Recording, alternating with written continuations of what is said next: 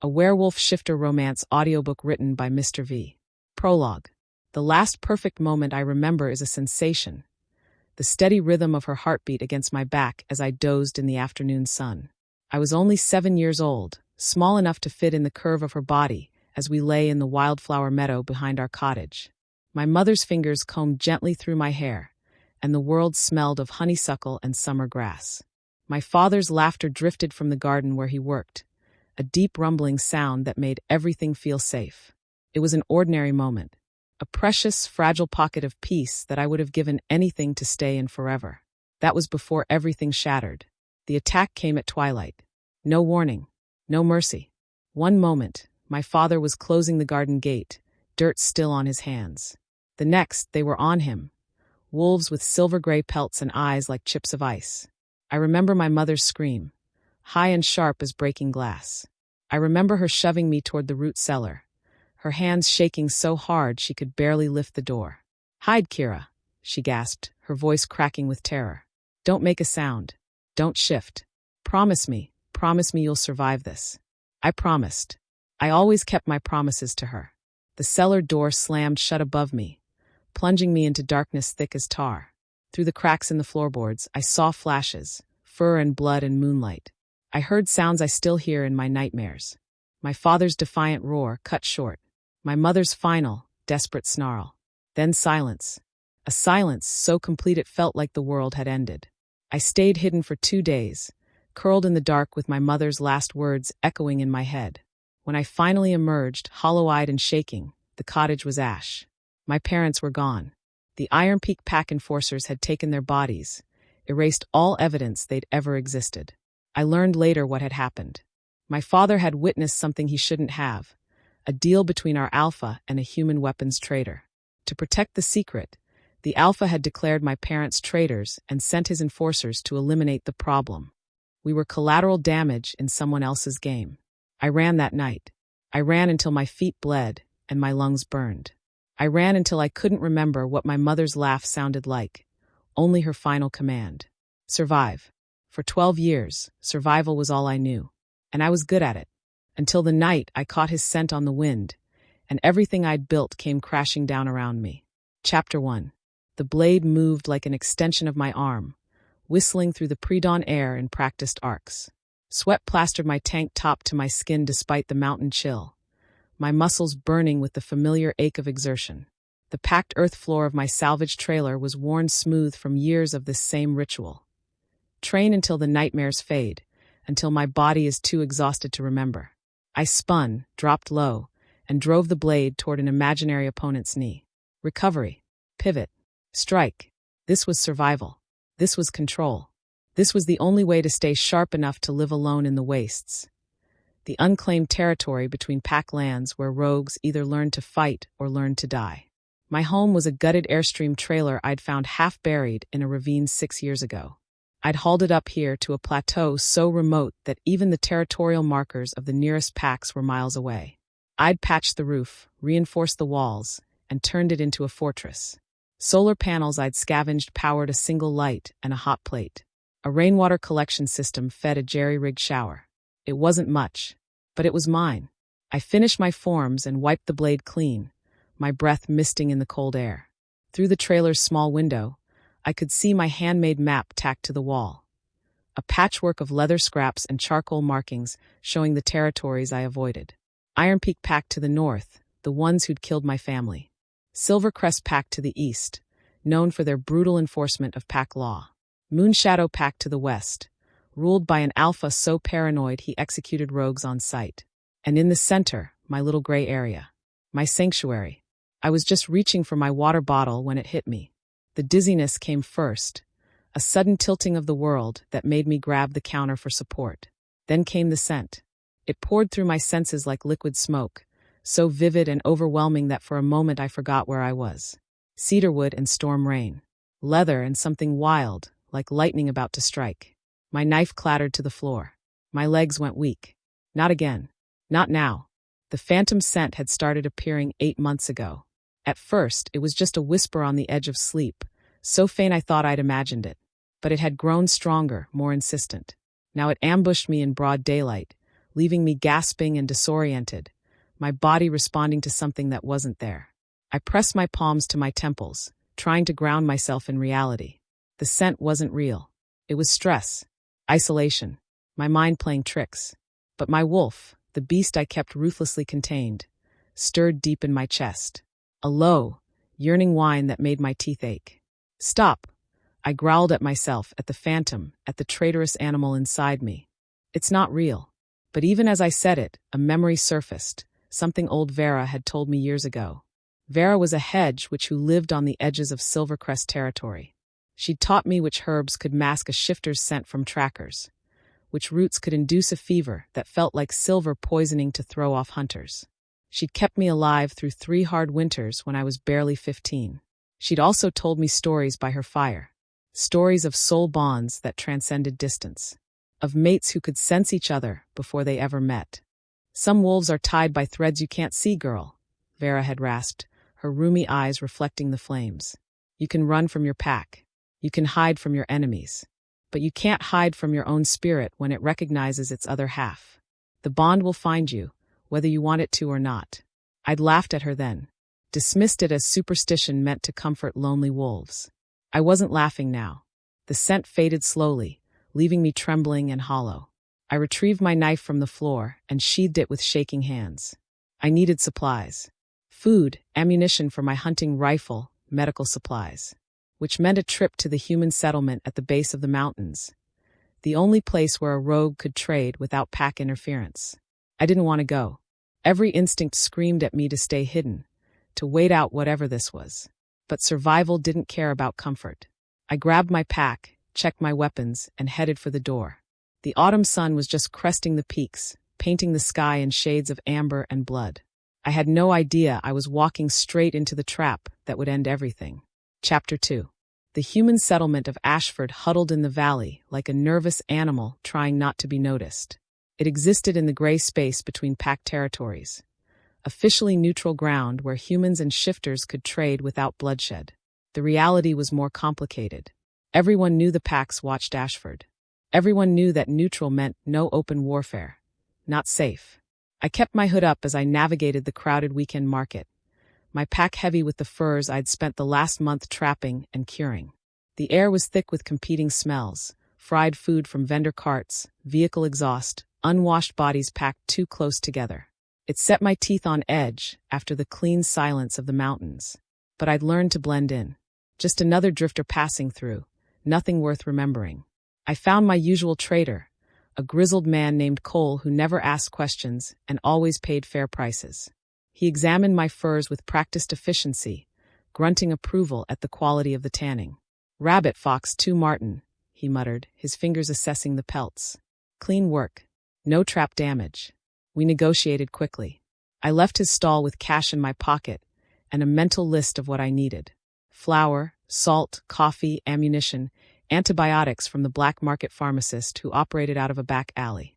I was heading toward the food stalls when I heard it. A conversation drifting from a narrow space between 2 buildings. My shifter hearing caught it instantly, even through the market noise. 2 male voices, both carrying the unmistakable musk of pack wolves.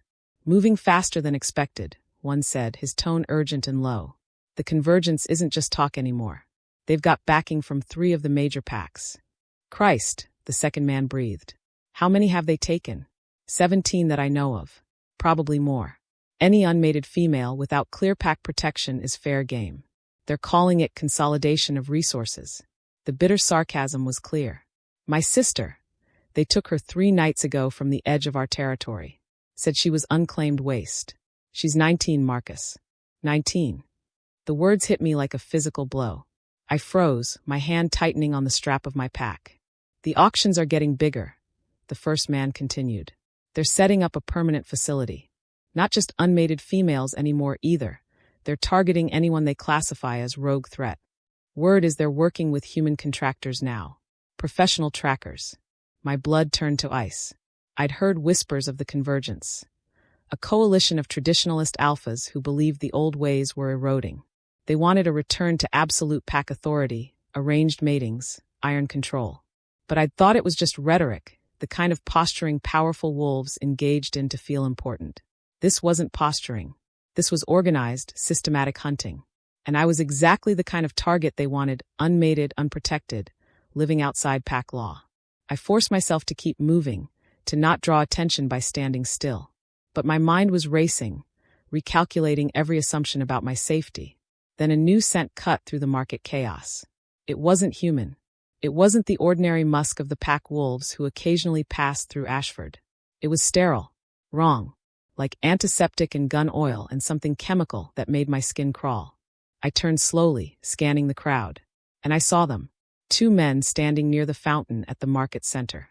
They wore ordinary clothes, jeans, work jackets, but they stood with a predatory stillness that screamed professional. Their eyes moved across the crowd with methodical precision, not browsing, not shopping. Hunting. One of them had a small device in his hand, something that looked like a modified phone, but with a strange attachment. As I watched, he lifted it, pointing it slowly across the market crowd like he was scanning for something. Our eyes met across the distance. For one terrible, frozen second, I saw recognition flicker in his expression. Not like he knew me specifically, but like I fit a profile. A target profile. The device in his hand beeped softly. My wolf exploded into alertness, every instinct screaming run. I didn't think. I moved. I turned and walked, not running because running draws attention, toward the nearest alley. My heart hammered against my ribs. Behind me, I heard the subtle shift in movement that meant they'd started following. I had maybe 60 seconds before subtle became aggressive. The alley opened onto a service road that led toward the forest edge. I picked up my pace, weaving through parked trucks and delivery vehicles. The tree line was 200 yards away. If I could reach it, I could disappear. I'd spent 12 years learning how to vanish. I was 50 yards from safety when I heard the soft pneumatic hiss. The dart hit me in the shoulder blade, a sharp, burning impact that made me gasp. I stumbled, my hand flying to the protruding shaft. It was small, professional, tipped with a red-coated tranquilizer capsule. No. The world started to tilt. My legs turned to water. I tried to shift, to let my wolf take over, to run on 4 legs instead of 2, but the drug was already flooding my system, smothering everything. I saw boots approaching. Heard voices, clinical and efficient. Target acquired. Female, early 20s, matches profile. Administering secondary dose. I tried to fight as hands grabbed me. Tried to snarl, to claw, to do anything. But my body wouldn't obey. The darkness was a tide rising fast, drowning me. My last conscious thought wasn't fear. It was rage. 12 years. 12 years of surviving, of staying free, of keeping my promise to my mother. And I'd walked right into their trap because I needed coffee and bullets. The darkness swallowed me whole. When consciousness returned, it came in fragments. The smell of metal and fear. The rattle of wheels on rough road. Voices muffled and distant. I was moving. In a vehicle. My wrists were bound. I tried to open my eyes, but my eyelids felt like lead. The drug was still coursing through me, keeping me pinned in this half-aware nightmare state. How many is this? A male voice asked. 19 for the Northern Territories, 36 total, another answered. Convergence wants them processed and cataloged by week's end. The big auction is scheduled for the new moon. Any resistance? A few. This one especially. Bit Johnson's hand down to the bone. He's pissed. A rough laugh. Good. Give them some spirit, it raises the prices. I drifted again, fighting to hold on to consciousness, to understand where I was being taken. But the drug pulled me under like a riptide. When I woke again, everything had changed. I was in a cage. Chapter 3. The cage was steel, barely large enough to sit upright. Cold metal pressed against my back, my shoulders. The air reeked of fear and unwashed bodies and the sharp tang of silver. Just enough woven into the bars to keep shifters weakened, compliant. I wasn't alone. As my vision cleared, I saw them. Other cages lined up in rows in what looked like a converted warehouse. Maybe 20, maybe more. Each one held a female shifter. Some were unconscious, still drugged. Others sat with their knees pulled to their chests, their eyes hollow and defeated. In the cage next to mine, a girl who couldn't be more than 18 stared at the floor, rocking slowly. Her wrists were raw from where she'd tried to shift and failed, the silver in the bars burning through any attempt at transformation. Don't, a voice said quietly from across the aisle. Don't try to shift. The silver will make you sick, and they'll just drug you again. I turned my head, the movement making my skull pound from the lingering tranquilizer. An older woman, maybe 40, watched me with tired eyes. There was a fading bruise on her cheek. "Where are we?" I croaked, my throat dry as sand. "Processing center. They call it that, like we're cattle." Her laugh was bitter and broken. "We're being prepared for auction. 3 days from now, if the guards are telling the truth." Auction. The word settled in my stomach like a stone. I'd heard rumors of the old practice. Back when pack law was absolute, unmated females were sometimes traded between packs to strengthen bloodlines. But that was supposed to be history, a barbaric custom that had died out decades ago. Apparently, the Convergence wanted to bring it back. "How many?" I asked. "Here, maybe 25. But this is just one facility." I heard guards talking. "There are 3 more like this across the territories." The woman's voice cracked. "They're not just taking rogues anymore. I had a mate, had a pack. But my mate died last year, and our alpha, he decided I was available resources. Signed the papers himself." Rage burned through the lingering drug haze. This wasn't just about rogues. This was about control. About reducing females to property that could be sold to the highest bidder. Over the next hours, I learned more from whispered conversations between cages. The Convergence had been planning this for over a year. They'd convinced 5 major packs to participate, selling it as a way to stabilize bloodlines and strengthen inter-pack alliances. In reality, it was a power grab wrapped in tradition. The guards rotated every few hours. Human contractors, not pack wolves. Probably because pack wolves might have objections to caging their own kind. The humans didn't care. They were being paid well to play prison guard. I tested my cage systematically, looking for weaknesses. The lock was digital, requiring a keycard. The bars were solid, reinforced. The silver content wasn't enough to cause burns, but it was enough to make shifting impossible. I had 3 days to find a way out. 3 days before I was paraded on a stage and sold like meat. The thought made my wolf snarl inside my chest, a weak, muted sound because of the silver, but still defiant. On the 2nd day of captivity, something changed. I woke from a fitful sleep to the sound of guards moving through the warehouse with purpose. They were selecting cages, unlocking them, pulling women out roughly. "What's happening?" someone whispered. "Transport," one of the guards said curtly. "You're moving to the auction site. Make trouble and you'll regret it." They came to my cage. The lock beeped, and the door swung open. A guard grabbed my arm, hauling me out. My legs nearly buckled. 2 days in a cage with minimal food and water had left me weak. They herded us into the back of a windowless truck. 25 women packed into a space meant for cargo. The doors slammed shut, plunging us into darkness. The drive was hours long, the truck jolting and swaying over rough roads. No one spoke. What was there to say? When the doors finally opened, harsh light flooded in. We were somewhere different, an estate from what I could see. Manicured grounds, expensive architecture. This was pack territory. Wealthy pack territory. We were herded through a service entrance and down into a lower level, holding cells that were slightly larger than the cages, but just as secure. Each cell held 2 or 3 women. I was shoved into one with the 18-year-old girl from the cage next to mine, and a woman in her 30s who looked like she'd already given up. The door locked with a heavy clang. "Welcome to the Convergence auction house," a voice announced over an intercom. "You will be fed and prepared for presentation tomorrow evening. Compliance will be rewarded. Resistance will be punished. The alphas of 5 packs will be in attendance, along with senior pack members with bidding privileges. This is an honor. You should be grateful for the opportunity to serve your kind." The intercom clicked off. In the silence that followed, I heard the 18-year-old girl start to cry softly. I closed my eyes and leaned against the cold concrete wall. 12 years of freedom gone. 12 years of survival for nothing. My mother's last words echoed in my head. "Promise me you'll survive." I'd promised. And I'd kept that promise through hunger, through cold, through loneliness that felt like it would crush me. I wasn't about to break it now. If they wanted to sell me, they'd have to drag me onto that stage. And I'd make damn sure I drew blood on the way. The next day passed in a blur of forced preparation. We were given clean clothes, simple dresses designed to be both modest and revealing enough to showcase our qualities. We were fed a decent meal, probably to make sure we looked healthy. Guards checked us periodically. ensuring we hadn't found ways to harm ourselves or each other. As evening approached, the fear in the holding area grew thick enough to choke on. I could hear activity above us. Footsteps, voices, the sounds of a gathering crowd. The alphas were arriving. The auction was beginning. They came for us one by one, calling us out in some predetermined order. Each time a name was called, the woman would be led up the stairs.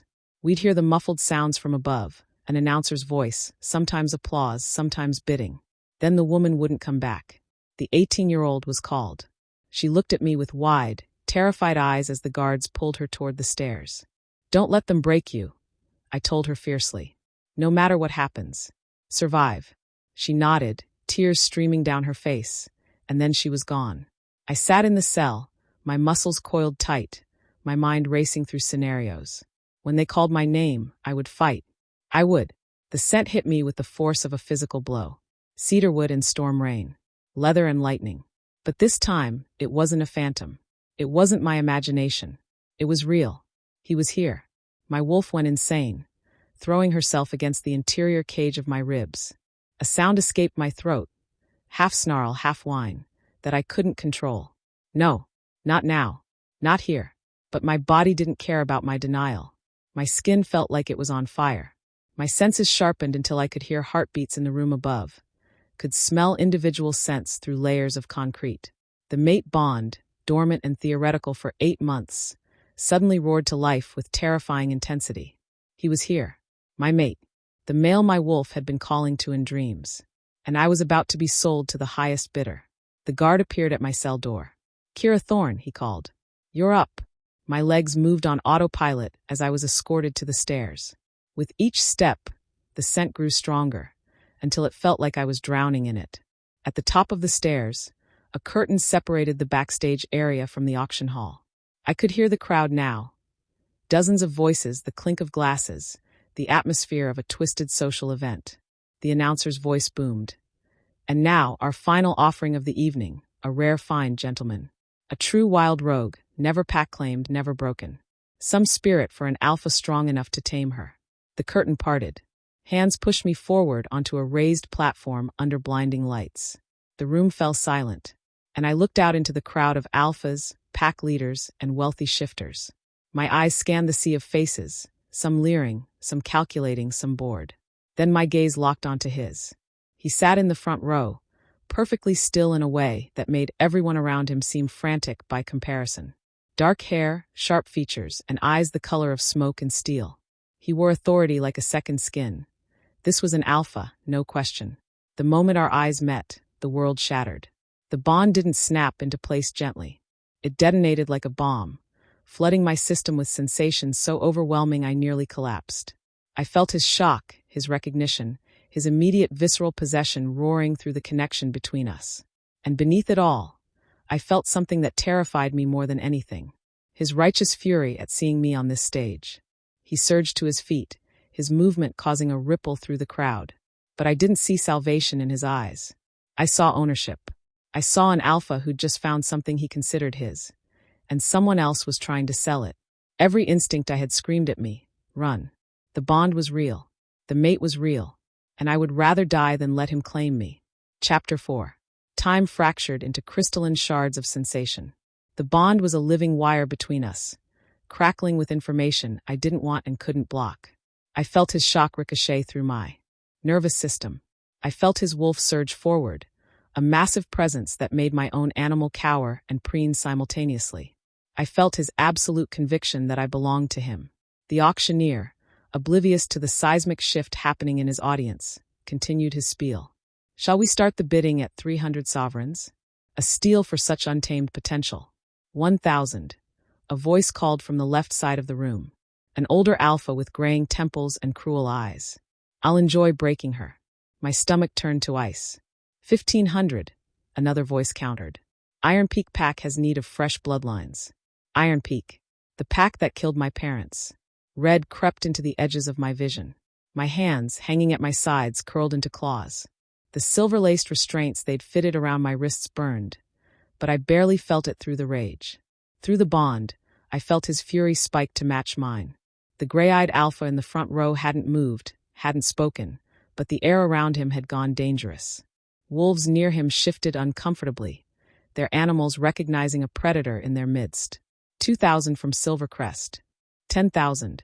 The voice cut through the room like a blade through silk. Deep, controlled, resonating with a power that made the hair on the back of my neck stand up. It was him, the gray-eyed alpha. The auction hall went silent. 10,000 was an obscene amount, more than most of the other women combined had gone for. The auctioneer's eyes gleamed with greed. 10,000 from Alpha Ryder of the Moonshadow Pack. Do I hear? No, Ryder said quietly. His eyes never left mine. You don't. The bidding is over. It wasn't a suggestion. It was a command backed by enough alpha power that I saw wolves in the audience involuntarily lower their gazes. The auctioneer swallowed hard and nodded. Sold to Alpha Ryder Blackthorn of the Moonshadow Pack for 10,000 sovereigns. The words fell on me like a death sentence. Through the bond, I felt his satisfaction, his possessive triumph. He thought he'd saved me. He thought buying me was somehow different from the others' bidding. He was wrong. The guards started to escort me off the stage toward the processing area where sold items were transferred to their new owners. My mind raced, calculating odds and angles. This was my last chance. Once I was in Moonshadow territory, in his pack, escape would be nearly impossible. I had one advantage. They thought I was defeated, resigned. They were wrong about that too. As the guards led me past a side table where they'd laid out the transfer paperwork, I saw it. A ceremonial letter opener, ornate and sharp, left carelessly within reach. I moved. My hand shot out, grabbed the letter opener, and in one fluid motion, I spun and slashed across the nearest guard's arm. He yelped and stumbled back. The second guard lunged for me, but I was already moving, my 12 years of rogue survival overriding the weakness from captivity. I didn't run for the main doors. That's what they'd expect. Instead, I ran for the only exit they wouldn't think to guard heavily, up. A service ladder led to a catwalk near the ceiling. I took the rungs 3 at a time, my heart hammering, my wolf lending me strength despite the silver burns on my wrists. Behind me, chaos erupted. Shouts, movement, the heavy footfalls of guards converging. I hit the catwalk and ran. At the far end, a ventilation grate. Too small for most shifters, but I'd spent my life being small, being overlooked. I was 5 feet from freedom when he appeared. One moment the catwalk was empty. The next, Ryder Blackthorn stood between me and the grate, having somehow moved faster than should be possible. Up close, the bond was suffocating. I could smell him, cedarwood and storm rain, exactly like the phantom that had haunted me. I could feel his presence like a physical weight. His eyes, storm gray and intense, pinned me in place. Don't, he said quietly. Just that one word. Get out of my way. My voice shook with barely controlled fury. I'm not going to hurt you. You bought me. Like property. Like I'm something you can own. The letter opener trembled in my hand. Get out of my way. Something flickered in his eyes. Understanding, maybe regret. The others would have hurt you.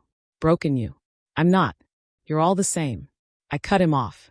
Alpha Pack law ownership. It's all just different words for the same cage. Below us, guards were scrambling up the ladder. We had seconds. Ryder glanced down, then back at me. A decision moved across his face. If I let you go, they'll catch you. The Convergence has contracts with human hunters. You won't make it a mile. I'll take my chances. There's another way. He took a careful step forward, his hands raised in a gesture of peace. Come with me willingly. Let me take you out of here under my protection. And when we're safe, when we're away from the Convergence's eyes, we'll talk. If you still want to leave, I won't stop you. I barked out a laugh that held no humor. You expect me to believe that? An alpha who'll just let his purchased mate walk away. I expect you to be smart enough to recognize the difference between a promise and a prison. His voice hardened slightly. You have 5 seconds before those guards reach us. Fight me and you'll lose. Not because you're weak, but because I'm stronger and we both know it. Trust me, and you'll live to fight another day. Your choice. The guards were 3 rungs from the catwalk. Every instinct screamed at me not to trust him. Trusting an alpha was what got my parents killed. Trusting the pack system was how women ended up in cages. But a more calculating part of my brain, the part that had kept me alive for 12 years, ran the odds. He was right. I wouldn't win this fight. And even if I escaped the building, I had no supplies, no plan, and the Convergence hunting me. Sometimes survival meant making deals with predators. Swear it, I hissed. Swear on your alpha honor that when we're clear of this place, you'll let me choose. His gray eyes held mine. I swear it, on my honor as alpha of the Moonshadow Pack. The guards reached the catwalk. I lowered the letter opener. Ryder's hand closed around my arm. Not roughly, but firmly enough that I couldn't bolt. The bond flared at the contact, sending heat racing up my arm. I gritted my teeth against the sensation. She's coming peacefully, Ryder announced to the guards, his alpha voice brooking no argument. Stand down. They did, though they looked unhappy about it. Ryder guided me down the ladder, his hand never leaving my arm. The auction crowd had dispersed into confused knots, some watching with interest, others already leaving. I caught sight of the Iron Peak Alpha watching me with naked hatred. Good. I hoped he choked on his disappointment. We moved through the estate toward the front entrance. A sleek black SUV waited, engine running. Ryder opened the back door. Get in. I hesitated, every instinct screaming trap. You gave your word, he said quietly. I'm keeping mine. Get in the vehicle, Kira. Hearing my name in his voice did something strange to my insides that I refused to examine. I got in the vehicle. Ryder slid in beside me. The driver, a large male with the scent of Pack Beta, pulled away from the estate without a word. As we left the Convergence facility behind, driving into the night, I stared out the window at the passing darkness. I was out of the cage, but I'd traded it for something potentially more dangerous. I was alone in a vehicle with my fated mate, heading to his territory, with nothing but his word standing between me and a different kind of prison. Through the bond, I felt his carefully controlled emotions, determination, protectiveness, and underneath it all, a hunger that made my wolf whine with answering need. I pressed myself against the door, putting as much distance between us as the vehicle allowed. How long to Moonshadow territory? I asked, my voice flat. 4 hours, Ryder answered. He was watching me with an intensity that made my skin prickle. You should rest. You're exhausted. I'm fine. You're running on adrenaline and stubbornness. There was almost warmth in his tone. When we get to my territory, you'll need your strength for the conversation we're going to have. What conversation? His eyes glinted in the darkness. The one where you tell me why the Convergence's scent tracker flagged you as special. The one where we figure out why a rogue with no pack has a scent signature that triggered every alarm they have. My blood turned to ice. I don't know what you're talking about. Yes, he said softly. You do. And we're going to figure out what you are, Kira Thorne, before someone else does. The vehicle drove on through the darkness, carrying me toward an uncertain fate. Behind us, the Convergence. Ahead of us, Moonshadow territory. And beside me, a mate I'd never wanted, asking questions I couldn't answer. I closed my eyes and felt the phantom ache of my mother's last words. Survive. I was trying, Mom. I was really trying. Chapter 5. I didn't sleep. I couldn't, with the bond humming between us like a live wire, feeding me information I didn't want. Every time Ryder shifted position, I felt the echo of his movement through my own nerves. Every controlled breath, every flicker of his carefully contained emotions, it all bled through the connection. It was invasive, intimate, unbearable. I kept my face turned to the window, watching the forest blur past in the darkness. We'd left the maintained roads behind an hour ago, now following a network of dirt tracks that wound deeper into mountain territory. Moonshadow land. Tell me about the tracker, Ryder said quietly, breaking the silence. No, Kira, you promised me a choice, not an interrogation. I kept my voice flat, emotionless. We're not there yet. Through the bond, I felt his frustration, quickly suppressed. After a moment, he tried a different approach. The Convergence doesn't use scent trackers on random rogues. Those devices are expensive, specialized. They're calibrated to detect specific genetic markers. I said nothing, which means they were looking for something. Or someone. His voice dropped. What are you? A survivor, I bit out. Same as every other rogue they caged. You're lying. The certainty in his voice made me turn to look at him. His gray eyes held mine, steady and unblinking. The bond doesn't lie, Kira. I can feel your fear. Not of me, of what I might discover. Careful, Alpha, I said softly. Your promises are starting to sound empty. He flinched slightly, the first crack in his controlled facade. Good. Let him feel a fraction of what I was feeling. The beta driver spoke for the first time. Alpha, we're approaching the border checkpoint. I tensed. Border checkpoints meant guards, questions, witnesses. If Ryder wanted to truly imprison me, this would be when, with his pack enforcers surrounding me, any escape attempt futile. But Ryder simply nodded. Take us to the north gate, Garrett. Use the private entrance. The sanctuary? Garrett asked, surprise evident in his tone. Yes. Something unspoken passed between them. Garrett's eyes flicked to me in the rearview mirror, assessment and curiosity clear in his expression. Then he turned his attention back to the road. 20 minutes later, we pulled up to a cabin tucked into a dense grove of cedars. It was isolated, well-maintained, but clearly not part of the main pack compound I could see in the distance, lights twinkling through the trees. Where are we? I asked warily. Neutral ground. Ryder opened his door and gestured for me to follow. This cabin sits on the border of pack territory, technically within Moonshadow land, but far enough from the main settlement that you won't feel caged. I climbed out slowly, every muscle tense. The night air smelled clean, pine and earth and running water from a nearby stream. It smelled like freedom, which made it all the more dangerous.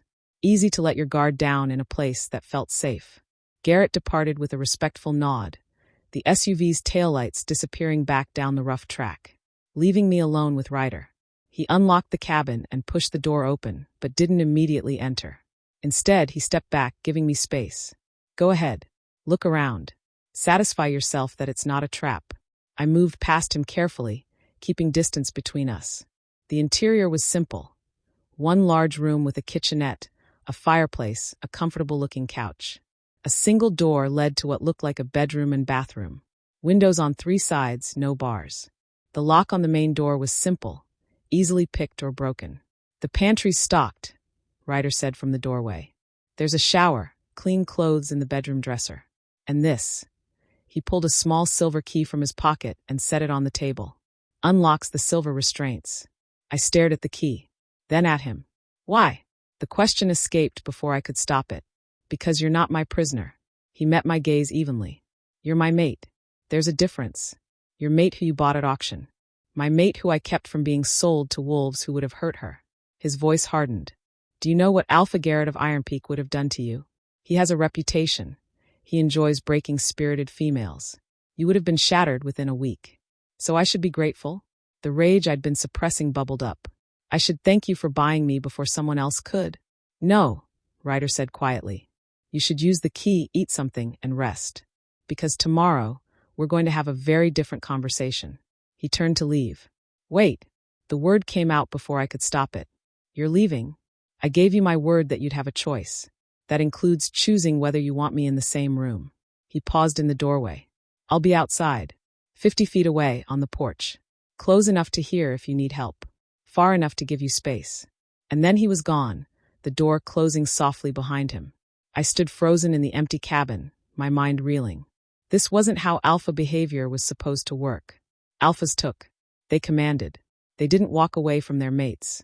Unless he was playing a longer game, gaining my trust to make the eventual cage easier to accept. I grabbed the key from the table and unlocked the silver restraints. They fell away, leaving angry red burns on my wrists. The moment the silver was gone, my wolf surged up, stronger than she'd been in days. Go to him, she urged. Our mate. He smells right. He feels right. He's a cage, I told her firmly. A prettier cage than most, but still a cage. He let us go. He gave us the key. Because he knows we can't really leave. Where would we go? Back to the trailer in the wastes. The Convergence will be searching for me. I'm marked now. My wolf whined but subsided.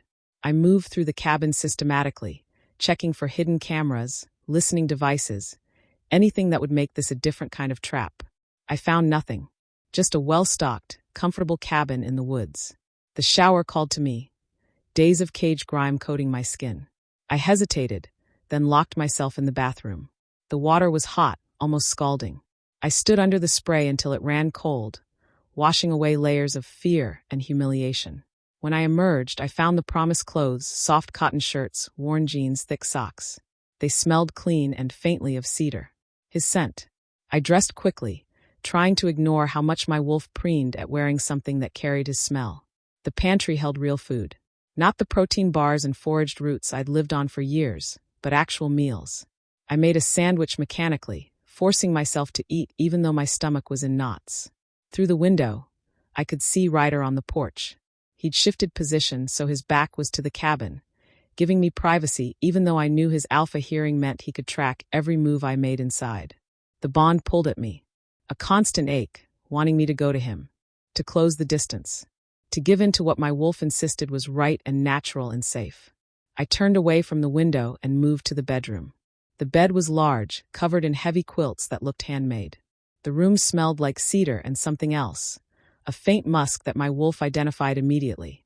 This was his room, his bed, his scent soaked into the sheets. I should have slept on the couch, should have refused this deeper intimacy. But I was so damn tired, and the bed looked so soft, and some traitorous part of me, the part that had been alone for 12 years, wanted to be surrounded by his scent, to pretend just for a moment that I wasn't alone. I crawled under the covers fully clothed. Sleep took me fast and hard, dragging me down into darkness, and into dreams. I was running through a forest I'd never seen before. Ancient trees towered overhead, their branches creating a canopy so thick that moonlight barely penetrated. The ground was soft with moss, silent under my paws. I was in my wolf form, gray fur and lean muscle, built for speed rather than strength. And I wasn't alone. He ran beside me, a wolf larger than any I'd ever seen. His fur was the color of smoke and steel, rippling with muscle and power. His eyes, when he turned to look at me, glowed like molten silver. There was no fear in this dream, no anger, just the pure joy of running, of hunting, of moving through the forest with my mate at my side. The dream shifted. Now we stood at the edge of a cliff overlooking a vast valley. The moon hung huge and low on the horizon, painting everything in shades of silver and shadow. He moved closer, his larger body pressing against mine, his warmth seeping into my fur. "Safe," my wolf whispered. "Home." His wolf responded with a low, rumbling sound. Not a growl, but something deeper. A promise. A claim. The dream shifted again. This time, I saw through his eyes. I felt what he felt. The bone-deep recognition when our eyes had met across the auction hall. The fury at seeing me on that stage. The visceral need to tear apart anyone who had touched me. And underneath it all, something that terrified me more than anger or possession. Reverence. He didn't see me as property to own. He saw me as the other half of his soul, finally found after years of searching. The dream was showing me his truth, and I didn't know what to do with it. I woke with a gasp, tangled in sheets that smelled like storm rain and cedar. Dawn light filtered through the windows. My heart raced, my wolf pacing restlessly. Through the bond, I felt him stir on the porch. He'd stayed out there all night, keeping his word. And I'd spent the night dreaming of running beside him like it was home. I sat up slowly, my mind churning. The dreams weren't just dreams. Vera had warned me about this. About bonds that transcended distance. About mates who could share visions. I was a dreamwalker. That's what had triggered the Convergence's tracker. That's what they'd been hunting. And now my mate, the alpha I was desperately trying not to trust, was about to demand answers I didn't know how to give. A soft knock on the door made me jump. "Kira." Ryder's voice, careful and controlled. "May I come in?" I took a deep breath. "It's your cabin." The door opened. He looked tired, his hair disheveled, his clothes rumpled from sleeping outside. But his eyes were clear and focused as they found mine. "We need to talk," he said quietly. "About what you are. About why the Convergence wanted you specifically. And about the choice I promised you." I pulled the blanket tighter around myself, a pathetic shield. "And if I don't want to talk, then I'll wait." He leaned against the doorframe, making no move to enter the room. "I'll wait as long as it takes. Because whatever you are, whatever secret you're carrying, it's putting you in danger. And I can't protect you if you won't let me help. I don't need your protection." "You're right," he said, surprising me. "You don't need it. You survived 12 years on your own, which is more than most rogues can say. You're strong and smart and viciously capable." He paused, his gray eyes holding mine. "But you shouldn't have to survive alone anymore. That's not weakness, Kira. That's what pack means. That's what mates are for." The sincerity in his voice made my chest ache. "I don't know how to be anything but alone," I whispered. "Then let me teach you." He held out his hand, palm up. Not demanding. Offering. One conversation. "Just talk to me. And if after that you still want to leave, I'll help you disappear so thoroughly the Convergence will never find you. I swear it. I stared at his outstretched hand, at the promise in his eyes. This was the moment, the choice he'd given me. Trust or run. My wolf whined, pressing forward. Trust. Mate. Safe. I took a shaking breath and reached out to take his hand. Chapter 6. The moment my hand touched his, the bond flared like a struck match. Heat raced up my arm, spreading through my chest, making my breath catch. Through the connection, I felt his carefully controlled relief, his fierce protective instinct, and underneath it all, that same reverent wonder from the dream. He didn't pull me closer, didn't take advantage of the contact. He simply held my hand, his thumb brushing gently over the silver burns on my wrist. These need treatment, he said quietly. I've had worse. That doesn't mean you should suffer them. He released my hand slowly, like he was giving me time to pull away. There's a first aid kit in the bathroom. Let me help. It wasn't a command. It was a request. I nodded, not trusting my voice.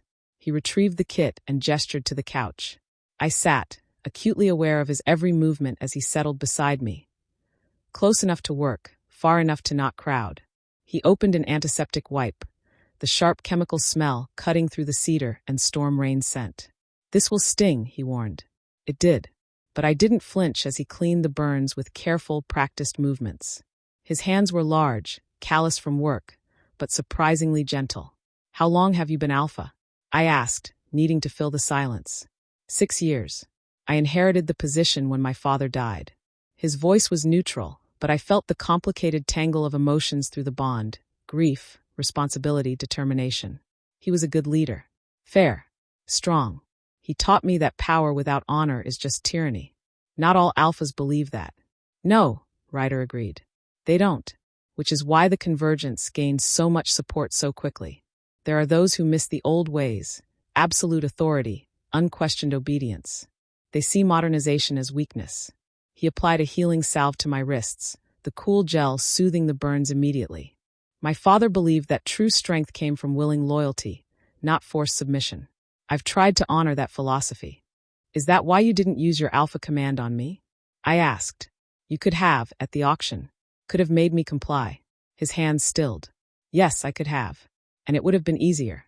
He looked up, his gray eyes meeting mine. It also would have been a violation. Alpha command bypasses choice, overwrites will. It's a tool for emergencies, not for convenience. And certainly not for claiming a mate. The sincerity in his voice made something crack in my chest. The Convergence uses it freely, I said quietly. The guards at the facility, they'd pump alpha pheromones through the ventilation system to keep us docile. Easier to manage us that way.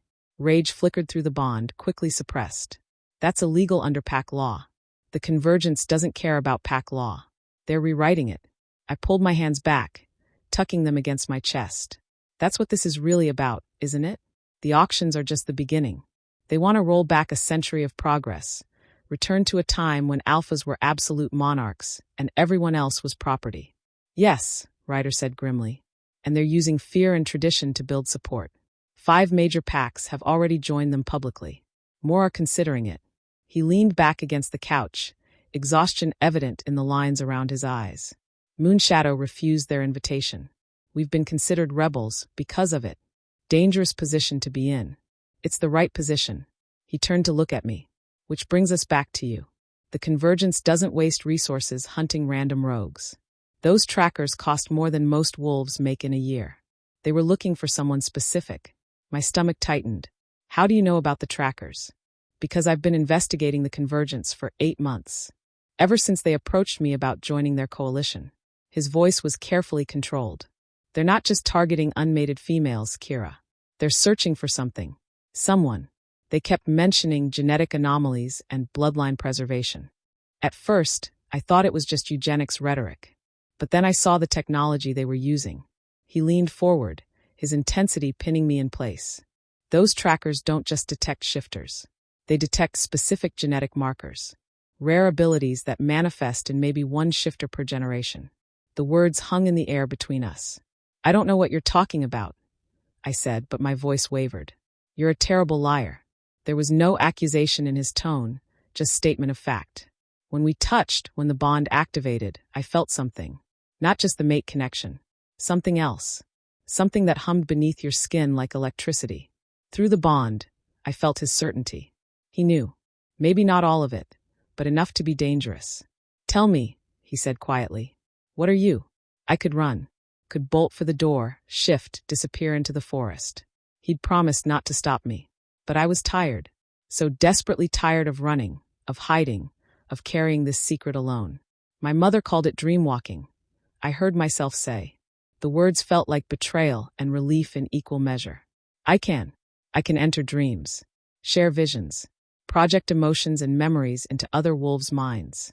Ryder went very still. How long have you been able to do this? I don't know. It's not consistent. Sometimes nothing happens for months, then suddenly. I wrapped my arms around myself. The scent dream started 8 months ago. Your scent. I'd smell cedar and storm rain, and I'd know you were close, even though you were miles away. The mate bond calling to you, he murmured. Before we ever met, I thought I was losing my mind, that isolation was making me hallucinate. I laughed bitterly. I ran further into the wastes, tried to get away from it, but the dreams only got stronger. Because I was looking for you, Ryder said. Understanding dawned in his eyes. 8 months ago, I started having dreams too. A gray wolf running through territories I'd never seen. A scent I couldn't identify, but couldn't forget.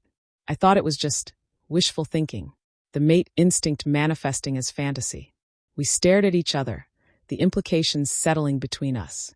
We were calling to each other, I whispered. Across territories. Through the bond. Which means your ability is stronger than you realize. Ryder's expression was grim.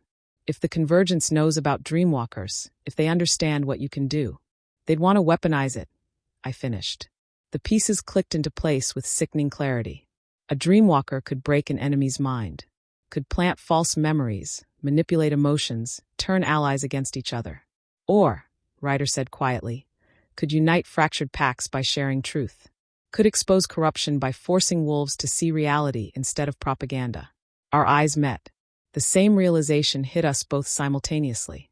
That's why they wanted you alive, Ryder breathed. Not to kill you, to control you. To use your power for their agenda. The cabin suddenly felt too small, the walls closing in. I stood abruptly, pacing to the window. Outside, the forest stretched peaceful and green in the morning light. Safe. Deceptive.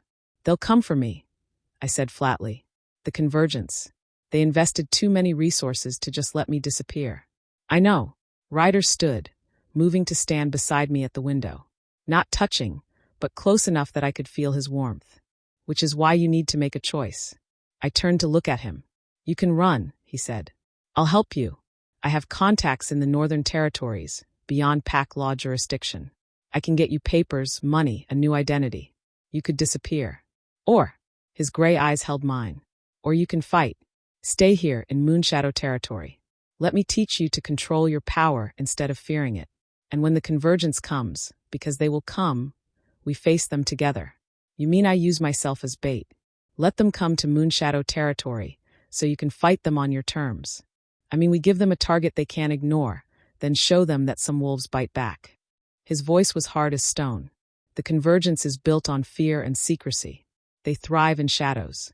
But if we could expose them, show the other packs what they're really doing, what they're really after, we could break them, I finished. It's risky, Ryder acknowledged. Dangerous.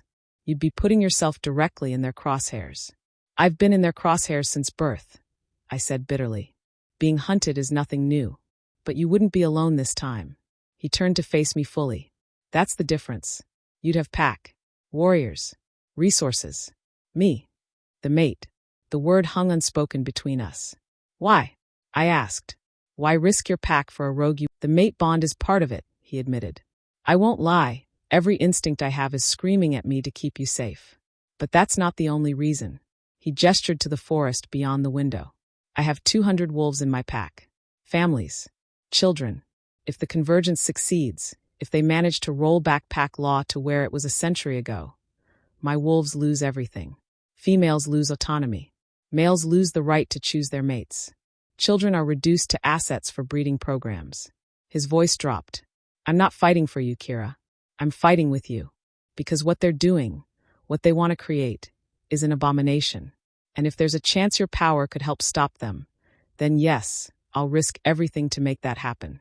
I studied his face, searching for deception, for hidden agendas. Through the bond, I felt only conviction and carefully controlled fear. Fear for his pack. Fear for me. Fear of failure. But no fear of me. No disgust at my ability. No desire to control or cage it. If I stay, I said slowly, I stay as your equal. Not your property. Not your possession. Agreed. And if I want to leave later, I keep my promise. No matter what. His eyes were steady on mine. I'm not your prison, Kira. I'm offering to be your partner. Partner. The word felt foreign. Fragile. Impossibly tempting. My wolf pressed forward eagerly. Yes.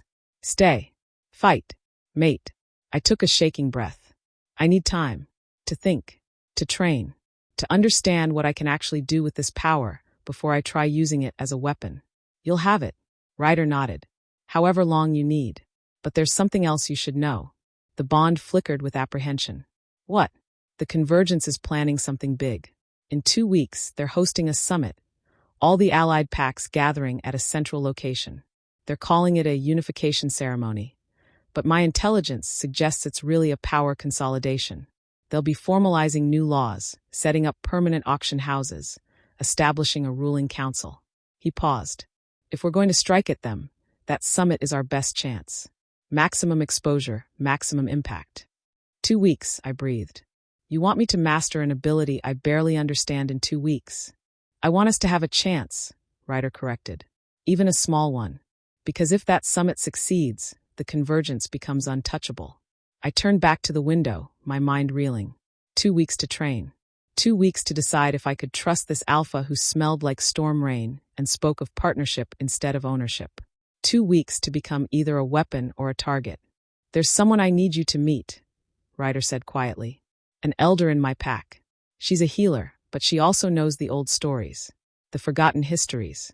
If anyone can help you understand your power, it's her. When? Today, if you're willing. The sooner we start training, the better our chances. He hesitated, then added. But only if you're ready. I won't force this, Kira. Not any of it. I looked at him. This alpha who'd bought me at auction and then handed me the keys to my cage. This mate who offered partnership instead of possession. I didn't trust him. Not yet. Trust was earned through time and action, not pretty words. But maybe I could try. All right, I said. Introduce me to your elder.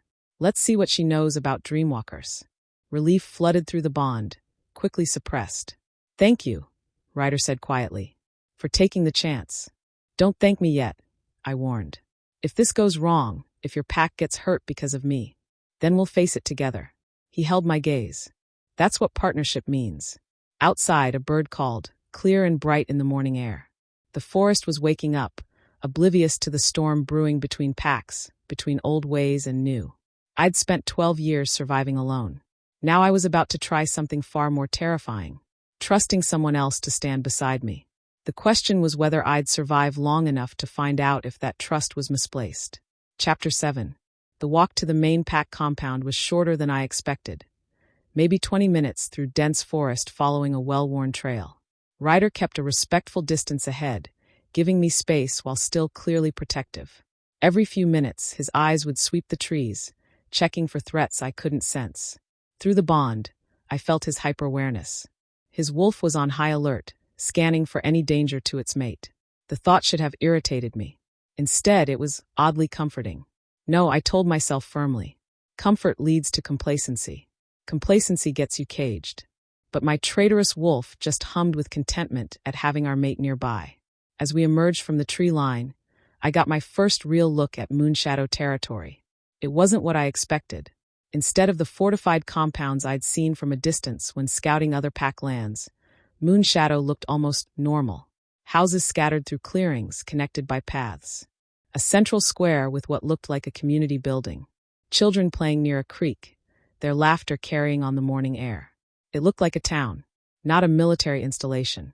We don't believe in walls, Ryder said, noticing my surprise. Physical ones, anyway. Our protection comes from loyalty and vigilance, not barriers. Easy to say when you're not the one being hunted. You're right, he acknowledged. I've had the privilege of safety. You haven't. But that doesn't mean our way is wrong. just that we've been lucky enough to have the choice. His honesty caught me off guard.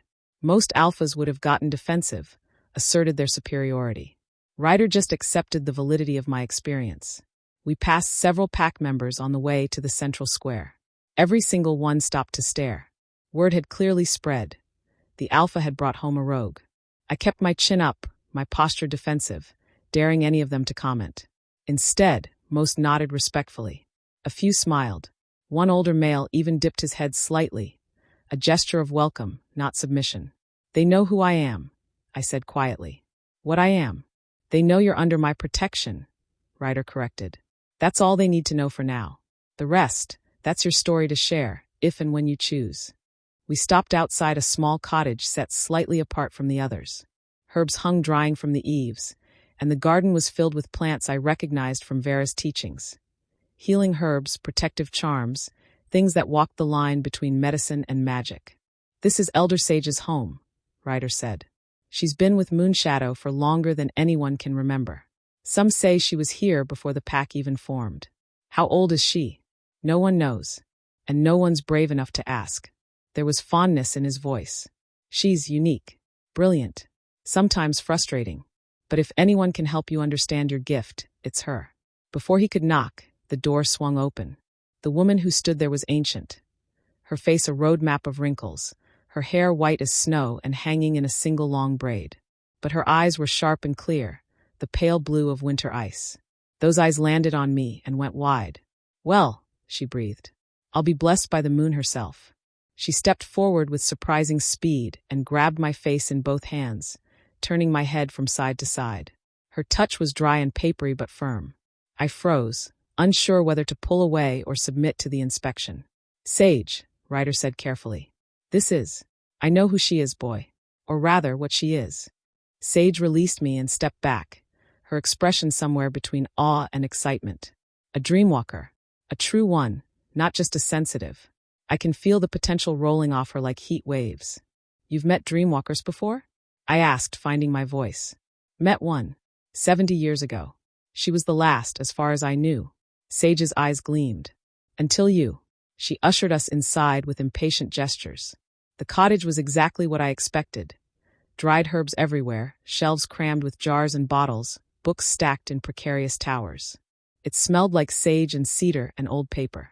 Sage pointed to a worn couch. Sit, both of you.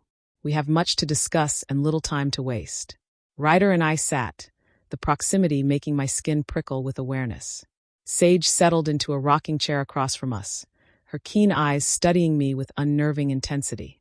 Tell me about your gift, she said without preamble. How does it manifest? What triggers it? Be specific. I glanced at Ryder. He nodded encouragingly. So I told her. About the scent dreams that started 8 months ago. About the vision I'd accidentally projected to Ryder through the bond. About the inconsistency, the lack of control. The fear that I'd hurt someone without meaning to. Sage listened without interrupting, her expression growing more thoughtful with each revelation. Untrained, she murmured when I finished. Powerful but completely untrained. Like giving a child a blade and expecting them to become a master swordsman through instinct alone. Can you teach her? Ryder asked. I can teach her the theory, the history, the warnings. Sage's voice turned serious. But dreamwalking isn't like other gifts. It can't be learned from a book or practiced like a fighting technique. It's intimately tied to emotion, to connection, to the bonds between souls. She looked directly at me. The reason your power manifested strongest through the mate bond is because that connection is deeper than any other. Your souls recognized each other before your conscious minds did. That recognition opened channels that had been dormant. So I can only use it on him? That thought was both relieving and disappointing. No, the mate bond showed you what was possible. Think of it as lighting the first candle in a dark room. Now you know there's light available.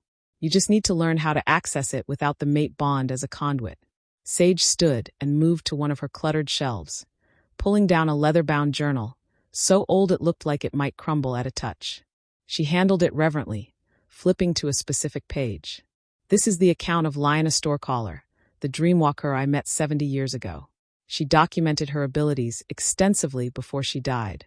Sage's voice grew sad. She was murdered by an alpha who feared her power. He couldn't control her, so he eliminated her. The words hung heavy in the air. Dreamwalkers have always been dangerous, Sage continued, setting the journal on the table between us. Not because they're violent, but because they threaten the foundations of pack hierarchy. How can an alpha maintain absolute authority when someone can force them to see truth?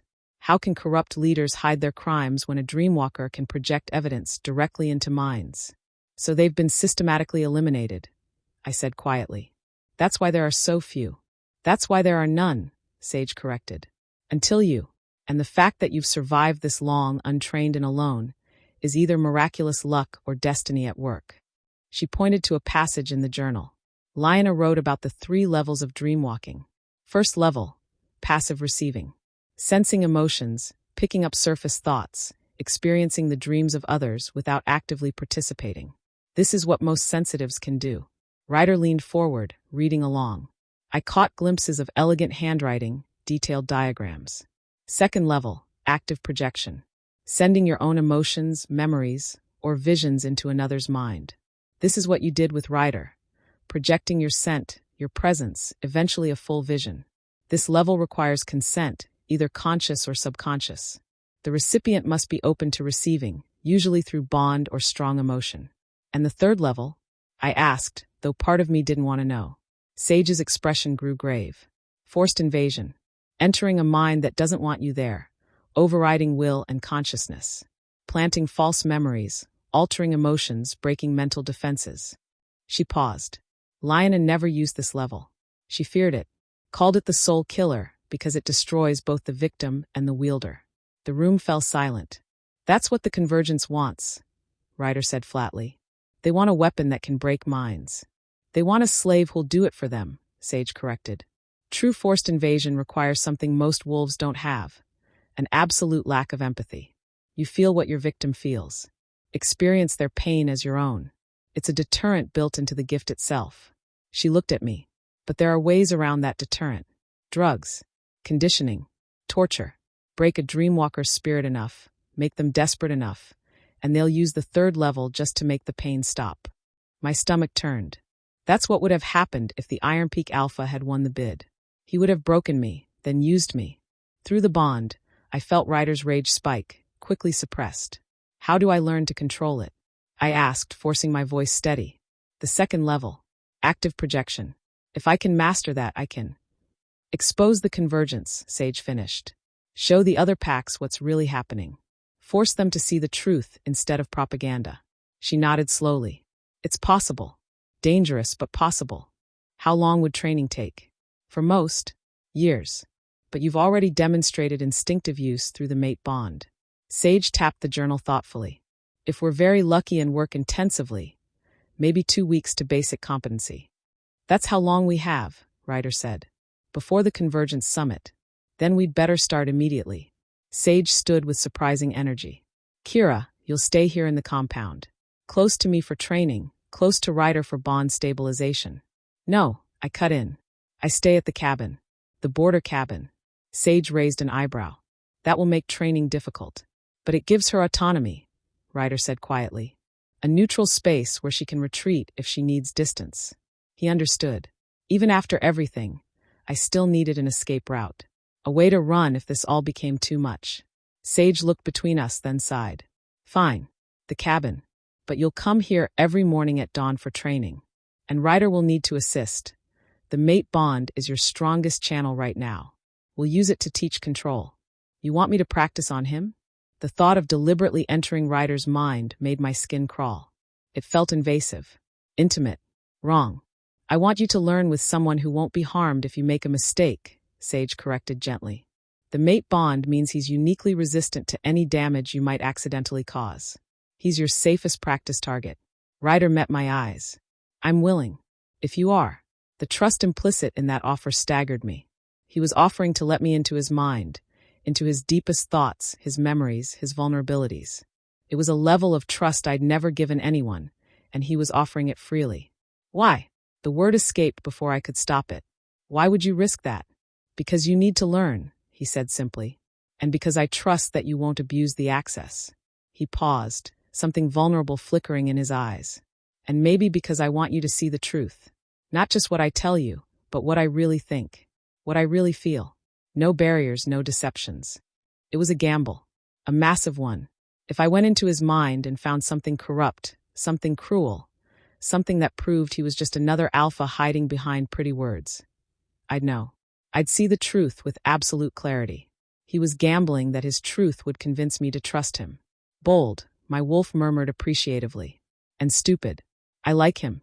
All right, I heard myself say. We train. 2 weeks. And if I learn control, we take the fight to the Convergence at their summit. Agreed, Ryder said. Sage clapped her hands together. Excellent. Then we start tomorrow at dawn. For now, Kira needs rest. You're still recovering from the tranquilizers and stress. And Ryder, you need to brief your senior warriors. If the Convergence comes looking for her before we're ready, we'll need defenses in place. She ushered us toward the door with maternal efficiency. Go. Rest. Prepare. Tomorrow, we begin teaching you to use the power that frightens you. We walked back toward the cabin in silence, the weight of what we'd committed to settling over us. 2 weeks. 2 weeks to master a power that took years to develop. 2 weeks before we walked into a nest of enemies who wanted to either use me or kill me. The odds were terrible. The risks were astronomical. But for the first time in 12 years, I wasn't facing them alone. Chapter 8. Dawn came too soon. I'd barely slept, my mind churning through everything Sage had said. Every time I closed my eyes, I saw the journal entry about Lyanna Stormcaller, murdered for her power. Another dreamwalker eliminated because she was too dangerous to control. I'd be lying if I said fear wasn't eating at me. Ryder was already awake when I emerged from the bedroom, sitting on the cabin's porch with 2 cups of coffee. He handed me one wordlessly. The gesture was small, domestic, and somehow more intimate than any grand declaration could have been. Couldn't sleep either? I asked. No. He took a sip of his coffee, his gray eyes on the forest. I kept thinking about what Sage said. About forced invasion. About what the Convergence would do to you if they captured you again. Through the bond, I felt his carefully controlled fear. For me, I won't let them take me alive, I said quietly. If it comes to that, it won't. His voice was hard as iron. I won't let it. You might not have a choice. He turned to look at me, his expression fierce. Then I'll burn the world down trying. That's my choice. The intensity in his voice made my breath catch. This wasn't empty posturing. He meant it. This alpha, this male I'd known for barely 2 days, would go to war for me. Part of me wanted to argue, to push him away, to remind him I wasn't his responsibility. But another part, the part that had been alone for so long, just absorbed it. Let the warmth of his conviction settle into the cold places inside me. We should go, I said instead. Sage will eviscerate us if we're late. The training room in Sage's cottage was smaller than I expected. Just a cleared space with cushions on the floor and windows that let in the early morning light. Sage was already there, surrounded by candles and what smelled like burning sage and cedar. Sit, she commanded, pointing to the cushions. Face each other. Close enough that your knees touch. Ryder and I settled into position. The proximity made every nerve ending hyper-aware. I could smell his scent, cedar and storm rain. Stronger now without any barriers. Through the bond, I felt his calm determination and underneath it, a thread of nervous anticipation. He was afraid too. Not of me, but of failing me. Of not being what I needed. The realization made something shift in my chest. First lesson, Sage said, settling onto her own cushion nearby.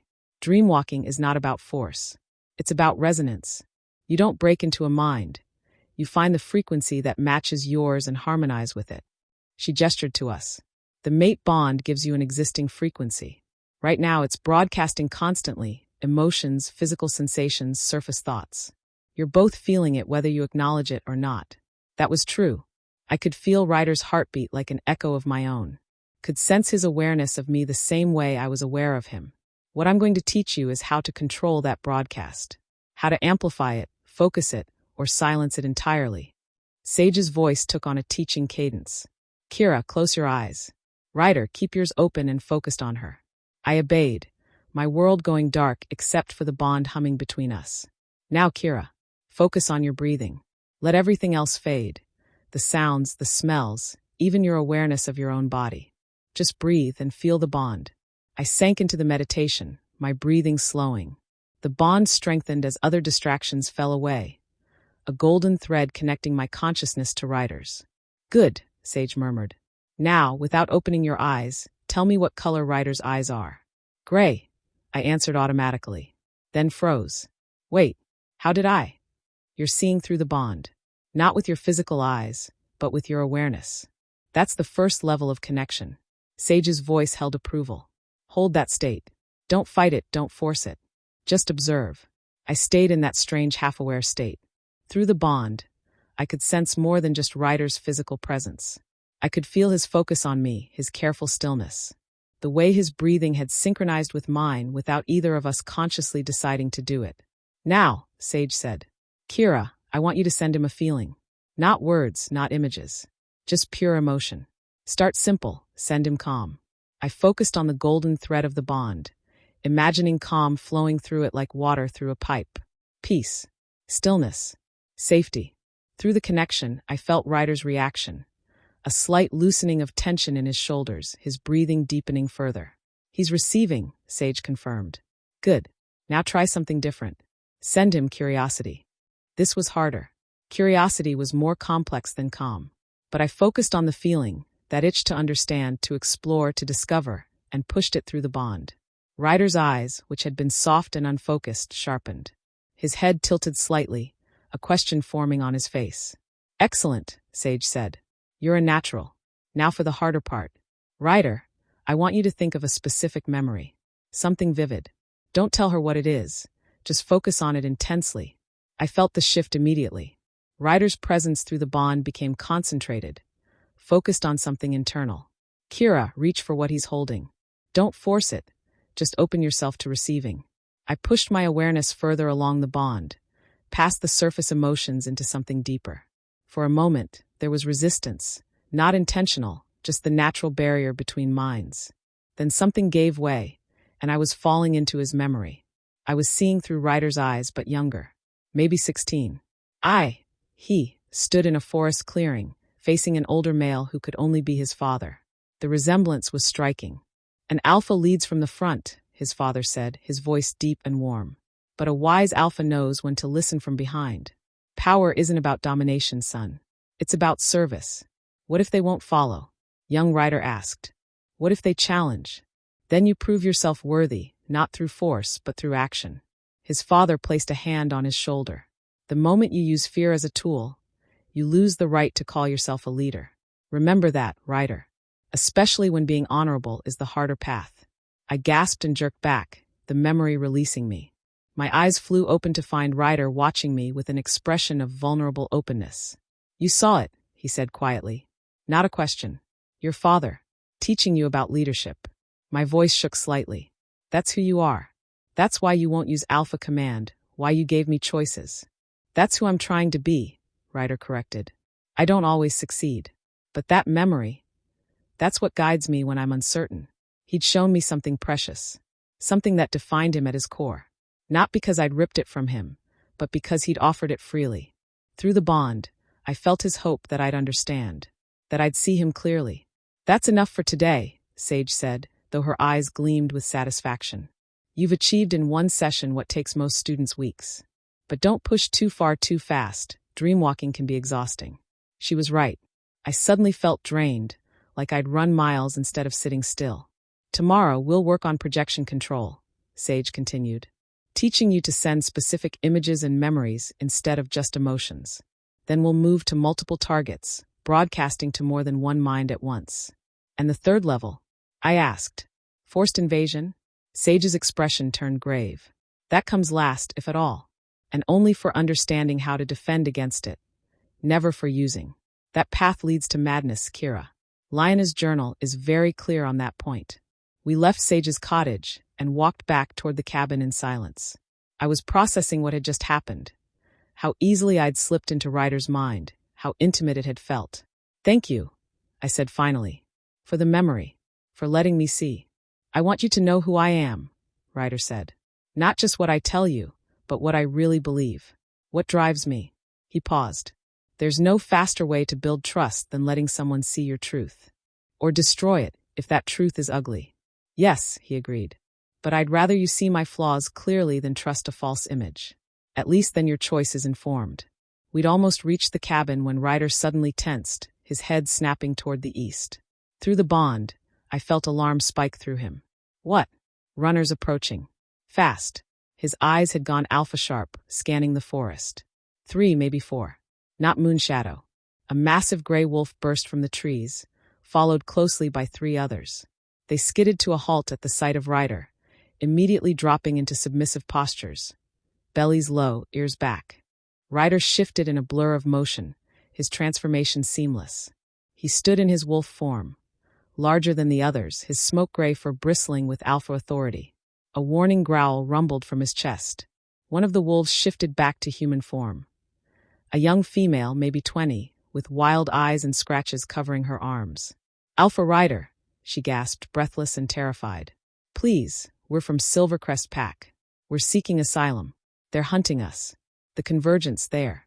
She broke off as a new sound reached us. Howls in the distance. Coming closer. Not the howls of wolves running free. The howls of a hunting party that had caught the scent of prey. Ryder shifted back to human form, his expression grim. "How many?" 10, maybe more. They classified us as rogue sympathizers because we spoke against the auctions. The young female's voice cracked. "They're going to kill us or drag us back for punishment. Please. Moonshadow is the only pack that stands against the Convergence. You're our only hope." Through the bond, I felt Ryder's split-second calculation. Taking in refugees from another pack was a declaration. It would put Moonshadow directly in the Convergence's crosshairs. But leaving these wolves to die would violate everything his father taught him about leadership. "Get to the main compound," Ryder commanded. "Find my beta, Garrett. Tell him Alpha's orders. Prepare for potential hostiles. And get these wolves to safety." The young female's eyes filled with tears of relief. "Thank you, Alpha. Thank you. Go. Now." The wolves disappeared toward the compound, leaving Ryder and me alone with the sound of pursuers growing closer. "You should go with them," Ryder said, his voice tight. "Get to safety. Or I could help." The words escaped before I thought them through. "How many did you say?" 10. His eyes snapped to mine. "Kira, you can't. I can project emotions, right? Cause confusion. Fear." I felt my wolf rising, ready to fight. What better time to practice than when we need the advantage? Through the bond, I felt his conflict. The Alpha need to protect me warring with the strategic recognition that I was right. The howls were getting closer. We had maybe 2 minutes before the hunting party arrived. "Stay behind me," Ryder said finally. "If this goes wrong, then we go down fighting." I moved to his side, my heart hammering. "Just like you promised. Together." His hand found mine for a brief, fierce squeeze. Then he shifted, his massive wolf form taking his place. And together, we turned to face the hunters. Chapter 9. They came through the trees like a pack of shadows given form. 10 wolves with silver-gray pelts and eyes that gleamed with predatory focus. Silvercrest enforcers, built for hunting and killing. The largest one, clearly the pack leader, was scarred across his muzzle and radiated the kind of casual violence that came from years of unopposed brutality. They fanned out in a practiced formation, surrounding us, cutting off escape routes. Ryder stood in front of me, his smoke gray fur bristling, his lips pulled back to reveal teeth meant for tearing. Through the bond, I felt his absolute focus, every muscle coiled, every sense heightened. He was calculating odds, looking for weaknesses in their formation. The scarred leader shifted to human form, his transformation deliberate and mocking. He was older, maybe 50, with a cruel slash of a mouth and eyes like chips of flint. "Alpha Ryder," he drawled, making the title sound like an insult. "Interesting place to find you. Harboring fugitives now. That's a violation of interpack law." "Those wolves sought asylum," Ryder said, his voice coming out as a low, warning growl despite his wolf form. A trick only powerful alphas could manage. "Under pack law, I'm within my rights to grant it. Old pack law, maybe. The Convergence has updated those quaint notions." The scarred male smiled, cold and sharp. "Harboring rogues and traitors makes you complicit in their crimes. Silvercrest demands you surrender them immediately." "Moonshadow answers to no pack's demands," Ryder growled. "You're in my territory. Leave. Now." The scarred male's eyes slid to me, and something hungry flickered in their depths. "That her? The one that got away from the auction? There's quite a bounty on her head." Convergence wants her back badly. Through the bond, I felt Ryder's fury spike so sharply it made my teeth ache. She's under my protection, Ryder said, his voice dropping to something deadly. And if you value your life, you'll stop looking at her. Protection. The word dripped with contempt. You mean you claimed her? Bought yourself a pretty pet? He gestured to his wolves. The Convergence was very clear in their instructions. The dreamwalker returns with us, dead or alive. Preferably alive, but they'll take what they can get. So they knew. They knew what I was. The scarred male shifted back to wolf form, and I felt the shift in the air, from standoff to imminent violence. This was it. Fight or die. I closed my eyes and reached for the bond, using it as an anchor. Then I pushed my awareness outward, searching for the threads that connected to the Silvercrest wolves. They weren't mates, weren't pack, but they were still shifters, still wolves with minds that could be touched. I found the frequencies Sage had talked about, faint, distant, but there. 10 separate consciousness, humming with bloodlust and certainty. I didn't try to be gentle. I didn't try to ask permission. I grabbed those threads and flooded them with terror. Not vague unease. Pure, primal fear. The kind that lives in the hindbrain, the kind that screams run in a voice too ancient to ignore. I pulled from my own memories. The night my parents died, the sound of their final screams, the smell of blood and ash. I took that nightmare and shoved it into their heads. The effect was immediate and catastrophic. The wolves scattered like startled rabbits, their formation breaking apart. Whines and yelps of confusion filled the air. The scarred leader stumbled, his wolf form flickering as his mind tried to process the sudden onslaught of terror. Ryder didn't waste the opening. He lunged, going straight for the leader. They collided in a tangle of fur and fangs, rolling through the undergrowth. But the fear couldn't hold forever. Already, I felt the Silvercrest wolves starting to shake it off, their training overriding the foreign emotion I'd planted. I needed something stronger, more focused. I grabbed one wolf's thread, a smaller male who was already backing away, and instead of fear, I sent him confusion. Made him forget why he was here, what he was supposed to be doing. His movements became aimless, wandering. Another wolf charged toward me. I didn't have time to think, just reacted. Sent him a bolt of pain, phantom agony that made him yelp and stumble mid-lunge. But it was draining me. Each projection took something, left me a little more hollow. My vision started to blur at the edges. Through the chaos, I saw Ryder fighting the scarred leader. They were evenly matched in size, but the Silvercrest wolf fought dirty, going for Ryder's throat, his legs, anything that would cripple. Ryder was holding back. Even now, even in a fight for survival, he was pulling his strikes, trying to wound rather than kill. His father's words echoing in his actions. The moment you use fear as a tool, you lose the right to call yourself a leader. But the scarred leader had no such compunctions. His teeth found purchase on Ryder's shoulder, tearing deep. Through the bond, I felt Ryder's pain as if it were my own, sharp, burning, distracting. Something snapped inside me. That was my mate. Mine. And this bastard was hurting him. I didn't plan what happened next. Didn't think it through. I just acted on pure, possessive instinct. I grabbed every thread I could sense. All 10 Silvercrest wolves. And I pulled them into a shared vision.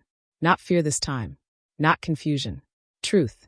I showed them the auction house. The cages. The terrified females being sold like cattle. I showed them the Convergence's real plans. The documents I'd glimpsed in the processing facility. The cold calculations that reduced wolves to resources and breeding stock. I showed them what they were really fighting for. The forest went silent.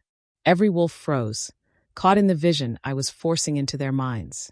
Even the scarred leader staggered back from Ryder, his eyes glazed and distant. For 30 seconds, they all saw what I'd seen, felt what I'd felt. Then the vision shattered, and I collapsed. I came back to consciousness to find myself cradled against something warm and solid. Ryder, back in human form, holding me against his chest. His shoulder was bleeding heavily, but he didn't seem to care. "Kira," he breathed, his voice raw with relief and fear. Don't ever do that again. You could have killed yourself." "Did it work?" My voice came out as a rasp. He looked up at the Silvercrest wolves. They were all in human form now, standing in a loose circle. Some looked shaken. Others looked angry. But they weren't attacking. The scarred leader, his shoulder also bleeding from where Ryder had gotten him, stared at me with an expression I couldn't quite read. What the hell was that? He asked finally. The truth, I said, forcing myself to sit up despite the exhaustion weighing me down. That's what the Convergence is really building. That's what you're enforcing with your hunts. You're lying. Those images, you fabricated them. Did they feel fabricated? I met his eyes directly. You know what a false memory feels like. That wasn't false. That was real, and you know it. Silence stretched taut. The other Silvercrest wolves exchanged uncertain glances. Finally, one of them, a younger male with kind eyes, spoke up. Sir, I've had doubts. About the new laws. My sister, they took her to the auction 3 months ago. Said she was unmated resource. She was 17. And my cousin, another added quietly. They classified him as defective bloodline because he was born without a wolf. Took him away. We haven't seen him since. The scarred leader's expression was conflicted. Loyalty warring with the truth he'd just witnessed. This doesn't change anything, he said, but his voice lacked conviction. Orders are orders. Orders from wolves who lie to you, Ryder said, finally speaking. His hand was still on my back, steadying me. Orders that turn you into monsters. You felt what she showed you. Is that the world you want to build? The Convergence says it's for the greater good. For survival of our kind. The Convergence says whatever will keep you obedient. I cut in. Think about it. Really think. When has caging and controlling ever led to strength? Or does it just create a population too broken to resist? The young male with kind eyes took a step forward. Permission to speak freely, sir? The scarred leader's jaw tightened, but he nodded. I don't want to hunt refugees anymore. I don't want to cage females and pretend it's for their own good. And I don't want to die enforcing laws that make us the villains of our own story. He looked at his packmates. We became enforcers to protect our people. When did that turn into terrorizing them? Murmurs of agreement rippled through the group. The scarred leader closed his eyes, a long breath escaping him. When he opened them again, something had shifted. If we return without the fugitives, without the dreamwalker, Silvercrest Alpha will have us executed for failure. Then don't return, Ryder said quietly. Seek asylum in Moonshadow. All of you. We're building something different here. A pack where strength comes from loyalty freely given, not fear enforced. You'd take Silvercrest wolves? After we just attacked you. I'd take wolves who are brave enough to question corrupt orders, Ryder corrected. That's not weakness. That's the beginning of wisdom. The scarred leader looked at me for a long moment. You're really a dreamwalker? Yes. And the Convergence wants you for their weapon. To break minds and crush resistance. I held his gaze. I won't be anyone's weapon, but I'll be someone's ally. If you're willing to stand against what's coming. He was silent for so long I thought he'd refuse. Then slowly he knelt. Not in submission, in respect. My name is Marcus, he said. Former senior enforcer of Silvercrest Pack. And if you'll have us, we'd like to join the rebellion. One by one, the other Silvercrest wolves knelt as well. Ryder's hand tightened on my back, surprise and hope flooding through the bond. Get up, he said, his voice rough with emotion. We don't do submission here. We do partnership. If you stand with Moonshadow, you stand as equals. Marcus rose, something like wonder crossing his scarred face.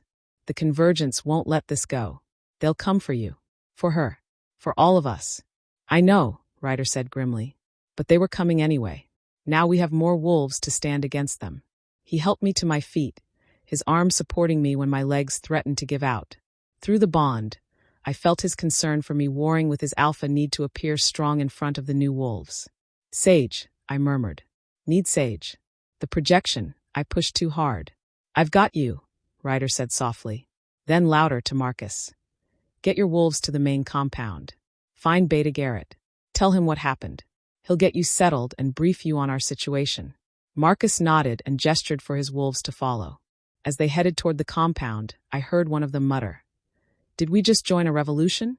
I think we did, another answered, sounding equal parts terrified and exhilarated. Once they were out of earshot, Ryder turned his full attention to me. How bad is it? Tired. So tired. My words were slurring. Sage warned about pushing too far. Didn't listen. Stubborn wolf, he muttered, but there was no heat in it. Just worry and something that felt dangerously close to affection through the bond. Can you shift? It'll be faster if I carry you in wolf form. I tried. My wolf stirred but couldn't quite rise to the surface. The dreamwalking had drained me too completely. Can't, I admitted. Without a word, Ryder shifted and lowered himself to the ground. The message was clear: climb on. I'm not riding you like a horse, I protested weakly. He made a sound that was probably meant to be a laugh. Then, before I could argue further, he shifted back to human form and simply picked me up, cradling me against his chest. Ryder, your shoulder, you're bleeding. I'll heal. You won't if we don't get you to Sage immediately. He started walking toward the compound, his pace fast but smooth enough not to jar me. That was incredibly brave and incredibly stupid, you know. Worked though. You could have died. Burned out your mind completely. His voice was tight. Don't ever do that again without backup, without preparation. You were hurt. The words came out small.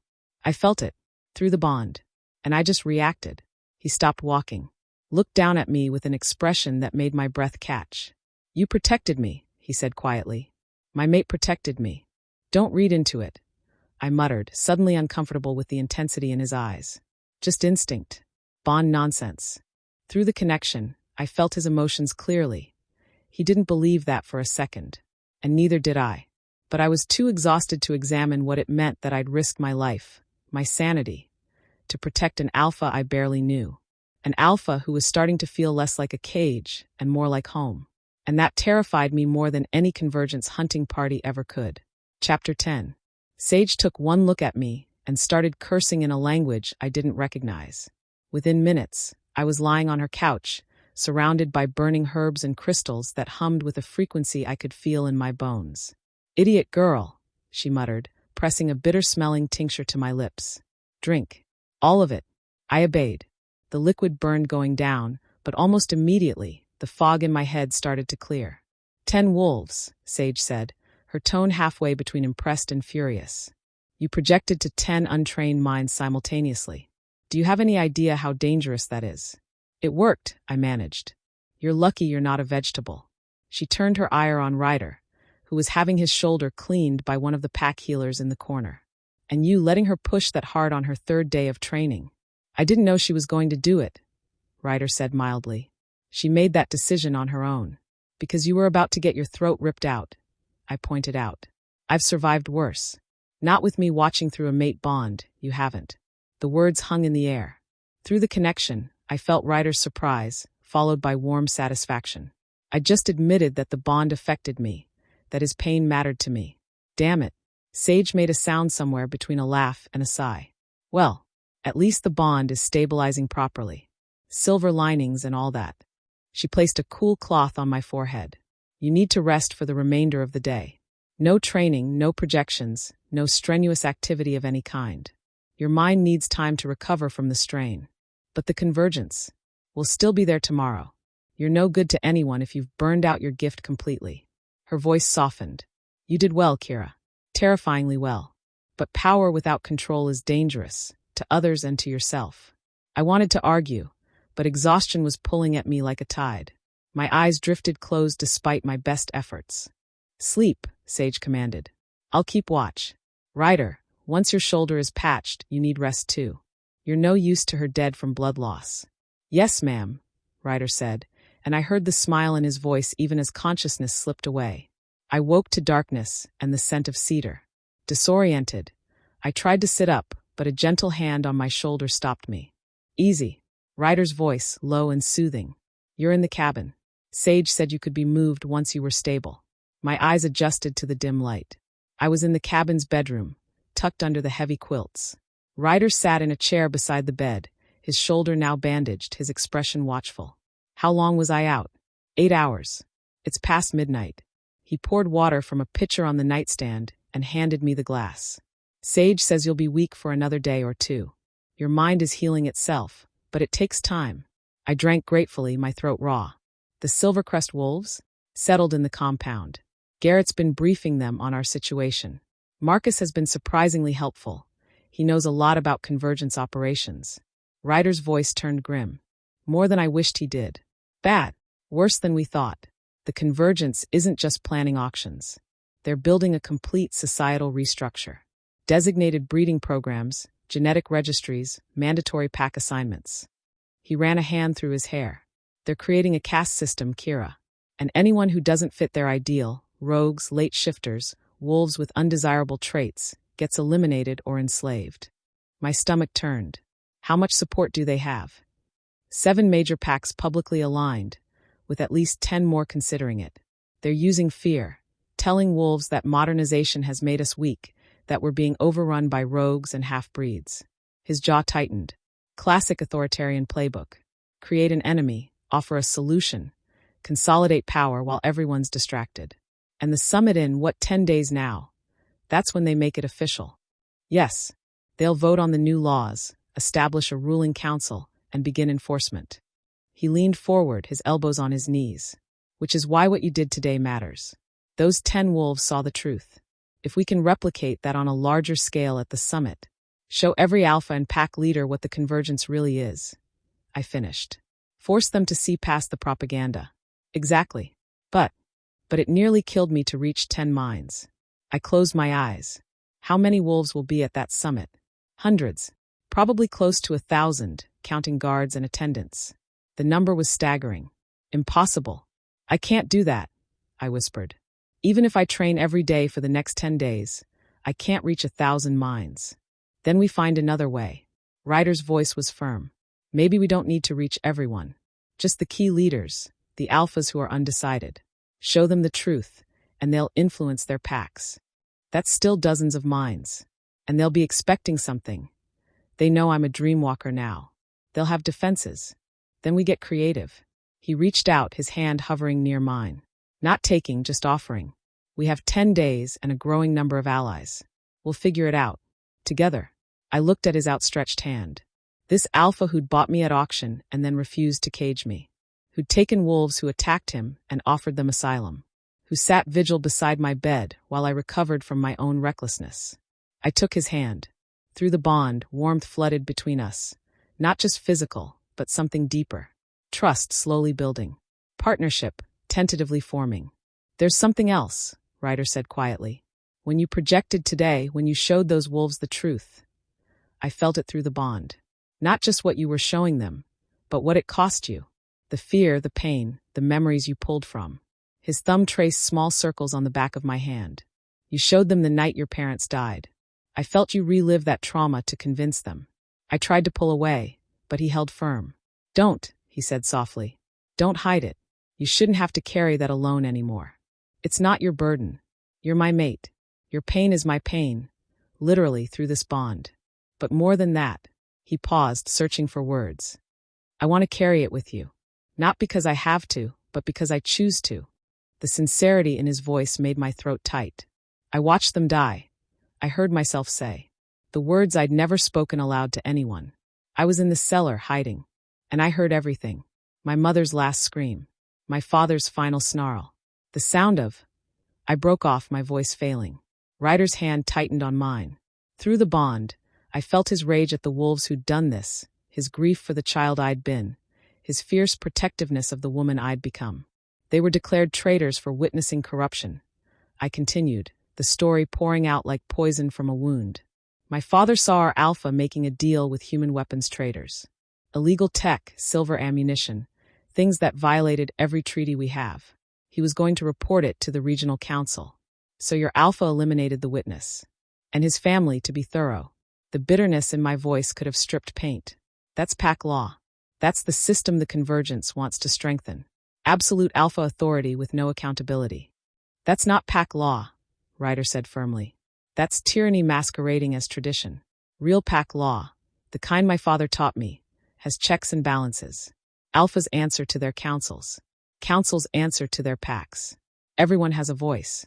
A nice ideal, rarely practiced. Which is why we're fighting. He shifted, moving from the chair to sit on the edge of the bed, close enough that I could feel his warmth. The Convergence wants to erase any progress we've made. They want absolute power, and they'll use tradition and fear to justify it. But there are packs like Moonshadow, packs that believe in something better. How many? Not enough, he admitted. But growing. Word is spreading about the asylum we're offering, about the stand we're taking. More wolves are asking questions, seeing cracks in the Convergence's narrative. He looked at me, his gray eyes intense in the darkness. You could be the catalyst, Kira. Not because you're my mate, but because you can show them truth they can't deny. You can bypass propaganda and political maneuvering and make them see. Or I could break their minds and become exactly the monster the Convergence claims dreamwalkers are. Do you trust me? The question was quiet, but weighted with importance. I thought about it, really thought about it. This alpha who'd kept every promise, who'd given me choices when he could have taken, who'd stood beside me instead of in front of me. I'm starting to, I admitted, which terrifies me. A small smile tugged at his lips. Good. Terror means you're alive. Complacency means you've already lost. He stood, preparing to return to his chair for the night, but my hand tightened on his, stopping him. Stay, I heard myself say. Then, because my wolf was apparently done with subtlety. Here. In the bed. Just stay. Through the bond, I felt his surprise, followed by careful hope. Are you sure? No, but I'm tired of being alone. And you're injured. The chair is uncomfortable. And I was rambling now, nervous. And I sleep better when you're close. The bond is quieter. That last part was true. With distance between us, the bond hummed with a constant low-level anxiety. My wolf worried about her mate. With him near, it settled into peaceful contentment. I'll stay on top of the covers, Ryder said carefully. Give you space. I nodded, scooting to one side of the large bed. He settled beside me, his movements careful not to jar my still-recovering mind. True to his word, he stayed on top of the quilts while I remained beneath them. But our hands stayed clasped between us. Tell me something, I said into the darkness. Something true, something that scares you. He was quiet for so long I thought he wouldn't answer. Then, I'm terrified I'll fail them. My pack. The wolves seeking asylum. You. His voice was raw. I'm 28 years old. I've been alpha for 6 years, and I still feel like I'm playing at leadership. My father, he would have known what to do. He would have handled the Convergence threat with wisdom and strength. He also didn't face anything like this, I pointed out. You're navigating uncharted territory. That doesn't make you weak. It makes you brave. I don't feel brave. I feel like I'm one mistake away from getting everyone killed. Welcome to leadership, I said dryly.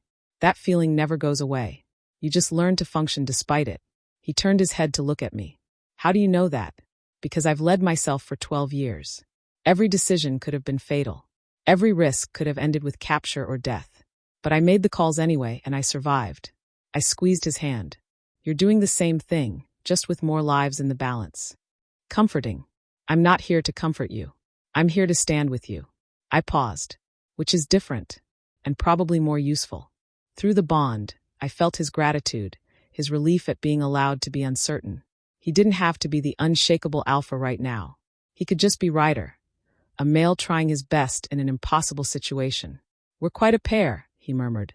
A rogue who doesn't trust packs, and an alpha who questions everything about being alpha. Maybe that's what this needs, I said. 2 wolves who don't fit the molds trying to break all the molds entirely. Revolutionary thinking from someone who just wanted to be left alone. Yeah, well, someone bought me at an auction and ruined my hermit plans. He laughed, a quiet, genuine sound that made my chest warm. Through the bond, I felt his walls coming down, his carefully maintained alpha composure relaxing. This was dangerous. This growing closeness, this trust, this partnership that was starting to feel like something more. But I was too tired to fight it tonight. Tomorrow, I'd rebuild my walls. Tomorrow, I'd remember all the reasons keeping distance was safer. Tonight, I'd just be a wolf sleeping beside her mate, both of us scared and uncertain and alive. It was enough. Chapter 11. I woke to sunlight streaming through the windows and the sound of voices outside. For a moment, I was disoriented. The bed was warm, I felt safe, and there was an arm draped across my waist. An arm. My eyes flew open. Sometime during the night, the careful distance we'd maintained had dissolved.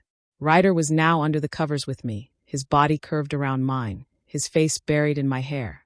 His breathing was deep and even, still asleep. Through the bond, I felt his contentment, his wolf completely at peace with this proximity. My own wolf was practically purring. I should move.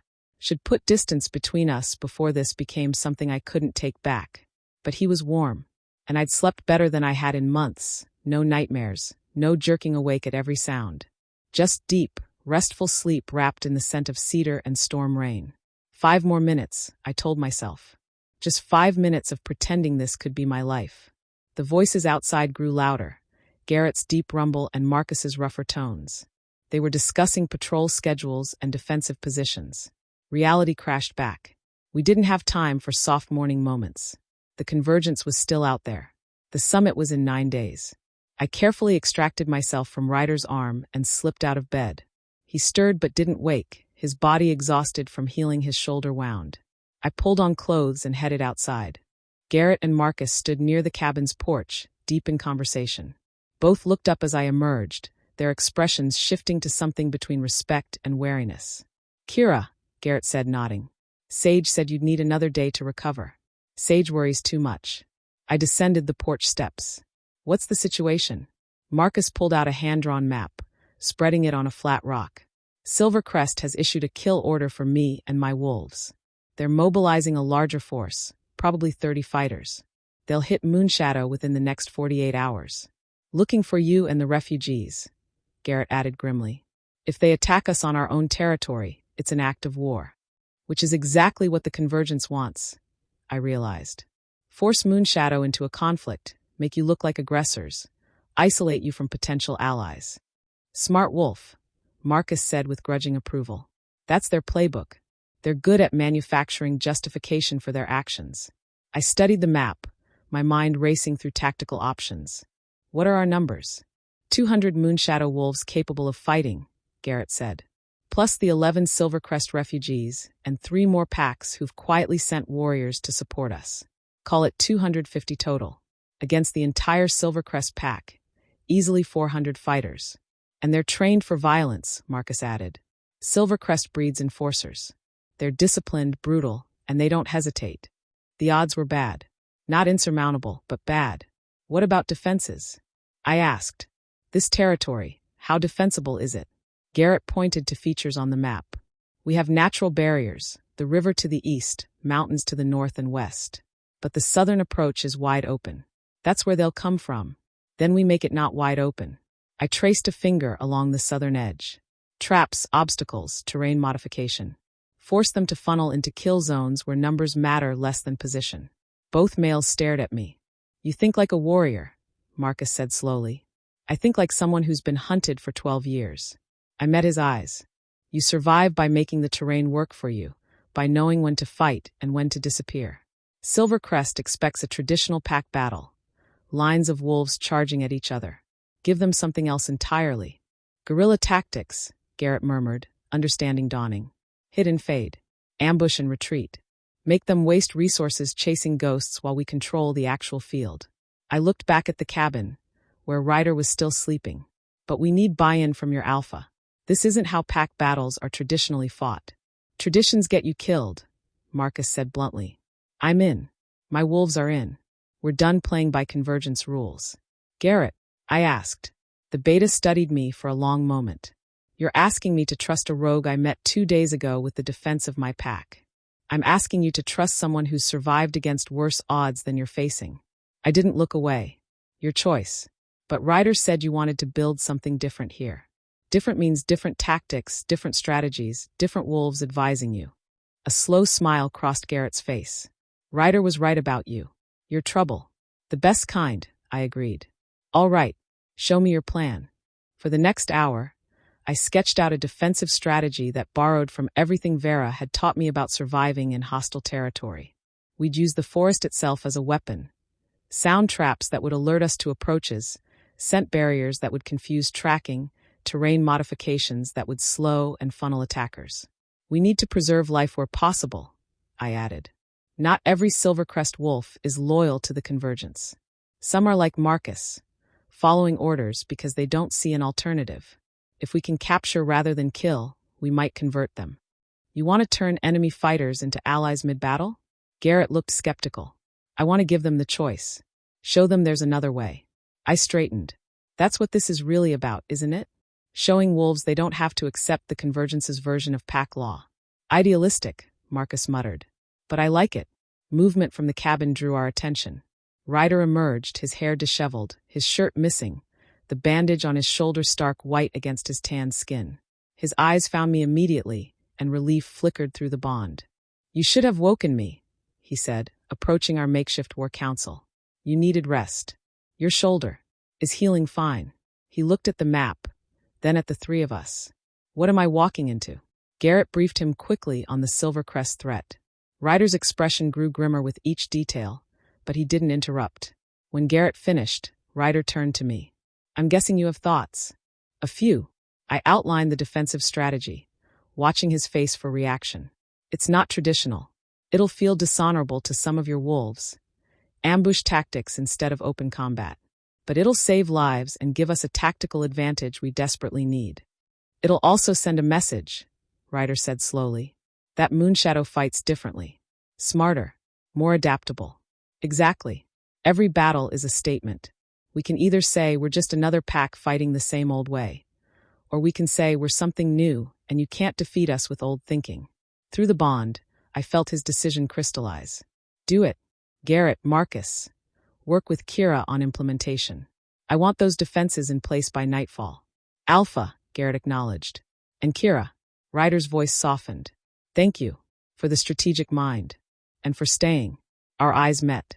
In the daylight, with witnesses around, the intimacy of last night felt both very real and impossibly fragile. Don't thank me yet, I said. We haven't won anything, but we're fighting. Together.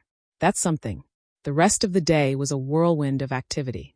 I worked alongside Moonshadow warriors and Silvercrest refugees, showing them how to set sound traps using fallen branches and wire, how to create scent walls using specific herb combinations, how to modify terrain with minimal tools. Some of the Moonshadow wolves were hesitant at first. Taking direction from a rogue felt wrong to their pack instincts. But as they saw the defenses take shape, saw how effective the tactics could be, resistance melted into grudging respect. By late afternoon, I was exhausted but satisfied. The southern approach was now a maze of traps and obstacles. Any force trying to push through would be slowed, funneled, and exposed. I was checking the last trap line when I felt Ryder approaching through the bond. He emerged from the tree line, now fully dressed and looking every inch the alpha.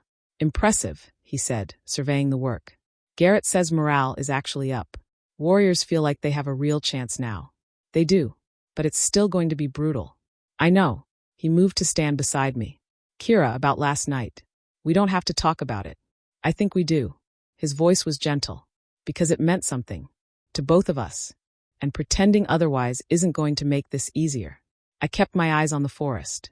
What do you want me to say? That waking up in your arms felt good? That I slept better than I have in years? That it scared me how much I didn't want to move? Yes, he said simply. That's exactly what I want you to say. Why? What difference does it make? I finally turned to face him. In 9 days, we're walking into a summit where the Convergence will try to kill me. In 48 hours, your pack might be in a war. What's the point of? I gestured between us. Whatever this is. The point is that some things matter even when the odds are bad. He stepped closer. Especially when the odds are bad. Because if I'm going into a fight that might kill me, I'd rather do it knowing I had this. Had you. Even for a few days. That's terrifyingly romantic and completely impractical. Most important things are. His lips quirked. And you still haven't answered my question. Did it mean something to you? Through the bond, he'd feel any lie I told. So I gave him truth. Yes, I whispered. It meant something. It means something.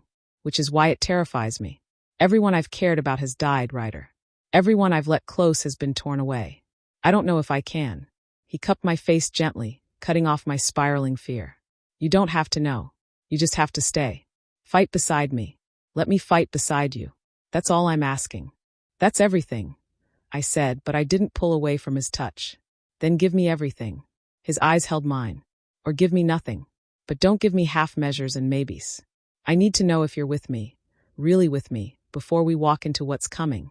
It was an ultimatum wrapped in a request. Choose him, or let him go so he could face the battles ahead without the distraction of an uncertain bond. My wolf had no hesitation. Yes, mate, ours. Choose him. But my human mind, scarred by loss and conditioned to survive alone, screamed warnings. I thought about the last 2 days. About how he'd kept every promise. About how he'd stood beside me instead of over me. About how he'd offered partnership when he could have demanded submission. I thought about waking up safe in his arms. I thought about the fact that I might die in 9 days, and I'd spent 12 years surviving alone. Maybe it was time to stop just surviving and try living. I'm with you, I heard myself say. Really with you. Even though it terrifies me. Even though every instinct says to run. I'm choosing to stay. The relief and joy that flooded through the bond nearly knocked me over. Ryder pulled me close, his forehead resting against mine. Thank you, he breathed. For the trust. For the chance. For you. Don't make me regret it, I warned, but there was no heat in the words. I'll do my best. He pulled back slightly, a wry smile on his face. Though given our current situation, impending battle, revolutionary conspiracy, potential death around every corner, I can't promise smooth sailing. I'd be suspicious if you did. I managed a smile of my own. I don't do smooth sailing. Never have. Good, because neither do I. A howl split the air. Garrett's signal that the defenses were complete and warriors were gathering for the evening briefing. Ryder sighed. Duty calls. Ready to terrify a bunch of pack wolves with your brilliant tactical mind. Always. We walked back to the compound together. And for the first time since the auction, I let our hands brush and tangle together. A small gesture. Public. A claim, my wolf whispered contentedly. Through the bond, I felt Ryder's satisfaction at the casual intimacy. We were in this together now. Partners. Mates. Two wolves trying to change the world before it destroyed them. The odds were still terrible. The threats were still mounting. But we weren't alone anymore.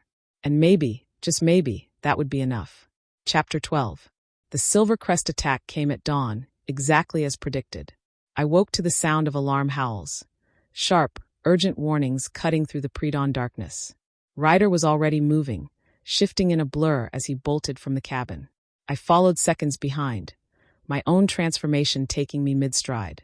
Through the bond, I felt his battle focus click into place, sharp, controlled, absolute.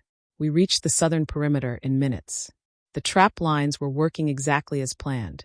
Silvercrest wolves crashed through the forest, only to be caught by sound traps that announced their positions, scent barriers that confused their coordination, terrain modifications that broke their formation into scattered chaos. But there were so many of them. I counted quickly, at least 50 in this first wave, with more howls echoing from further south. They'd brought their full force. Ryder let out a commanding howl, and Moonshadow warriors materialized from defensive positions. Not charging to meet the enemy, holding ground, using cover, fighting smart instead of hard. I found my own position, a rocky outcropping that gave me elevation and protection. From here, I could see the battlefield and reach multiple mines. Time to test my training. I closed my eyes and reached for the frequencies Sage had taught me to sense. 10 mines had nearly killed me 2 days ago. Today, I needed to manage more while keeping control. Start small.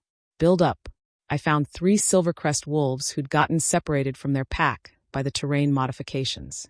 Young, frightened beneath their aggressive posturing. I sent them confusion. Not overwhelming terror, just enough disorientation to make them hesitate, question their directions. They faltered, looking around uncertainly. 2 Moonshadow warriors moved in, not killing but subduing, dragging the Silvercrest wolves toward a holding area we'd prepared. Prisoners, not corpses. I found 5 more mines, a coordinated unit trying to flank our position. To them, I projected a false scent trail, making them believe the main pack compound was in a different direction. They veered off, chasing a target that didn't exist. The fighting was brutal but controlled. Ryder was magnificent in his wolf form. Not the biggest on the field, but the smartest.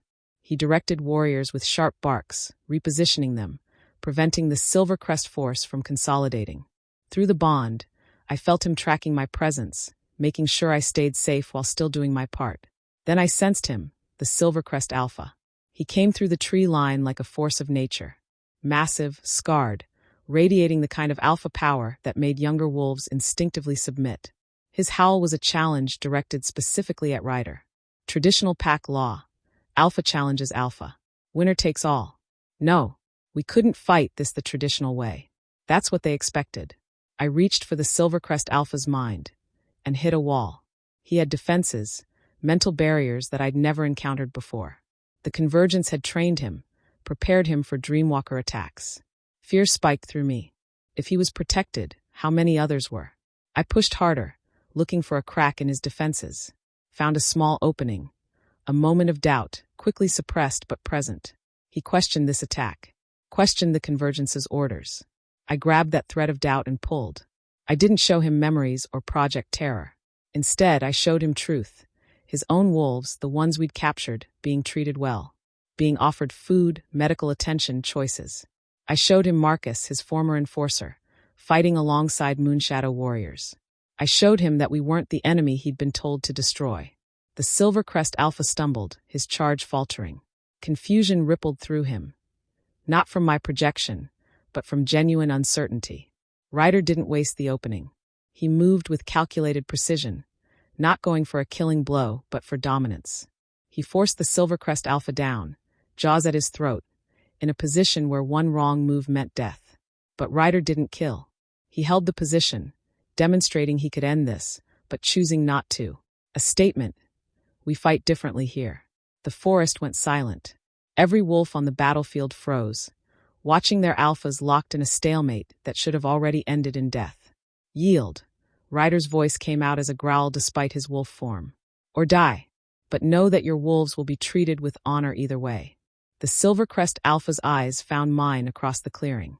I felt him testing the bond I'd forced through his defenses, verifying that what I'd shown him was real. Then slowly he lowered his head. Submission. A collective gasp rippled through both packs.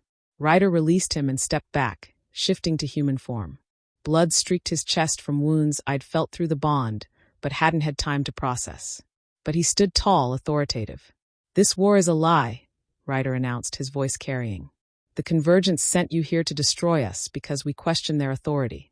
They told you we were threats, rebels, dangerous elements. But look around. We didn't want this fight. We took defensive positions.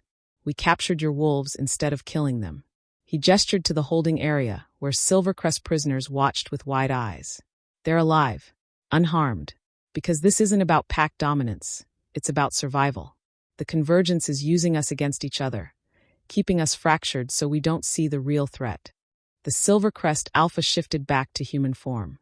He was older than Ryder, maybe 50, with scars that spoke of decades of battles. You claim the Convergence lies, but they brought order, structure, strength through unity. Unity through force isn't unity, it's oppression. Ryder's voice was steady. Ask yourself, when did protecting your pack become hunting refugees? When did honor become blind obedience? When did you stop questioning whether orders were right and start only asking if they came from someone with more power? The Silvercrest Alpha's jaw tightened. Careful, young Alpha. You speak of things you don't understand. Then help me understand, Ryder challenged. Explain to me how caging females and selling them at auction strengthens our kind. Explain how eliminating wolves with undesirable traits makes us more resilient. Explain how absolute authority without accountability is anything but tyranny. Silence stretched across the battlefield.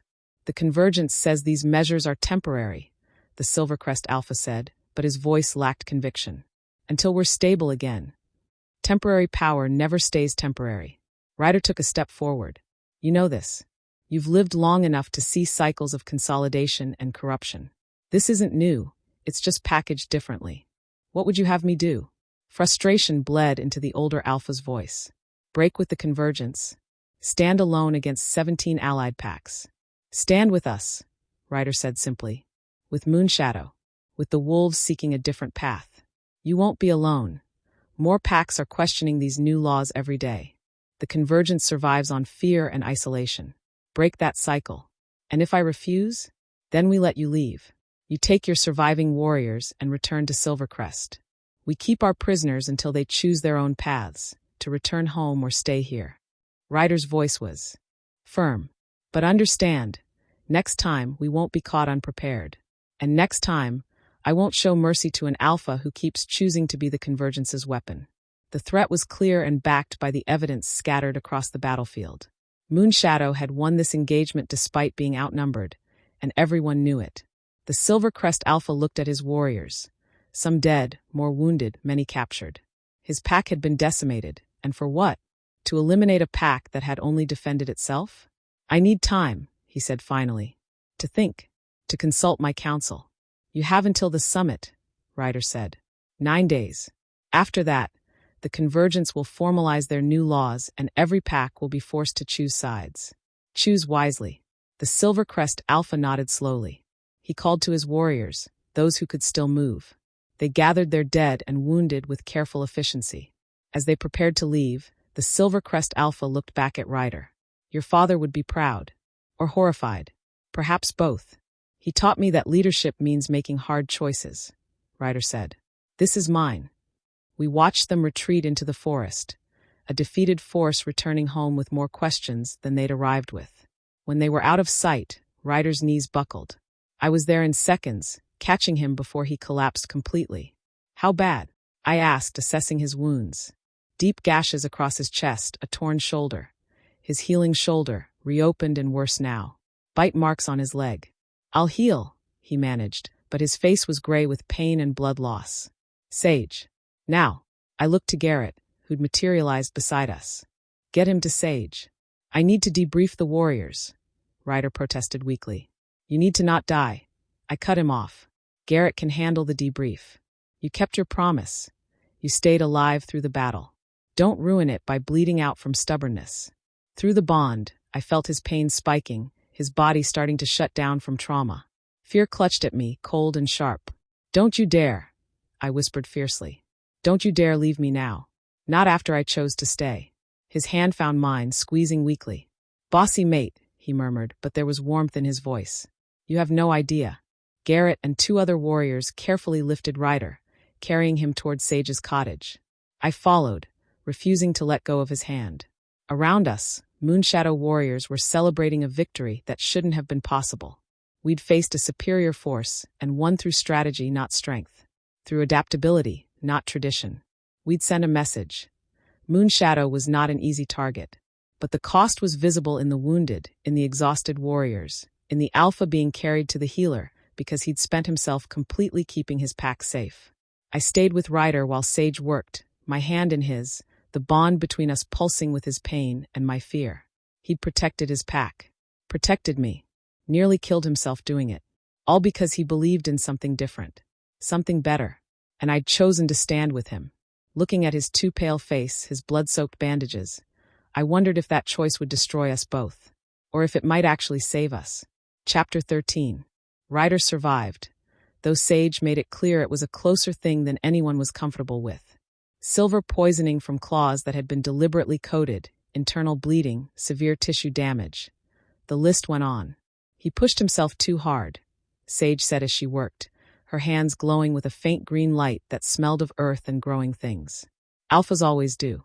Think they're invincible until their bodies remind them otherwise. I stayed by his side through 3 days of fevered healing. Through the nightmares that made him thrash and snarl. Through the moments of lucidity where he'd ask about casualties, about defenses, about whether I was safe. Always about whether I was safe. On the third night, the fever finally broke. I was dozing in the chair beside his bed when I felt the shift through the bond. His consciousness clarifying, his pain receding to manageable levels. My eyes flew open to find him watching me with clear gray eyes. You stayed, he said, his voice rough from disuse. Where else would I be? Safe. Far away from pack conflicts and alpha stubbornness. He tried to sit up, winced, and settled back down. How long? 3 days. The summit is in 6 days. I poured him water from the pitcher Sage kept refilled. And before you ask, yes, the defenses are maintained. Yes, Garrett is managing the pack. Yes, the Silvercrest prisoners have been treated well, and half of them have asked to join us. A small smile tugged at his lips. Efficient. I like it. Someone had to be, since you were too busy almost dying. I heard the anger in my voice. Anger born from fear, from watching him hover near death for 3 days. You could have died, Ryder. For what? To prove a point to a rival alpha? To protect my pack? To protect you? He reached for my hand, his grip weak but steady. That's not negotiable, Kira. I'd do it again. Even if it killed you? Especially if it saved you. The certainty in his voice made my throat tight. Through the bond, I felt the absolute truth of it. He would die for me without hesitation, without regret. That's not partnership, I said roughly. That's martyrdom. That's love. The word hung in the air between us, stark and undeniable. My breath caught. Ryder. I know it's fast. I know we've barely known each other a week. I know every logical thought says it's impossible. His gray eyes held mine. But the bond doesn't lie. And neither does this. He pressed my hand to his chest, over his heart. I love you. Not because of fate or biology or the mate bond. But because of you, your strength, your fierce independence, your brilliant tactical mind, the way you chose to stay even when running was safer. Tears burned behind my eyes. You can't. You don't know me. Not really. I'm damaged and difficult and exactly who I want. He pulled me closer, his other hand cupping my face. I'm not asking you to say it back. I'm just asking you to know it. Whatever happens at that summit, whatever comes next, I need you to know that you are loved. Completely. Without conditions. A tear escaped, trailing down my cheek. His thumb brushed it away gently. You're an idiot, I whispered. Probably. He smiled. But I'm your idiot. If you'll have me. I leaned forward, resting my forehead against his. Through the bond, emotions swirled. His love, steady and absolute. My own feelings, terrifying in their intensity. I wasn't ready to say the words back. Wasn't ready to fully surrender to what this meant. But I could give him truth. I care about you, I said quietly. More than I thought possible in such a short time. More than is probably smart or safe. And the thought of losing you these past 3 days. I broke off, the memory too raw. I'm here, he murmured. Still here. Still fighting. Good. Because I need you. The admission cost me, but it was true. I don't know if it's love yet. But it's something. Something that terrifies me and feels inevitable all at once. That's enough, Ryder said, pulling me into an awkward embrace limited by his injuries. More than enough. We stayed like that for a long moment, just breathing together, the bond settled and content. A knock on the door interrupted the intimacy. Sage entered without waiting for permission, her sharp eyes assessing Ryder immediately. Good. You're awake and not dying. Excellent. She set a tray of food on the bedside table. Eat. All of it. You need to rebuild your strength. Yes, ma'am, Ryder said meekly. Sage turned her attention to me. And you need sleep. Real sleep in a real bed, not that chair. I'm fine. You're exhausted and running on fumes. Sage's voice softened slightly. You can't help him if you collapse. Trust that he'll still be here when you wake. She was right. I hadn't left Ryder's side in 3 days, had barely eaten, hadn't slept more than fitful dozes. The strain was catching up to me. Go, Ryder said gently. I'll be here. Sage will keep me alive long enough for you to rest. Damn right I will, Sage muttered. Boy's too stubborn to die on my watch. Reluctantly I stood. My legs protested, stiff from too many hours in the chair. If anything changes, you'll feel it through the bond, Sage reminded me. Now go. You're no use to anyone like this. I made my way back to the cabin, every step feeling like I was wading through honey. The moment I reached the bed, our bed, I realized with a jolt, I collapsed. Sleep took me immediately. I woke to a hand on my shoulder and panic flooding the bond. My eyes flew open. Garrett stood over me, his expression grim. What? I started. Scouts just reported. There's a Convergence delegation approaching from the east. 20 wolves, all high-ranking. They're requesting a formal parley. My blood went cold. Does Ryder know? He's being informed now. But Kira, Garrett's voice dropped. They're asking for you specifically. They want to negotiate your surrender. Of course they did. I was out of bed in seconds, pulling on clothes and weapons with practiced efficiency. Tell them we'll meet them at the southern clearing. Neutral ground. And get every warrior we have in position. This could be a parley or it could be a trap. Already done, Garrett said. But Ryder isn't going to like you being anywhere near this. Ryder doesn't get to decide what I do, I said firmly. I'm not his possession. I'm his partner, which means I face threats beside him, not behind him. Garrett's expression shifted to something like approval. He chose well. Tell me that when we survive the next 6 days. We reached the southern clearing to find Ryder already there, leaning heavily on a walking stick but standing tall. His eyes found mine immediately, relief and frustration warring in his expression. You should be resting, he said. So should you. I moved to stand beside him. We're both terrible at following orders. Despite the tension, his lips quirked. Fair point. The Convergence delegation emerged from the tree line moments later. 20 wolves, all in human form, all radiating the kind of cold authority that came from absolute certainty in their power. At their head was a female I recognized from descriptions Marcus had given, Elder Soren, one of the Convergence's founding members. She was ancient, her face lined with age, but her eyes were sharp as flint. "Alpha Ryder," she said, her voice carrying despite not being raised. "Thank you for agreeing to this parley." "You didn't give me much choice," Ryder said evenly. 20 armed wolves on my border isn't a request, it's a threat. Then consider it both." Elder Soren's gaze shifted to me. "And you must be the dreamwalker. How interesting. I was told you were feral, uncivilized. Yet here you stand beside an alpha as if you belong." "I belong wherever I choose to be," I said coldly. "Do you? Or has the mate bond simply found you a prettier cage?" Elder Soren smiled, sharp and knowing. "We have extensive records on dreamwalkers, child. The bond can be overwhelming. It can make you believe you've chosen something when really, you're just responding to biological imperatives." The words were designed to seed doubt, to make me question my own decisions. I felt Ryder tense beside me. "Is there a point to this visit?" I asked. "Or did you come just to insult us?" "Direct." "I like that." Elder Soren folded her hands. "I came to make you an offer. Return with us voluntarily. Work with the Convergence instead of against us. And in exchange, we'll leave Moonshadow Pack alone. No retribution, no sanctions, no consequences for harboring you." "You want me to be your weapon," I said flatly. "We want you to fulfill your potential. Dreamwalking is a gift that shouldn't be wasted on small rebellions. With proper training, proper direction, you could help unite our kind. Strengthen bonds between packs. Create true harmony. By forcing wolves to see what you want them to see," I countered. "By breaking minds that resist. That's not harmony. That's mental enslavement." Strong words from someone who's already used her power to manipulate Silvercrest warriors. Elder Soren's voice remained pleasant, but her eyes glittered dangerously. "You showed them carefully selected truths, didn't you? Made them question their loyalty? That sounds like manipulation to me." She wasn't wrong. I'd used my power to influence the battle's outcome.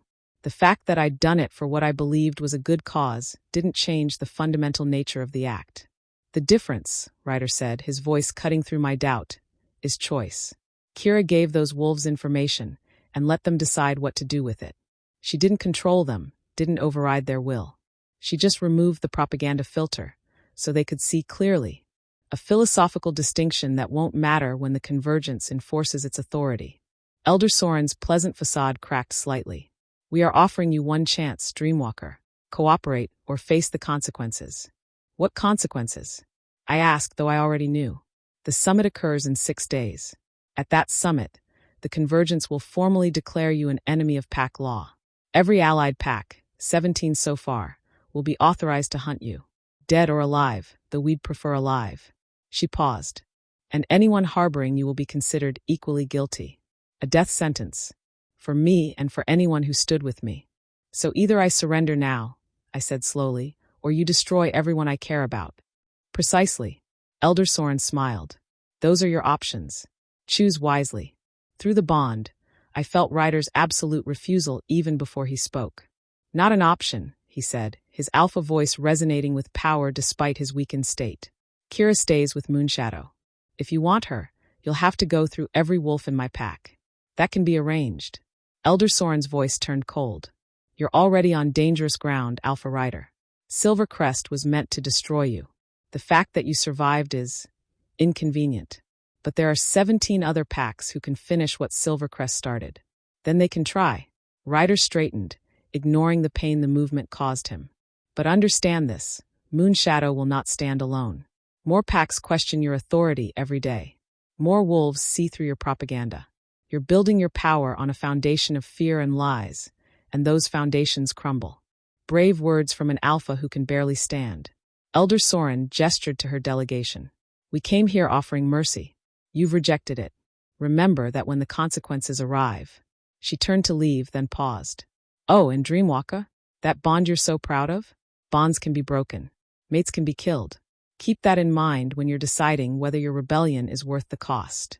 They disappeared back into the forest, leaving behind an atmosphere of dread so thick it was suffocating. The moment they were out of sight, Ryder's legs gave out. I caught him, supporting his weight. "Get him back to Sage," I ordered Garrett. Now, as warriors moved to help, Ryder's hand gripped my arm. "Don't," he said, his voice barely above a whisper. "Don't what?" "Don't consider surrendering to protect us. I know how your mind works. Don't. Through the bond, he felt my fear, my calculations, my desperate need to keep him and his pack safe. I won't lose you, I said fiercely. Not to them. Not to anyone. Then we fight. Together. His eyes held mine. At the summit, we show them what we really are. And if we lose, then we lose together. He squeezed my arm. I'd rather die free with you than live in their world without you. The words should have terrified me. Instead, they settled something deep in my chest. We were committed now. All in. No retreats, no compromises. 6 days until the summit. 6 days to prepare for the fight that would decide everything. 6 days to figure out if love and rebellion were enough to change the world. Or if we just die trying. Chapter 14. The next 5 days were a blur of preparation and training. Ryder healed with the stubborn determination of an alpha who refused to show weakness, though I felt every spike of pain through our bond. Sage worked miracles, and by day 4, he could move without the walking stick, though he still tired easily. I spent every spare moment with Sage, pushing my dreamwalking abilities to their limits. We'd moved past simple projections to something more complex. Layered visions that could reach multiple minds simultaneously while maintaining individual nuance. The key, Sage explained during one grueling session, is not to force the same vision on everyone. That's what creates resistance. Instead, you find the truth that resonates with each individual consciousness and amplify it. I practiced on willing volunteers, Marcus and his Silvercrest refugees, Moonshadow warriors who'd agreed to help. I learned to read the subtle frequencies of different minds, to understand what truths they were hiding from themselves. Marcus, for instance, carried deep guilt about the wolves he'd hurt while following Convergence orders. When I touched his mind, I didn't have to create anything. I just had to show him his own suppressed conscience, let him see clearly what he'd been avoiding. The effect was profound. He wept openly, then emerged from the session with a clarity of purpose that made him one of our strongest advocates. That's what you'll do at the summit, Sage said, watching the transformation. Not break minds, but break through the lies they tell themselves. Show them the truth they're too afraid to face. How many can I reach at once? I asked. In theory, hundreds. But practically, Sage's expression turned grave. You've managed 20 in controlled settings. The summit will have 1,000 wolves, many hostile, in a chaotic environment. You'll need to be strategic about your targets. The undecided alphas, Ryder said from the doorway. He'd taken to appearing during my training sessions, ostensibly to observe but really just to be near me. 6 major packs are wavering, not fully committed to the Convergence, but not opposing them either. If we can convert them, the power balance shifts. 6 alphas means 6 different truths to find and amplify, I said, while also maintaining a broader projection to the general audience. Can you do it? Ryder asked quietly. I met his eyes. I don't know, but I'll try. On the evening before we left for the summit, Moonshadow Pack held a gathering. Not a celebration. The mood was too tense for that. But a moment of unity, of wolves standing together before walking into unknown danger. Ryder stood before his pack, and I stood beside him. The symbolism wasn't lost on anyone. The alpha and his mate united. Tomorrow we travel to the Convergence summit, Ryder began, his voice carrying across the assembled wolves. Some of you will come with us as warriors and witnesses. Others will stay to protect our territory. All of you are equally important to what we're trying to build. He paused, his gaze sweeping across familiar faces. Wolves he'd grown up with, trained with, led for 6 years. I won't lie to you. What we're attempting is dangerous. The Convergence has power, resources, and 17 packs backing them. We have conviction, and the hope that other wolves will see the truth when it's presented clearly. We also have her, Marcus called out, gesturing to me. The dreamwalker. She showed me truths I'd spent years avoiding.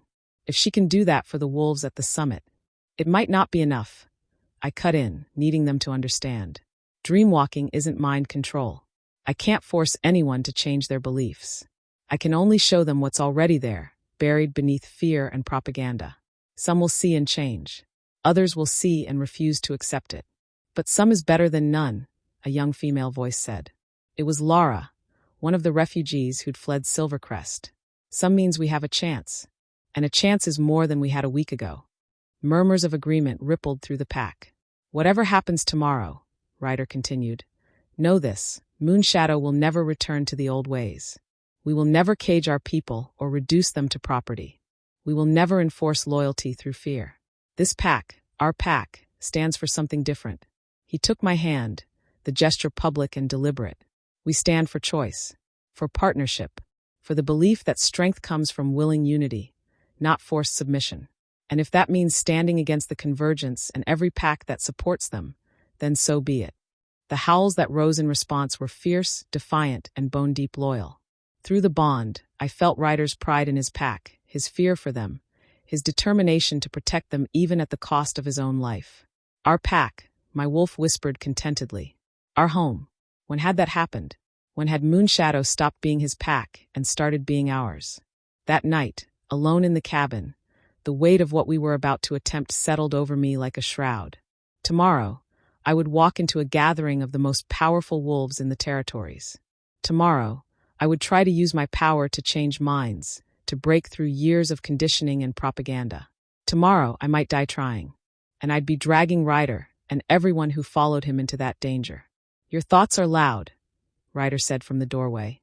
He'd showered after the gathering, his hair still damp, wearing only loose pants. The bandages were finally gone, though pink scars marked where the worst injuries had been. Can't help it. The bond. I'm not complaining. He moved into the room, settling on the edge of the bed where I sat. Tell me what's got you spiraling. What if I fail? The words burst out before I could stop them. What if I can't reach enough minds, or I reach them but it doesn't matter, or I push too hard and burn myself out before the critical moment? Then we adapt. Find another way. His hand found mine. Kira, you're carrying this like it all depends on you. It doesn't. Yes, your power is our best weapon. But it's not our only one. What else do we have? Truth. Witnesses. Marcus and his wolves can testify to what they saw at the auctions. We have documentation of Convergence crimes, the contracts with human hunters, the illegal treaties, the systematic abuses. He squeezed my hand. Your power amplifies our message, but the message exists without it. Then why risk me at all? Because you give us the best chance. He turned to face me fully. But you're not obligated to take this risk. If you want to stay here, stay safe. No. The word came out fierce and absolute. I'm not hiding while you walk into danger. We do this together or not at all. Then together it is. He pulled me close, his arms wrapping around me. Through the bond, I felt his fear matching mine, his determination matching mine.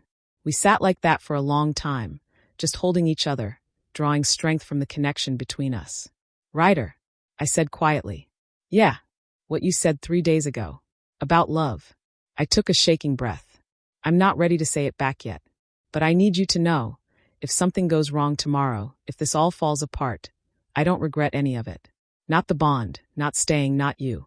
He pulled back enough to look at me, his gray eyes intense. Nothing's going to happen to you. I won't allow it. You can't control everything. Watch me. The fierceness in his voice made my breath catch. I've spent 6 years being the reasonable alpha, the one who negotiates and compromises and tries to see all sides. Tomorrow, if anyone threatens you, that alpha disappears. What's left is a male protecting his mate. And that male has no mercy. The possessiveness should have annoyed me. Instead, it sent heat curling through my stomach. Careful, Alpha, I murmured. You're starting to sound uncivilized. Around you, his voice dropped, intimate and rough. Always. He kissed me then, not gentle, not asking permission. Claiming. Demanding. Pouring every emotion he couldn't put into words into the contact. I kissed him back with equal ferocity, channeling my fear and determination, and the feelings I wasn't ready to name into the connection between us. When we finally broke apart, both breathing hard, his forehead rested against mine. Whatever happens tomorrow, he said, I need you to promise me something. What? If it goes wrong, if the Convergence moves against you, you run. You use every trick you know, every skill you've developed, and you disappear. Don't try to be heroic. Just survive. That's not. Promise me, Kira. His voice cracked. I can face anything except losing you. So promise me that if it comes down to it, you'll save yourself. Through the bond, I felt his desperation, his absolute terror of my death. Only if you promise the same, I countered. No heroic sacrifices. No alpha martyrdom. We both survive or neither of us does. That's not. Promise me, Ryder. I used his own words back at him. I can face anything except losing you. So promise me that if it comes down to it, you'll run with me. His jaw worked. Everything in him resisted the idea of retreat, of leaving his pack undefended. But through the bond, I felt his resolve crack under the weight of what losing me would mean. I promise, he said finally. We both survive. Together, I confirmed. Always. We held each other through the night, neither sleeping much, both drawing strength and comfort from the bond humming between us. By dawn, we'd have to be the strategist and the alpha, the weapon and the shield. But for these hours, we were just two wolves, terrified and in love, facing an uncertain future together. It would have to be enough. Chapter 15. The Convergence Summit was held at a neutral estate deep in unclaimed territory, a massive compound that had once been a human resort before shifters purchased it decades ago. The architecture was grand, imposing, designed to remind everyone who entered that power resided here. We arrived with an escort of 20 Moonshadow warriors and the 10 Silvercrest refugees who'd chosen to stand with us. Not enough to win a fight, but enough to make a statement. We weren't sneaking in. We were walking through the front door. The parking area was already crowded with vehicles from a dozen different packs. I recognized territorial markers, scents, and colors. Iron Peak, Silvercrest's main delegation, Crimson Fong, packs that had thrown their full weight behind the Convergence. But I also saw smaller groups that looked uncertain, nervous. Those were our targets, the undecided. Remember the plan, Ryder said quietly as we climbed out of our vehicle. I'll speak first, establish our position. Marcus and his wolves will give testimony about the auctions and Convergence operations. Then, when I give you the signal, I show them truth, I finished. I know. Through the bond, I felt his worry quickly suppressed. If at any point this feels wrong, if you sense a trap, we abort. I know, Ryder. I squeezed his hand. Stop trying to protect me from my own decisions. Never going to happen, he muttered, but there was affection in it. We entered the main hall together, and the atmosphere shifted immediately. Conversations died. Eyes tracked our movement. The attention felt like a physical weight. Elder Soren stood at the front of the hall on a raised platform, flanked by the other Convergence leaders. Her expression when she saw us was carefully neutral, but I felt the satisfaction radiating from her. She'd expected us to come, wanted us here. The realization sent ice through my veins. This was a trap, not a physical one, something more subtle. Through the bond, I felt Ryder's awareness sharpen. He'd reached the same conclusion. But we were committed now. Turning back would be seen as cowardice, would undermine everything we'd been building. Alpha Ryder of Moonshadow Pack, Elder Soren announced, her voice carrying through the hall. How generous of you to join us. And you brought the rogue dreamwalker. How convenient. I am Kira Thorne, I said clearly, not letting her reduce me to just the rogue. And I'm here of my own free will to speak truth to this assembly. Truth. Elder Soren smiled. An interesting concept. Tell me, Dreamwalker, when you invaded the minds of Silvercrest warriors during the battle, was that truth?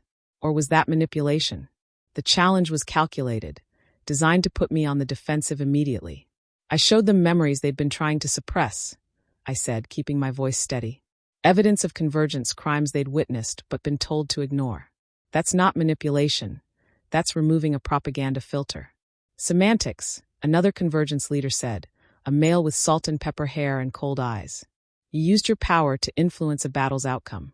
That's a weapon, not a tool for enlightenment. Then what do you call the alpha commands you use to enforce obedience? Ryder cut in. The pheromone manipulation at auction facilities? The psychological conditioning of young wolves? All of that is weaponized influence. The only difference is who wields it. Murmurs rippled through the assembled packs. Good. We were getting to them, making them think. The difference, Elder Soren said sharply, is legitimacy. Alpha commands are recognized under pack law. Pheromone influence is a natural expression of hierarchy. What she does, she pointed at me, has no legal framework, no traditional precedent. It's unregulated power in the hands of an unstable rogue. I'm not unstable, I said through gritted teeth. Aren't you? You've lived alone for 12 years, avoiding all pack contact. You've rejected every attempt at integration. You have no loyalty, no bonds except the mate bond that trapped you. Elder Soren's voice turned sympathetic, poisonously so. We don't blame you for your instability, child. You've been through trauma. But that's exactly why you shouldn't be making decisions that affect all shifters. She was good, framing me as a victim, as mentally unwell, as someone who couldn't be trusted to control her own power. It was character assassination wrapped in false compassion. Through the bond, I felt Ryder's rage spike. Kira Thorne is one of the most stable, strategic minds I've ever encountered, Ryder said, his alpha voice resonating through the hall. She's survived longer on her own than most trained warriors survive with pack support. She's designed defensive strategies that defeated a superior force. And she's done all of it while carrying a power that could have been used for domination, but was instead used with restraint.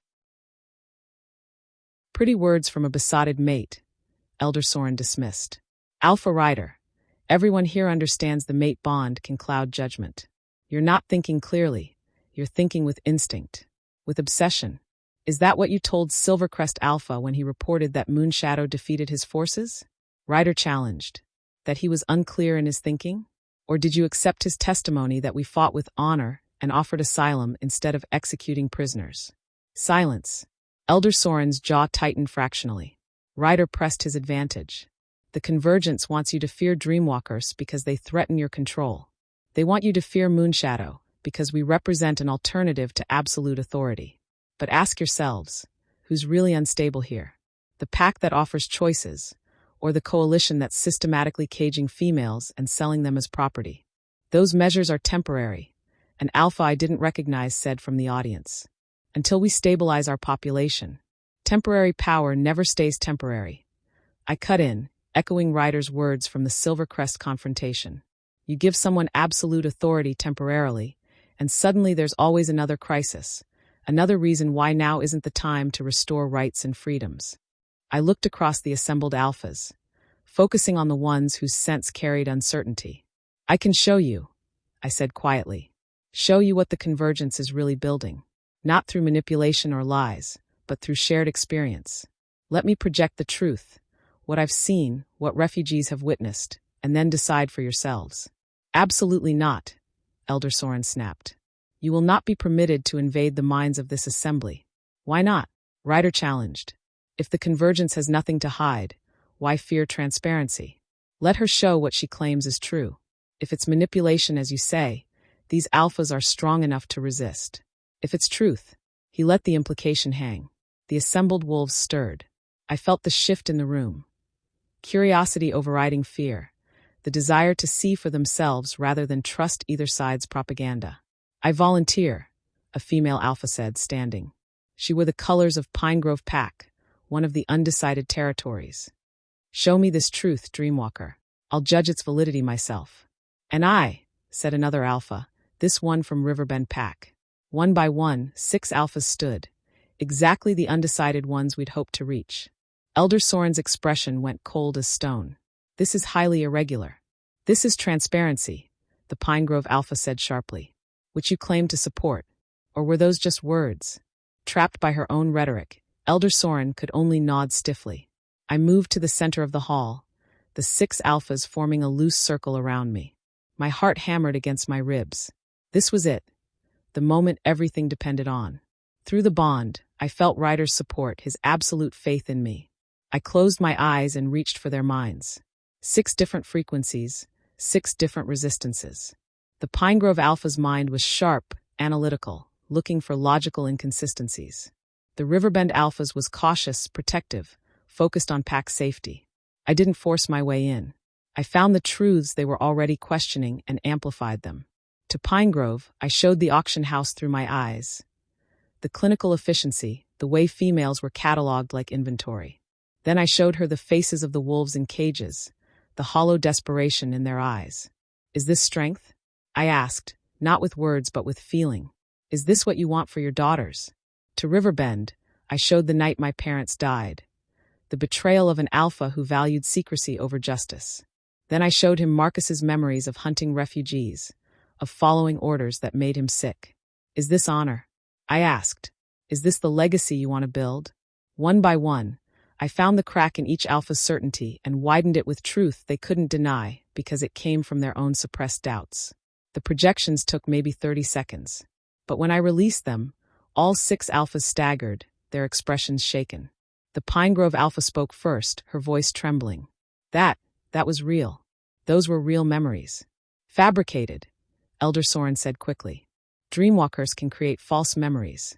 No, the Riverbend Alpha cut her off, his voice hard. That wasn't fabrication. I felt it. The authenticity, the emotional resonance. You can't fake that. She showed us truth. Truth from a biased source, another Convergence leader argued. Selected memories designed to horrify. Then provide counter-evidence, Ryder challenged. Show us that these auctions are humane. Show us that the Convergence's methods are just. Use your own projections, your own proof. Silence. Because they couldn't. Because the truth was exactly what we'd shown, and they knew it. This assembly will take a brief recess, Elder Soren said, her voice clipped, to process what's been presented and discuss next steps. As wolves began moving toward the exits, murmuring in urgent conversations, Elder Soren's eyes locked on mine. The hatred there was pure and undiluted. We'd won this round. But the battle was far from over. And through the bond, I felt Ryder's rising alarm. Something was wrong. Something we hadn't anticipated. Then I smelled it, sharp chemical wrong.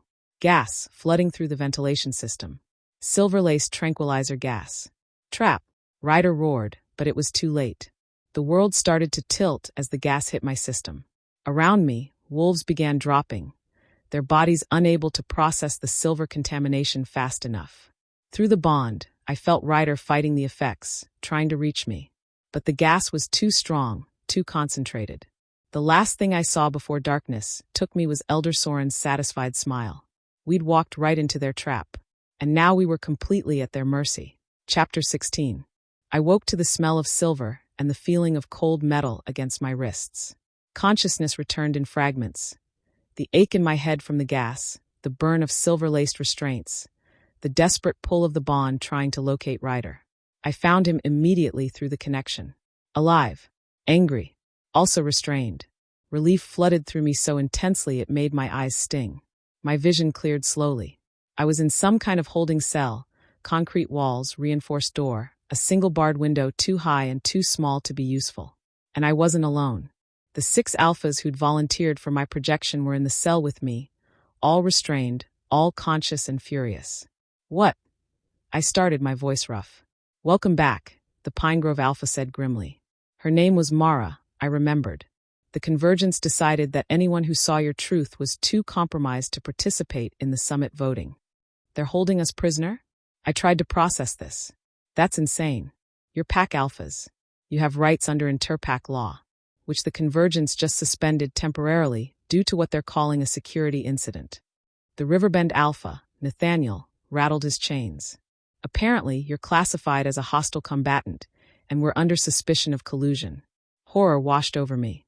They're using me as an excuse to detain anyone who questions them. And it's working, Mara said bitterly.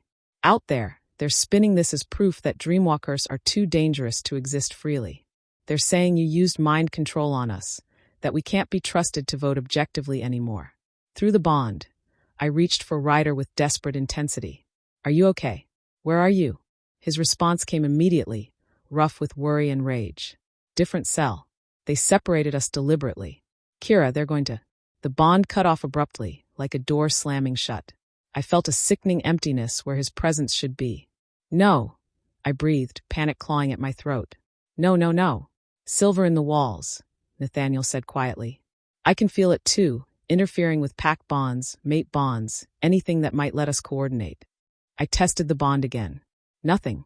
Just a void where Ryder should be. My wolf howled inside me, frantic with the loss of connection. How long have we been out? I asked, forcing myself to focus past the panic. 3 hours, Mara said. Long enough for them to spin their narrative.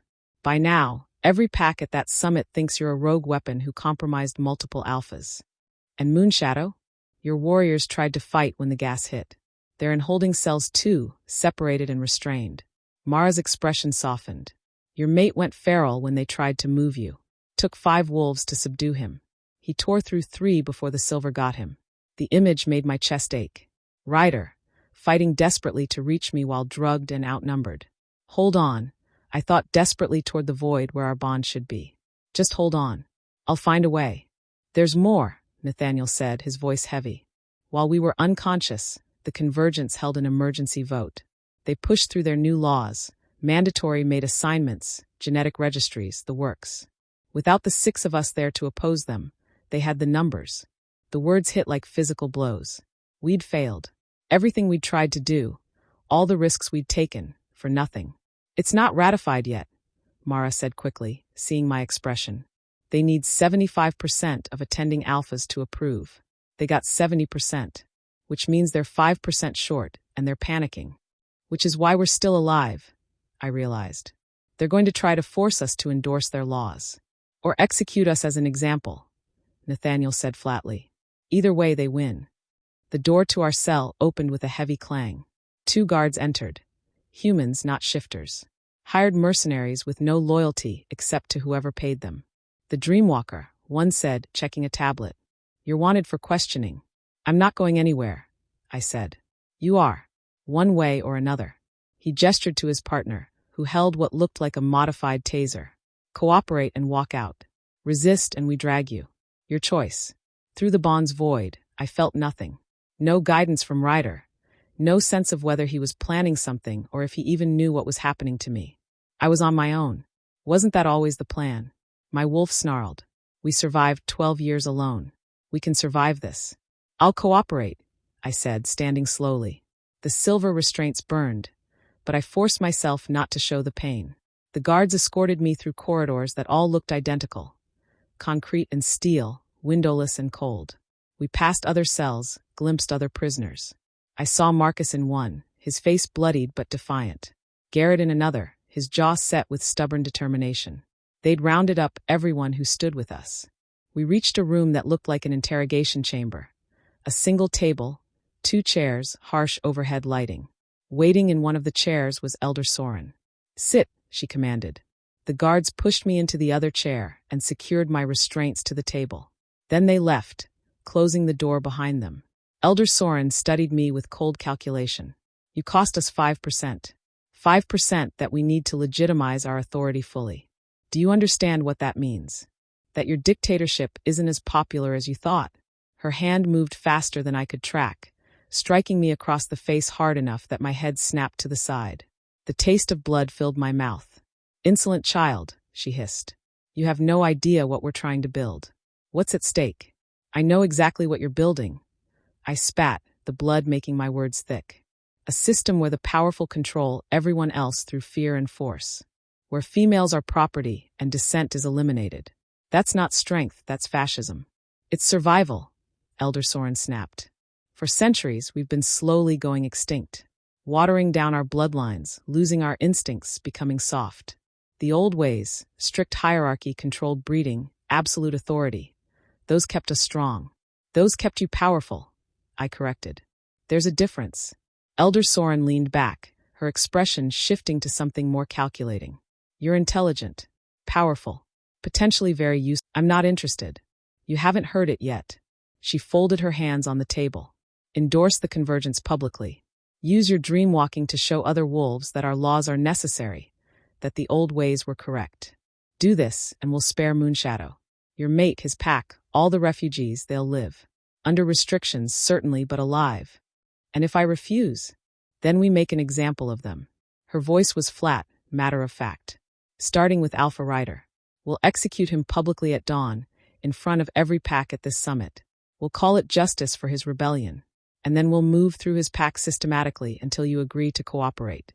My wolf snarled, throwing herself against the cage of my restraints. You'd murder an alpha? I asked, my voice shaking with barely controlled rage. That violates every treaty. We're writing new treaties. Elder Soren smiled. That's what this summit is about. And in our new order, rebellion is punishable by death. Your mate knew the risks when he chose to stand against us. She was right. Ryder had known, had chosen this path anyway, because he believed it was right. And now he was going to die for it unless I became exactly what I'd been running from, the Convergence's weapon. There's a third option, I said quietly. Oh, I could break through these restraints and shred your mind until you're a drooling vegetable incapable of coherent thought. Elder Soren laughed, a genuine, amused sound. You could try, but these restraints aren't just silver. They're specially designed to interfere with dreamwalking specifically. We've been studying your kind for decades, child. We know how to contain you. She stood, moving toward the door. You have until dawn to decide. Save your mate and his pack by serving US, or watch them die knowing you could have prevented it. Choose wisely. The door closed behind her with a final, condemning clang. I was alone in the interrogation room, trapped in restraints designed specifically to neutralize my power, with the bond still eerily silent where Ryder should be. Dawn was in 6 hours. 6 hours to find a way out of this impossible choice. 6 hours before everything I'd come to care about was destroyed. I closed my eyes and reached inward, past the pain, past the fear, past the silver burning through my system. I reached for the core of my power, the part that had manifested before I even knew what I was, that had kept me alive for 12 years of solitary survival. The restraints were designed to block projection, to prevent me from reaching outward into other minds. But what if I didn't need to reach outward? What if I could reach inward instead? Find the bond through the silver interference. Follow it back to Ryder even if I couldn't project through it? It was a desperate gamble. Probably impossible. But I'd spent 12 years doing impossible things. Time to do one more. Chapter 17. I sank deep into meditation, ignoring the burn of silver, the ache of my bruised face, the cold concrete under me. I focused on the bond, not trying to project through it, but simply feeling for it, following the thread back to its source. The silver in the restraints created interference, like static on a radio. But the bond was still there, buried beneath the noise. I just had to dig deeper than I'd ever gone before. Sage's voice echoed in my memory. The bond is deeper than thought, deeper than consciousness. It exists in the space between souls. I pushed past the physical pain, past the conscious mind, down into that primal space where wolf and human merged, where instinct lived. And there, faint but present, I felt him. Ryder. Alive. Furious. Afraid for me. I couldn't send him thoughts or images through the interference. But I could send something more fundamental. Feeling. Intent. A single wordless message. I'm here. I'm fighting. Hold on. Through the static, I felt his response. Relief so profound it made my eyes sting, followed immediately by fierce protective anger. He was planning something. I could feel it in the quality of his presence, the sharp focus of his consciousness. He hadn't given up, wasn't accepting defeat. My mate was an alpha for a reason. The door opened again. Not Elder Soren this time. A younger male with the Convergence insignia on his collar. Your mate is asking to see you, he said, his voice carefully neutral. Elder Soren has agreed, as a final kindness before dawn. You have 10 minutes. A trap, obviously. They wanted us emotional, desperate, easier to manipulate. But I didn't care. I needed to see him, needed to confirm he was alive beyond the bond's faint reassurance. Take me to him, I said. They moved me through more corridors to a different cell. Larger, reinforced, clearly meant for holding dangerous alphas. Ryder sat on the floor, his back against the wall, restrained with what looked like enough silver chains to bind 3 wolves. His eyes found mine immediately. Despite the restraints, despite the silver burns visible on his wrists and neck, despite everything, he smiled. There's my mate, he said, his voice rough but warm. The guard pushed me into the cell and locked the door, leaving us alone but certainly watching through cameras. I moved to him as quickly as the restraints allowed, dropping to my knees beside him. This close, I could feel the bond strengthen slightly, cutting through the interference. Are you okay? I asked, my hands wanting to touch him but held back by chains. I've been better. You. His eyes traced the bruise on my face, and I felt his rage spike through the bond. Who hit you? Soren. It doesn't matter. It matters. His voice dropped to a growl. I'm adding it to the list of things I'm going to make her regret. Despite everything, I almost smiled. Still planning vengeance while chained in a cell? Very alpha of you. I'm always planning. His eyes locked with mine, intense and focused. Listen carefully. I don't have much time before they separate us again. Through the bond, I felt him sending something. Not words, but pure information, downloaded directly into my consciousness. Images, plans, positioning. Marcus is in the cell 3 down. He's worked loose one of his restraints. Garrett is in the northwest corner with 5 other warriors. The 6 alphas are together in the holding area. The Convergence is keeping us separated to prevent coordination, but they can't interfere with bonds completely. The silver walls dampen, but don't eliminate. At dawn, when they come for me, Marcus will create a distraction. Garrett and the warriors will break out and go for the main door. The 6 alphas have agreed to use their authority to demand release. Treaty law says they can't be held without trial.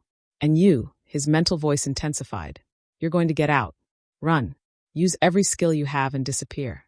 I've already told Marcus where to take you, how to evade tracking. No, I said aloud, cutting off the mental download. I'm not leaving you. Kira. No. I leaned forward, my forehead pressing against his despite the awkward angle of our restraints. We promised each other. Both of us survive or neither of us does. I'm not breaking that promise. I'm not giving you a choice. His voice was firm, his alpha command seeping through despite his weakened state. You survive. That's non-negotiable.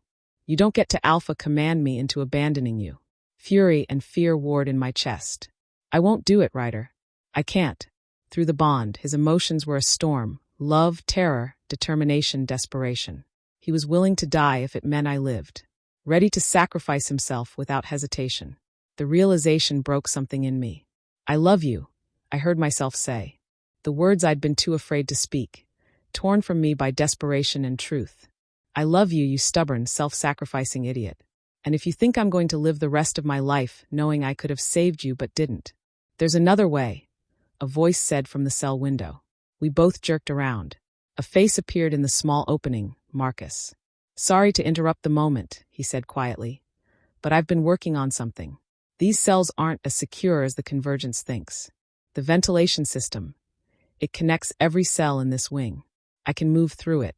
Hope flared, dangerous and bright. You can reach the other cells? Already have. I've been coordinating with Garrett and the 6 alphas. We have a plan, but it requires your dreamwalking. He looked at me intently. Can you project through the silver interference? Even weakly? I don't know. I've never tried from inside restraints like these. Here's what we need. When they come for Ryder at dawn, Garrett and the warriors will stage a breakout.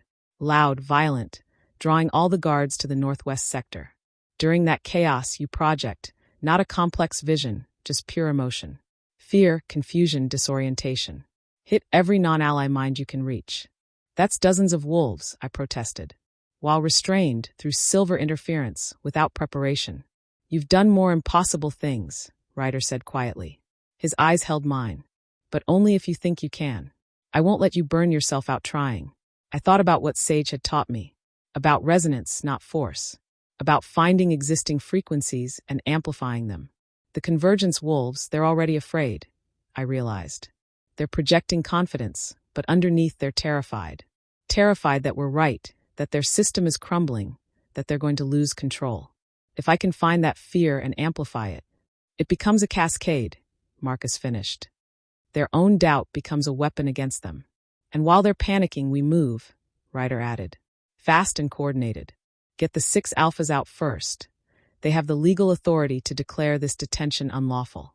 Then we smash through whatever forces remain. It's risky, I said. If I can't project strongly enough, if the timing is off, if they've reinforced more than we know, then we improvise. Ryder's voice was steady. But doing something is better than waiting for dawn and hoping for mercy from wolves who have none. Through the bond, I felt his absolute faith in me. His certainty that if anyone could make this impossible plan work, it was me. How long until dawn? I asked. 4 hours, Marcus said. I'll spread the word through the ventilation system. Everyone will be ready. He disappeared from the window, moving silently back into the ductwork.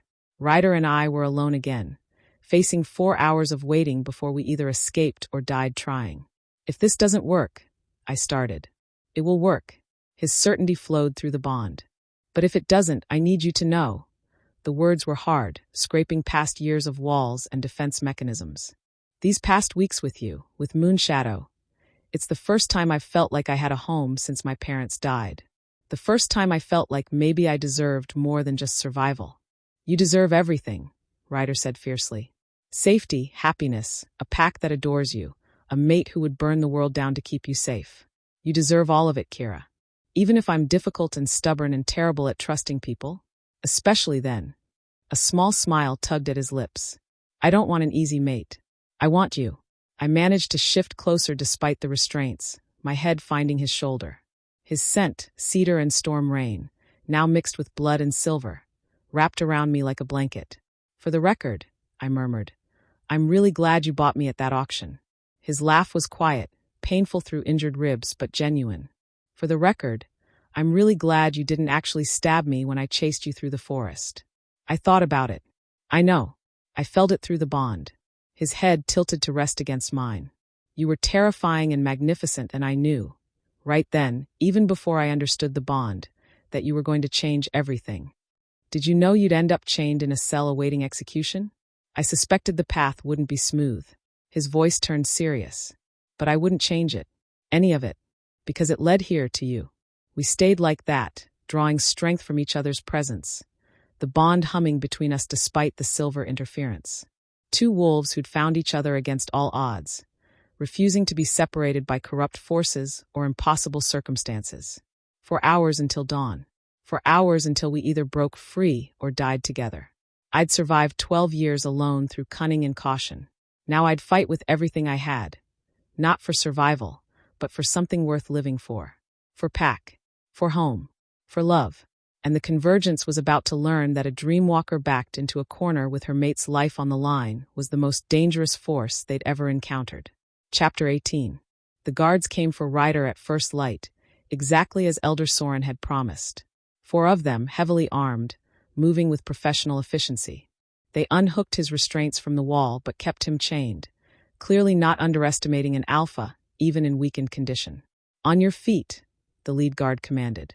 Ryder stood slowly, his eyes finding mine one last time. Through the bond, he sent a rush of emotion, love, determination, absolute faith. Now he thought at me. Make them remember what fear feels like. The moment they dragged him through the door, chaos erupted from the northwest sector. Garrett's breakout. The sounds of fighting echoed through the corridors, snarls, crashes, shouts of alarm. Every guard in the facility would be converging on that location. This was my moment. I closed my eyes and reached deep, past the silver interference, past the pain and exhaustion. I found my power at its core. Not the trained, controlled projection Sage had taught me, but the raw, instinctive ability that had manifested when I was 6 years old and my world was ending. I'd survived my parents' death by making myself invisible, by suppressing every emotion until I was barely there. Now I did the opposite. I took every fear, every doubt, every suppressed terror I'd ever felt, and I amplified it, weaponized it. Then I sent it out like a shockwave. Not carefully targeted, not controlled or refined. Just pure, overwhelming primal panic radiating outward in every direction. The effect was immediate and catastrophic. Through the walls, I heard guards crying out in confusion. Wolves who'd been moving toward Garrett's position suddenly scattered, their coordination shattered by inexplicable terror. Even the guards who'd taken Ryder stumbled, their professional composure cracking. But it was taking everything I had. The silver restraints burned like fire as I forced my power through them. Blood dripped from my nose, the strain of projecting through interference causing physical damage. Didn't matter. Keep pushing. Give them time. Through the bond, I felt Ryder seize his opportunity. The guards holding him were disoriented, vulnerable. He struck, restricted by chains but moving with alpha precision. I felt his satisfaction through the connection as the first guard went down. Somewhere in the facility, doors were being breached. The 6 alphas were moving, using the chaos to assert their authority, demanding release. Hold on. Ryder's thought reached me through the bond. Hold on, love. Almost there. But I was fading. The projection was draining me faster than anticipated, the silver poisoning my system, my consciousness starting to fragment. Just a little longer. Just. The door to my cell burst open. But it wasn't guards. It was Marcus, his face bloodied but determined. Behind him, Mara and Nathaniel, the 2 alphas who'd been most supportive of our cause. "We've got you," Marcus said, moving quickly to my restraints. "Hang on." He produced a key, stolen from a guard probably, and began working on the locks. The moment the silver cuffs fell away, I gasped, my power surging without the interference. And suddenly I could sense everything. Every mind in the facility became clear. I felt the terrified Convergence leaders barricading themselves in the main hall. Felt Elder Soren's cold fury as her carefully laid plan disintegrated. Felt the hundreds of wolves from neutral packs watching this chaos and questioning everything they'd been told. "Can you walk?" Mara asked, supporting me as I swayed. "I can run if I have to." My voice was raw, my nose still bleeding, but determination overrode exhaustion. "Where's Ryder?" "Fighting his way to us," Nathaniel said grimly. "But there's a problem. The Convergence activated emergency protocols. The entire facility is going into lockdown. Steel doors, silver reinforced. If we don't get to the main exit in the next 5 minutes, we're trapped. 5 minutes to navigate corridors full of confused, panicking wolves while my power-exhausted body could barely stand. Then we'd better move fast," I said. We ran. Marcus led, his knowledge of the ventilation system translated into knowledge of the facility's layout. Mara and Nathaniel flanked me, their alpha strength keeping me upright when my legs wanted to give out.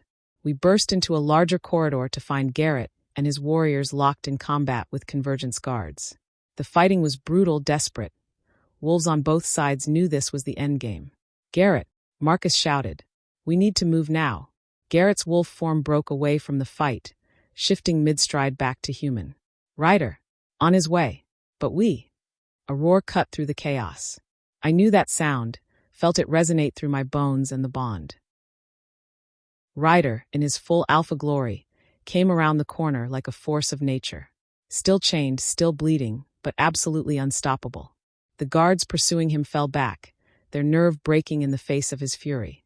Our eyes met across the corridor. Relief and fierce joy flooded through the bond. "Almost there," I sent him. "Keep moving.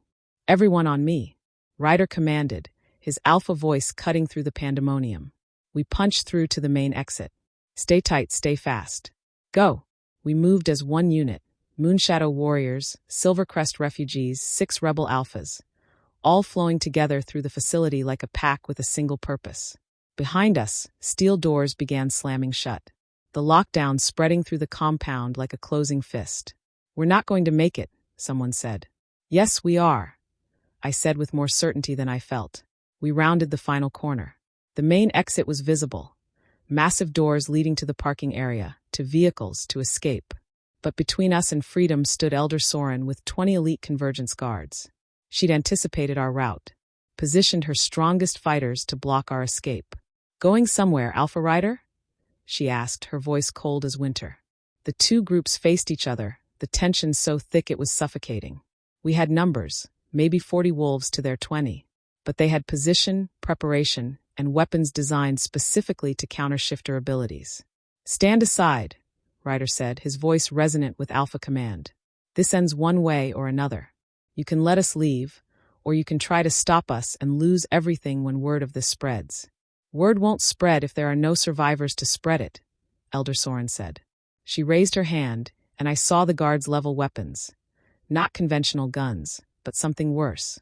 Silver-tipped darts, the kind that had taken me down at the market. But these were modified, hooked up to tanks that suggested automatic fire. They could take down our entire force in seconds. "Last chance," Ryder said quietly. "Walk away, Soren. You've lost. The 6 alphas will testify against you. The neutral packs are watching. Your authority is gone." "My authority comes from strength," Elder Soren snarled. "And I will not." Her words cut off as a new presence filled the room. The Silvercrest Alpha, the one Ryder had defeated in battle, stepped through the main doors behind Elder Soren. Behind him was his entire remaining pack. At least 100 warriors, all in fighting formation. "This facility is under Silvercrest territorial jurisdiction," the Silvercrest Alpha announced, his voice carrying absolute authority. "As the ranking Alpha in these lands, I'm invoking treaty law. This detainment is unlawful, and all parties will be released immediately." Elder Soren spun to face him. "You have no authority here. The Convergence supersedes. The Convergence supersedes nothing without majority vote, which you don't have." He gestured to the 6 alphas standing with us. "These leaders withdrew support the moment you gassed them. Your coalition is fractured, your authority is contested, and you are operating outside established law. You would betray the Convergence? After everything we've built, I would uphold actual pack law instead of your bastardized version." The Silvercrest Alpha's voice was hard. "You sent me to destroy Moonshadow. I saw what they're building. True cooperation, willing loyalty, strength without tyranny. Then I saw what you're building, cages and fear and power for its own sake." He moved to stand beside Ryder, a statement so profound it rippled through every wolf in the facility. "I choose differently," he said simply. The standoff held for one breathless moment. Elder Soren, faced with overwhelming opposition, calculated her options. Then she lowered her hand. "This isn't over," she said, her voice shaking with suppressed rage. "The convergence is finished," Ryder said quietly. "You just don't know it yet." Elder Soren and her guards retreated, disappearing back into the facility's interior. We could have pursued, could have ended them. But Ryder simply gestured toward the exit. "Let's go home." We moved through the doors into the pre-dawn light. The air smelled like freedom, pine and mountain air, and the promise of a new beginning. I made it 3 steps before my legs finally gave out. Ryder caught me before I hit the ground, pulling me against his chest. "I've got you," he murmured. "You did it. You got us out." "We did it," I corrected, my voice barely a whisper. "Together." Through the bond, I felt his love, his pride, his relief so profound it brought tears to his eyes. Around us, wolves from a dozen different packs stood together, not united by force or fear, but by choice, by the belief that there was a better way forward. "What happens now?" I asked. Ryder looked out over the assembled wolves, then back at me. "Now, we build something new, something worth fighting for." "Revolution," I murmured. "Partnership," he corrected. "One decision, one pack, one wolf at a time. We show them what's possible when strength comes from unity instead of domination." I leaned into him, letting his warmth and his scent and his absolute certainty wrap around me. "Sounds exhausting." "It will be." His arms tightened around me. "But we'll face it together. Always together." The sun broke over the horizon, painting the sky in shades of gold and rose. A new day. A new beginning. We'd walked into the Convergence summit expecting to die. Instead, we'd sparked something that couldn't be extinguished. Hope, spreading like wildfire through packs that had forgotten what true freedom felt like. The Convergence still existed. Elder Soren would regroup, would fight back. There would be more battles ahead, more challenges, more wolves who resisted change. But for now, in this moment, we'd won. And that was enough. Chapter 19. The journey back to Moonshadow took 2 days. We traveled in a convoy of vehicles from 5 different packs: Moonshadow, the reformed Silvercrest contingent, and the 3 neutral packs whose alphas had stood with us. It was the strangest caravan I'd ever been part of. Wolves who should have been enemies sharing supplies, trading stories, forming bonds that transcended traditional pack boundaries. Ryder spent most of the journey on the phone, coordinating with allies, managing the fallout from the summit. Word had spread fast. The Convergence's attempt to detain 6 alphas, the mass breakout, the Silvercrest Alpha's defection. Packs across the territories were choosing sides, and not all of them were choosing the Convergence. I spent most of it sleeping, my body recovering from the strain of projecting through silver restraints. Every time I woke, Ryder was nearby, driving, talking, planning, but always with one hand on me, the bond humming contentedly between us. On the second evening, we finally crossed into Moonshadow territory. The pack was waiting for us, lining the road into the compound, cheering as our vehicles appeared. Through the bond, I felt Ryder's overwhelming emotion, pride, relief, love for his pack. When we emerged from the vehicle, the celebration was immediate and genuine. Warriors embraced, families reunited. Wolves who'd thought they'd never see each other again held on tight. Sage appeared, took one look at me, and immediately started fussing. Reckless child, projecting through silver restraints. "Do you have any idea what that could have done to you? Saved everyone's lives?" I offered weakly. "And nearly killed yourself in the process." But her hands were gentle as she checked me over, her healing magic already flowing. "Come, both of you. You need proper treatment, food, and about 16 hours of sleep." "In that order?" Ryder asked with a slight smile. "Yes. Don't test me, boy." 3 days later, we held a council meeting in Moonshadow's Great Hall. But this wasn't just Moonshadow's council. It was representatives from 8 different packs, including the Silvercrest Alpha whose name, I'd learned, was Daniel. "The Convergence is regrouping," Daniel reported, his voice grave. "They've expelled the 6 alphas who stood with you and declared them rogue. They're also putting pressure on neutral packs, threatening economic sanctions and territorial disputes for anyone who doesn't declare loyalty." "How many packs are still with them?" Ryder asked. 11, down from 17. But those 11 are the largest, most militarily powerful territories. They have numbers and resources. Daniel pulled out a map, marked with territorial boundaries. They're consolidating here in the Eastern Territories, creating what they're calling the Unified Pax Alliance. Sounds very official for a dictatorship, Mara said dryly. Dictatorships always dress themselves up in official language, Nathaniel added. Makes the oppression sound legitimate. I studied the map, my tactical mind already working. They're creating a power base, consolidating resources, building military strength. They'll wait until they're strong enough, then move against us. Which gives us time, Ryder said. Time to build our own alliance. One based on actual cooperation instead of forced loyalty. You're talking about a counter-coalition, one of the other alphas said. A female named Iris from the Pine Grove Pack.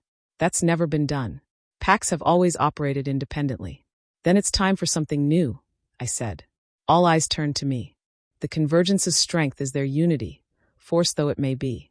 If we stay fractured, picking us off one by one will be easy. But if we create genuine alliances, share resources, coordinate defenses, we become strong enough to stand against them, Daniel finished. It would require unprecedented cooperation. Sharing territory, pooling resources, unified command structures. Not command, Ryder corrected. Consensus. Each pack maintains autonomy, but we coordinate on issues that affect us all. Defense, trade, mutual aid. We build a network, not a hierarchy. The room fell silent as the alphas processed this radical idea. My pack would support this, Mara said finally. The Convergence's way leads to stagnation and oppression. I'd rather take the risk of cooperation than the certainty of that future. One by one, the other alphas voiced agreement. Not unanimous, there were concerns, questions, fears. But the will was there. Then we start building, Ryder said. Today, we draft treaties, establish communication networks, create trade agreements. We show wolves across the territories that there's an alternative to the Convergence's vision. Over the next weeks, Moonshadow became the hub of a quiet revolution. Packs sent representatives, tentative at first, then with growing confidence. Trade caravans moved between allied territories. Warriors trained together, learning each other's techniques. Families visited, forming bonds that transcended traditional pack boundaries. It wasn't smooth. There were disputes, misunderstandings, moments when old prejudices threatened to tear apart the fragile alliance. But each time we worked through it, not by enforcing authority, but by facilitating dialogue. I found myself with an unexpected role. Wolves who'd heard about the dreamwalker who'd stood against the Convergence came seeking me. Some wanted to join the alliance. Others just wanted to meet the wolf who'd made alphas question their assumptions. You've become a symbol, Ryder said one evening as we walked through Moonshadow's forest. It had become our routine. An hour each evening, just the two of us, reconnecting after days filled with politics and planning. I don't want to be a symbol, I said. Symbols are static. They can't grow or change or make mistakes. Then be what you've always been, a wolf who refuses to accept cages. He took my hand, our fingers tangling together naturally. That's what they see in you. Not perfection, but the courage to keep fighting for something better. We walked in comfortable silence for a while, the bond humming peacefully between us. The Silvercrest Alpha, Daniel, he asked me something interesting today, I said. Oh, he asked if I'd be willing to train other wolves. Sensitives, empaths, anyone with latent abilities that could develop. He thinks that if we can teach more wolves to resist mental manipulation, to recognize propaganda, we'd be stronger against the Convergence. What did you tell him? That I'd think about it. I paused. It's terrifying. Teaching others to do what I do means trusting them with power that could be abused. But not teaching them means leaving them vulnerable. There's no perfect answer, Ryder said quietly. Just the least bad option we can find and hope we're choosing wisely. Very inspiring, Alpha. He smiled. I'm trying honesty instead of inspirational speeches. Seems to work better with you. We reached a clearing. The same one where we'd first talked after I'd woken from my capture. It felt like a lifetime ago, though it had been less than 2 months. Do you regret it? I asked suddenly. Any of it? The rebellion, the alliance, standing against the Convergence? Your life would be simpler if you just accepted their authority. Simpler, Ryder agreed. But not better. And not mine. He turned to face me fully. I don't want a simple life, Kira. I want a meaningful one. One where I fight for something worth fighting for. Even if we might lose? Especially then. Because if we don't fight, we've already lost. He cupped my face gently. Besides, I have something worth fighting for that I didn't have before. The Alliance? You. His thumb brushed across my cheek. You're the reason I can stand in front of those alphas and talk about partnership and cooperation with absolute conviction. Because I live it every day with you. My throat tightened. I'm not that inspiring. You're everything inspiring. His voice was rough with emotion. You survived alone for 12 years, then chose to stand with others when it would have been safer to run. You risked your mind to save wolves you barely knew. You believed in something better even when you had every reason to give up on the world. I believed in you, I corrected quietly. You made me believe that maybe not all alphas were tyrants. That maybe pack could mean something other than cage. We believed in each other, Ryder said. That's what this is really about, believing that together we can build something worth having. He kissed me then, soft and sweet and full of promise. Through the bond, I felt his love, his commitment, his absolute certainty that we were exactly where we were meant to be. When we pulled apart, I rested my forehead against his. I love you, I said. The words came easier now, less terrifying. Even when you're being an idealistic alpha who thinks he can change the world. We're changing the world, he corrected. Together. One pack, one wolf, one choice at a time. In the distance, I heard the sounds of Moonshadow. Laughter, conversation, the ordinary sounds of wolves living together. Not in fear, not in forced compliance, but in genuine community. It was a small sound, a fragile beginning, but it was real, and it was worth fighting for. Come on, I said, taking his hand. We should get back. You have that call with the Riverbend Alpha in an hour, and you have training with the Sensitives tomorrow morning. We're very important people, I said dryly. We're very busy people trying to prevent a war, Ryder corrected. There's a difference. We walked back toward the compound hand in hand. Two wolves who'd found each other against impossible odds, and were now trying to impossible things together. The Convergence was still out there, still powerful, still a threat. But we had something they didn't, genuine loyalty, willing cooperation, and the belief that freedom was worth more than security bought with oppression. It might not be enough, but it was a start, and sometimes a start is all you need. Chapter 20. 6 months after the summit, the world looked different. Not completely transformed. Change never happened that fast, but different enough that you could feel it in the air, see it in the way wolves from different packs greeted each other without immediate hostility. I stood on the balcony of what had become known as the Alliance Hall, a neutral building constructed on the border between Moonshadow and Silvercrest territories. Below, representatives from 14 packs moved through the courtyard, discussing trade agreements, sharing defensive strategies, coordinating responses to Convergence aggression. 14 packs. 6 months ago, we'd had 8. You're brooding again, Ryder said, appearing beside me with 2 cups of coffee. I can feel it through the bond. I'm not brooding. I'm contemplating. That's just brooding with better vocabulary. He handed me a cup, his fingers brushing mine. Even after 6 months, the touch still sent warmth through the bond. What's got you contemplating? I gestured to the courtyard below. This. All of this. Sometimes I still can't believe it's real. That we actually built something that's lasting. It's real. Fragile, but real. Ryder leaned against the railing beside me. Daniel sent word this morning. 2 more packs are considering joining the Alliance. Mountain Ridge and Coastal Haven.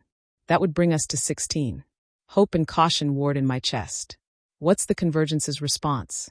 Predictably hostile. They're calling it the Rogue Alliance in their propaganda, claiming we're undermining pack stability, weakening territorial integrity. All the usual rhetoric. His jaw tightened. They've also increased border patrols and are pressuring neutral packs to choose sides, forcing the issue. They're scared. We're proving their narrative wrong. That cooperation doesn't mean weakness. That change doesn't mean chaos. Every pack that joins us is proof that their system isn't inevitable. I took a sip of coffee, letting the warmth ground me. Sage wants to expand the training program. She says we have 15 sensitives now who've shown potential for developing abilities. Not all dreamwalkers, but empaths, truth readers, even one who might be able to block mental manipulation. What do you think? I think it's terrifying and necessary. I turned to look at him. These wolves, they're trusting me with something incredibly personal. Their minds, their potential, their safety. What if I fail them? What if I teach them something that gets them killed? Ryder set down his coffee and took both my hands in his. Kira, look at me. I met his... You're not alone in this, he said firmly. You have Sage, you have me, you have an entire alliance of wolves who believe in what you're doing. And more importantly, those 15 wolves chose this. They want to learn, want to be part of building something better. You're not forcing them. I know, but... No buts. His thumb traced circles on the back of my hand. You've spent 6 months teaching, guiding, helping wolves discover abilities they didn't know they had. And not one of them has been hurt. Not one has regretted it. That's not failure. That's exactly what success looks like. Through the bond, I felt his absolute confidence in me. It still amazed me sometimes, how completely he trusted me. When did you get so wise? I asked. I've always been wise. You just weren't paying attention because you were too busy being stubborn and independent. I kicked his shin lightly. Careful, Alpha. Your mate knows exactly where all your ticklish spots are. Is that a threat? It's a promise. His laugh was warm and genuine. Then his expression turned more serious. There's something else. Elder Soren requested a meeting. My stomach dropped. What? Through official diplomatic channels. She wants to discuss terms for peaceful coexistence. Ryder's voice was carefully neutral. The council is divided on whether to even respond. It's a trap. Probably. But it's also an opportunity. He pulled out a folded letter from his pocket. Read it yourself. I took the letter, recognizing the Convergence's official seal. The language was formal, diplomatic, almost conciliatory. Elder Soren proposed a summit, smaller than the last one, with strict neutral ground protocols and limited attendees. She claimed the Convergence was willing to discuss mutual recognition of territorial sovereignty and cessation of hostile actions. She's losing, I realized. The Convergence is losing support, losing credibility. This is an attempt to salvage what's left of their authority by appearing reasonable. That's my read too. But Daniel thinks we should consider it. He says if we refuse to even talk, we look like the aggressors. And some of the newer alliance members are nervous about being in a perpetual state of conflict. I stared at the letter, my mind racing through scenarios. If we go, it legitimizes them, treats the Convergence as equals when they're a coalition built on oppression. If we don't go, we miss a chance to potentially end this without more bloodshed. Ryder's voice was heavy. There's no good answer here. What do you think we should do? He was quiet for a long moment. I think we should go, but not to negotiate, to deliver terms. Make it clear that the Alliance isn't asking for permission to exist. We're telling the Convergence how things are going to be moving forward. That's aggressive. It's honest. And I'm tired of pretending their authority over us is legitimate. His eyes met mine. But I won't decide this alone. It's too important. We need consensus from the Alliance Council. Democracy, I murmured. How revolutionary. Isn't it? A wry smile tugged at his lips. Who knew treating other alphas as equals instead of rivals could actually work? Movement in the courtyard caught my attention. Marcus was approaching with a young female I didn't recognize, maybe 19, her movements nervous but determined. Alpha Rider Kira, Marcus called up. There's someone who wants to meet you. This is Elena. She just arrived from Iron Peak territory. Iron Peak, the pack that had killed my parents. Through the bond, Ryder felt my instant tension. His hand found mine, squeezing gently. We descended to the courtyard. Up close, Elena looked exhausted, travel-worn, half-starved, her clothes bearing the marks of someone who'd been on the run. Elena fled 3 days ago, Marcus explained. She has information about Convergence movements in the Eastern Territories. Why come to us? I asked, trying to keep my voice neutral. But looking at her reminded me too much of myself at that age. Scared, alone, desperate. Because you're the dreamwalker, Elena said, her voice shaking slightly. The one who stood against them at the summit. The one who shows wolves the truth. She took a breath. I want to show you something. Something I saw in Iron Peak that the Convergence is planning. But I don't have the words. I don't know how to explain it. I need you to see it. From my mind. A chill ran down my spine. You want me to enter your memories? Please. Her eyes were desperate. It's important. I think they're planning something terrible. And I think you're the only one who can stop it. Ryder's hand tightened on mine. Through the bond, I felt his concern but also his trust in my judgment. I studied Elena, really looked at her. Her fear was genuine. So was her determination. And underneath both, I sensed something else through my abilities. Absolute conviction that what she knew was critical. All right, I said quietly. But not here. Somewhere private, where you'll feel safe. Relief washed over her face. Thank you. Thank you. An hour later, Elena sat across from me in a secure room in the Alliance Hall. Ryder stood by the door, present for my safety but giving us space. Sage had checked Elena for any signs of mental manipulation or coercion, and found none. She was exactly what she appeared to be, a terrified refugee with information. This will feel strange, I warned her. I'll be touching your mind, following the memory you want to show me. It might bring up emotions you've been suppressing. Are you ready? Elena nodded, her jaw set with determination. I reached out with my power, finding her consciousness easily. She had no defenses, no walls, just raw, open honesty. I followed the thread of memory she was holding forward, and fell into her experience. I was seeing through Elena's eyes, experiencing her memory. She was hiding in a storage closet in what looked like Iron Peak's pack house.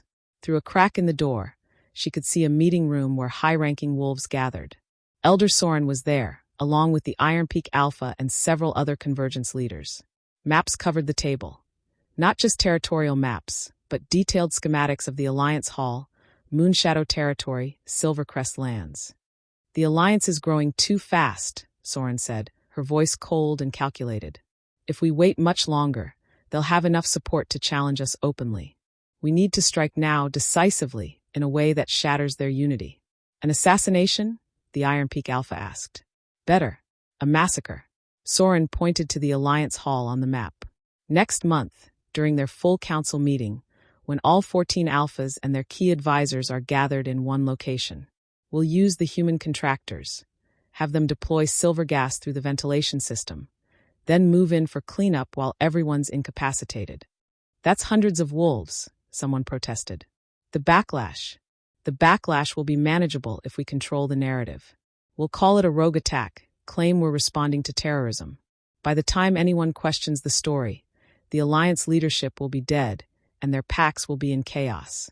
Leaderless packs are easy to absorb. The casual way she discussed mass murder made Elena's stomach turn. Made my stomach turn, experiencing it through her. What about the dreamwalker? Another voice asked. If she survives, she could show wolves the truth. She'll be the primary target, Soren said.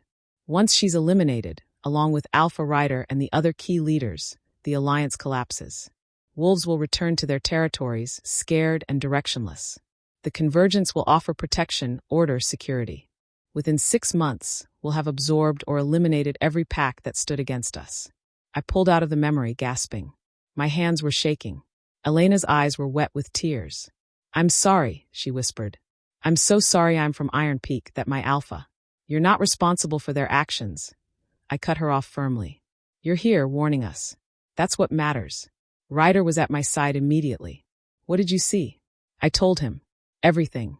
The planned massacre, the timeline, the Convergence's strategy. His face went pale, then hardened with fury. How long until this full council meeting? 3 weeks, Marcus said from the doorway. He'd been listening. We have 3 weeks to prepare. Or to cancel it, I said. Scatter the leadership. Make sure we're never all in one place. No. Ryder's voice was firm. That's what they want. For us to become paranoid, isolated, afraid to gather. That destroys the Alliance just as effectively as a massacre. So what do we do? Elena asked. You can't just walk into a trap. We don't walk into it, I said slowly, the pieces clicking together in my mind. We spring it. On our terms. Through the bond. I felt Ryder's immediate understanding. A dangerous smile crossed his face. We know their plan, he said. Which means we can turn it against them. Use their own trap to expose them. And end this, I finished. Once and for all. We looked at each other. The weight of what we were proposing settling between us. It was risky. Potentially suicidal. And absolutely necessary. Because the Convergence had made one critical mistake. They'd given us time to prepare. 3 weeks to turn their massacre into their downfall. Gather the council, Ryder said to Marcus. All of them. We have a trap to set. Chapter 21. The emergency council meeting lasted 6 hours. 14 alphas, their key advisors, and our core alliance members crowded into the secure chamber. The air thick with tension and barely controlled fury. They want to murder us all in one strike, Daniel said, his voice tight. Gas us like animals, then finish the job while we're helpless. This is beyond pack warfare. This is genocide. Which is why we can't give them the satisfaction, Mara countered. We cancel the council meeting, disperse leadership, operate in cells. And prove their narrative right, Nathaniel interrupted. That we're too fractured to stand together, too afraid to function as a real alliance. Within months, packs will start peeling off, seeking protection from the Convergence because at least they offer stability. Even tyrannical stability, Iris added bitterly, is better than chaos. I'd been quiet, letting the alphas debate, but now I stood. Every eye in the room turned to me. What if we give them exactly what they want? I said. Silence.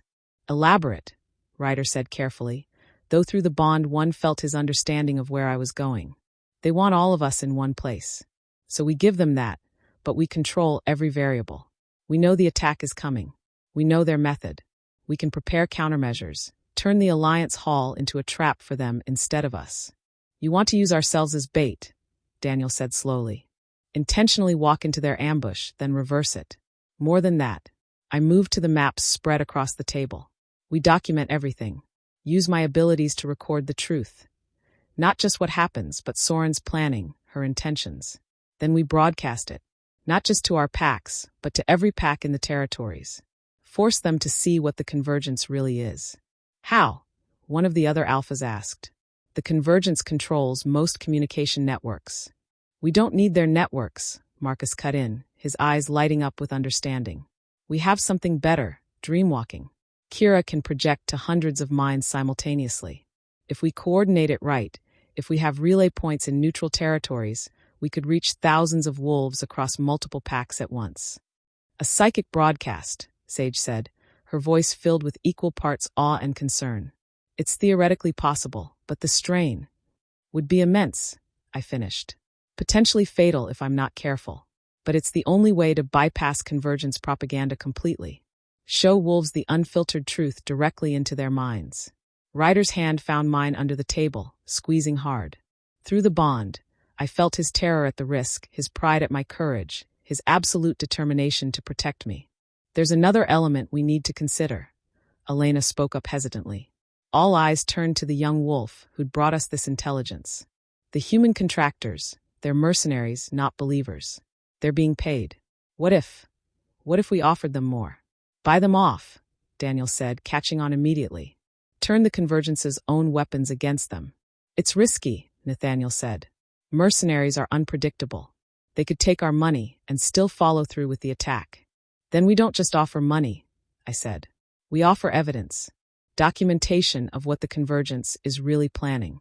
These contractors think they're being hired for a precision strike against dangerous rebels. Show them they're being used for mass murder of political opponents, including children and non-combatants, and suddenly the job becomes a lot less attractive. Mercenaries have reputations to maintain, Marcus added. Most won't touch genocide contracts. It's bad for future business. If we can prove what this really is, we might be able to flip them entirely. The pieces were coming together. A plan so audacious it might actually work, or might get us all killed. Let me make sure I understand, Mara said slowly.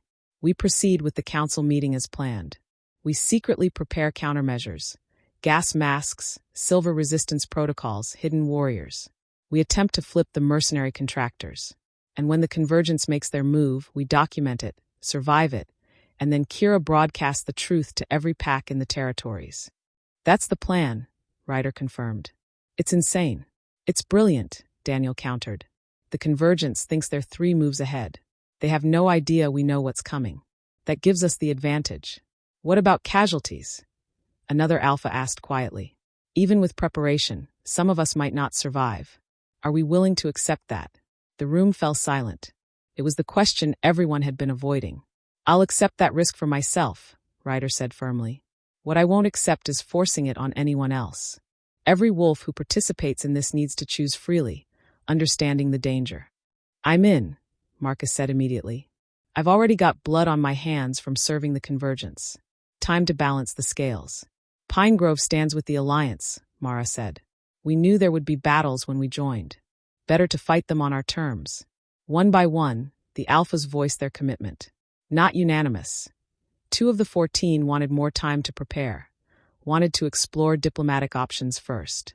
But 12 alphas, representing 12 packs, agreed to proceed. It was enough. We have 3 weeks, Ryder said. Marcus, I want you coordinating the mercenary outreach. Be subtle. We can't let the Convergence know we're on to them. Daniel, work with Garrett on physical defenses for the Alliance Hall. Hidden gas masks, emergency exits, concealed warrior positions. Sage, I said, I need you to help me prepare for the broadcast. If I'm going to reach thousands of minds simultaneously, I'll need anchors, sensitives positioned in key locations who can act as relay points. I'll start training them immediately, Sage agreed. What about the other 2 alphas? Iris asked, gesturing to the ones who'd voted for caution. They know the plan now. What if they warn the Convergence? They won't, Ryder said with certainty. Because despite their reservations, they're still Alliance. Still wolves who've seen what the Convergence is building and rejected it. They'll keep silent, even if they don't actively participate. Through the bond, I felt his hope that he was right. The next 3 weeks were a blur of preparation. Every day brought new challenges, new complications, new reasons to doubt the plan would work. The mercenary outreach proved harder than expected. The contractors were professional, paranoid, and well-paid. Marcus managed to make contact with 3 of the 5 units, but they were non-committal, waiting to see if our offer was genuine or a trap. The physical defenses went more smoothly. Garrett oversaw the installation of hidden gas filtration systems, concealed weapon caches, and reinforced escape routes. To any casual observer, the Alliance Hall looked unchanged. But underneath, it had become a fortress. My training with Sage was the most grueling. She pushed me harder than ever before, forcing me to project to larger and larger groups, to maintain connections across greater distances, to hold complex visions steady even when my body screamed for rest. You're going to burn out, she warned after one particularly brutal session left me bleeding from the nose and ears. Then I'll burn bright, I said, wiping the blood away. This is too important. Nothing is worth your life. This is. I met her ancient eyes. If I can show wolves the truth, really show them, not just tell them, we end this. No more hunts, no more auctions, no more families destroyed because they questioned authority. That's worth the risk. Sage studied me for a long moment. You've changed, she said finally. 6 months ago, you would have run rather than risk yourself for others. 6 months ago, I didn't have anything worth staying for. Through the window, I could see Ryder in the courtyard, drilling warriors in close-quarters combat. As if sensing my gaze, he looked up, our eyes meeting across the distance. The bond hummed warmly between us. Love makes us do impossible things, Sage said softly. Let's just hope it doesn't get you killed. 2 days before the scheduled council meeting, Marcus burst into our quarters at dawn, his face grim. We have a problem, he said without preamble. The Convergence moved up their timeline. The attack is happening today. My stomach dropped. Today? But we're not ready. They must have suspected a leak, Ryder said, already moving, pulling on clothes and weapons with practiced efficiency. How long do we have? Hours, maybe less. My contact in the mercenary unit sent word. They're mobilizing now. The gas deployment is scheduled for noon, when most of the Alliance members will be gathered for the pre-meeting briefings.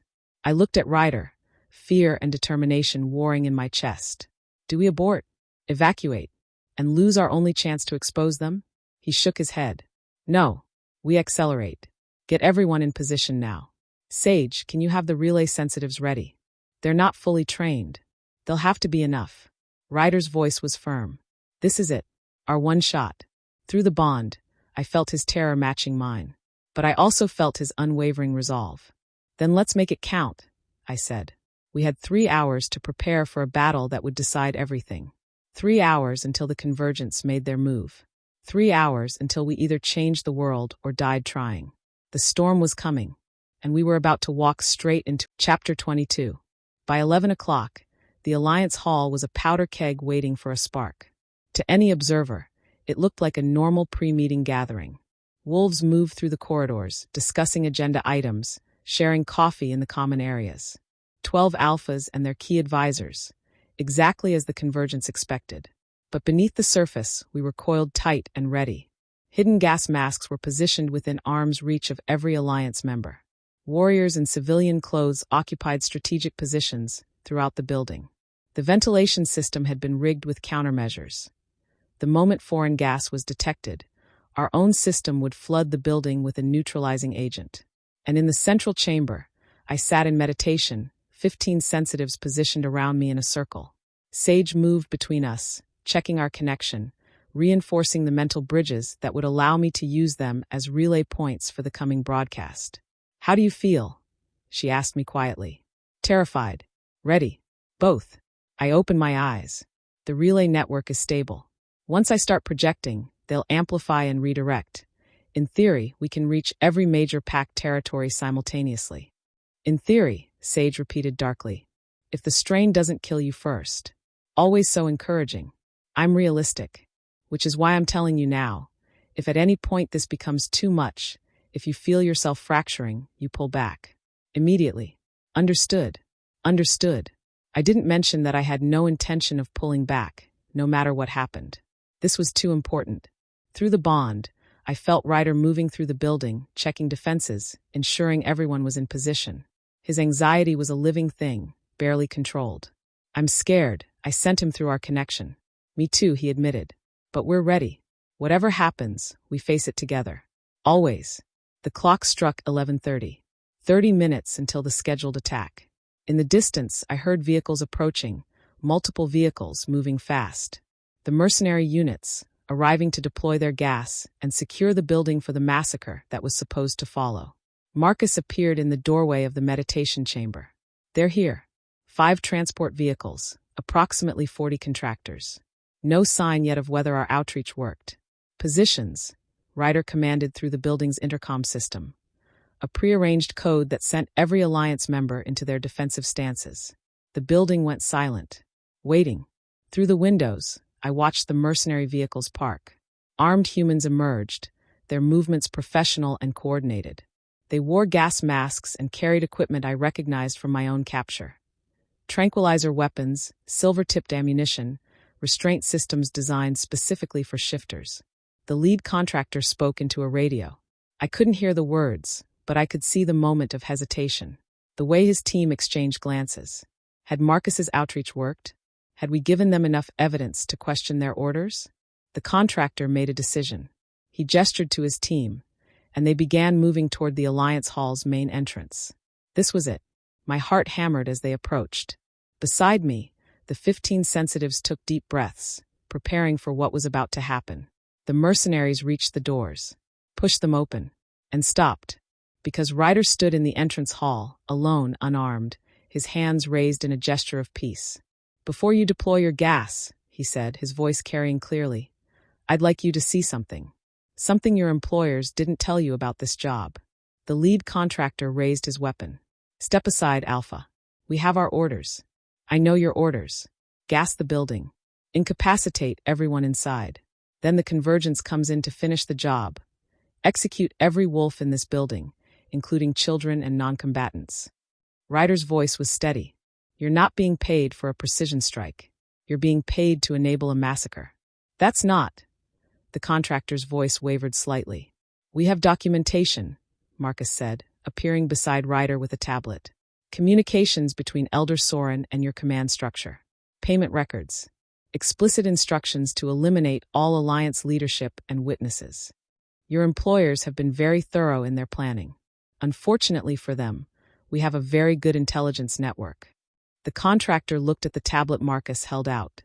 Even from my position, I could see his expression change as he read. Professional detachment giving way to something darker. "This says," he looked up at Ryder, "they want us to execute non-combatants? Cubs, they want you to eliminate anyone who might testify about what happened here today," Ryder said. "They're planning to blame it on a rogue attack. Use the tragedy to justify crushing what's left of the Alliance. You and your team become accessories to genocide." The contractors exchanged looks. Years of professional instinct warring with basic morality. "Why tell us this?" the lead contractor asked. "You could have just evacuated, left us to face charges later." "Because we need witnesses," I said, stepping out of the meditation chamber. "The Convergence survives because wolves are afraid to speak truth to power. But if humans, neutral parties with no pack affiliation, testify to what really happened here, that changes everything." The contractor studied me. "You're the dreamwalker, the one they really want dead." That's me. There's a separate bounty on you. Alive or dead doesn't matter. He named a figure that made my stomach turn. That's how badly they want you eliminated. And yet here I am, walking out into the open, trusting that you're professionals who won't cross the line into war crimes. I held his gaze. So what's it going to be? Follow orders and become mass murderers? Or walk away and help us expose the people who tried to use you this way? The silence stretched taut. Every wolf in the building was watching, waiting. The contractor lowered his weapon. We're not killers, he said finally. We're security contractors. There's a difference. He looked at his team. Stand down. We're not deploying. Relief flooded through me so intensely I nearly collapsed. But Ryder's expression sharpened. They're here. I felt it too, through the bond, through my expanded senses. A massive force approaching from multiple directions. The Convergence, arriving for their cleanup operation, unaware that their mercenaries had just switched sides. How many? Marcus asked. At least 200, Ryder said grimly. They brought a small army. The contractor cursed. They must have been staged nearby, waiting for our signal. When they don't hear confirmation of the gas deployment, they'll attack anyway, I finished. They've committed too much to this plan to back out now. Through the windows, I saw them emerging from the forest. Wolves in both human and shifted forms, armed and moving with military precision. At their head, unmistakable even at this distance, was Elder Soren. Defensive positions, Ryder commanded. Contractors, if you're truly with us, we could use your help. The lead contractor looked at his team, then back at Ryder. We'll hold the eastern approach. But after this, we're submitting a full report to the International Security Council. The Convergence violated about 15 treaties by hiring us for this job. Fair enough. As the contractors moved to defensive positions, I turned to Sage. It's time. Get the relay network active. I need to start the broadcast now, before the fighting starts and I lose concentration. Kira, you can't project during a battle. I have to. This has to be seen in real time, not as a reconstruction later. Wolves need to see the Convergence attacking us, see what they're really about. I moved back to the meditation chamber. The moment that first wolf crosses our perimeter, I start broadcasting. Through the bond, Ryder sent a wave of love and terror and pride so profound it made my eyes sting. Come back to me, he thought desperately. Whatever happens, come back to me. I will. I promise. It was a promise I wasn't sure I could keep, but I made it anyway. I settled into the center of the relay circle, the 15 sensitives linking their minds to mine. Through them, I could feel the connections spreading outward, thin threads of consciousness reaching toward the relay points we'd established in neutral territories. Beyond that, I sensed the vast network of shifter minds across the territories. Thousands of wolves going about their daily lives, unaware that in moments, they were about to witness something that would change everything. Outside, the Convergence forces reached the Alliance Hall perimeter. Elder Soren's voice carried across the grounds, amplified by some kind of speaker system. Alpha Rider, you and your alliance are under arrest for sedition, conspiracy, and violation of Convergence authority.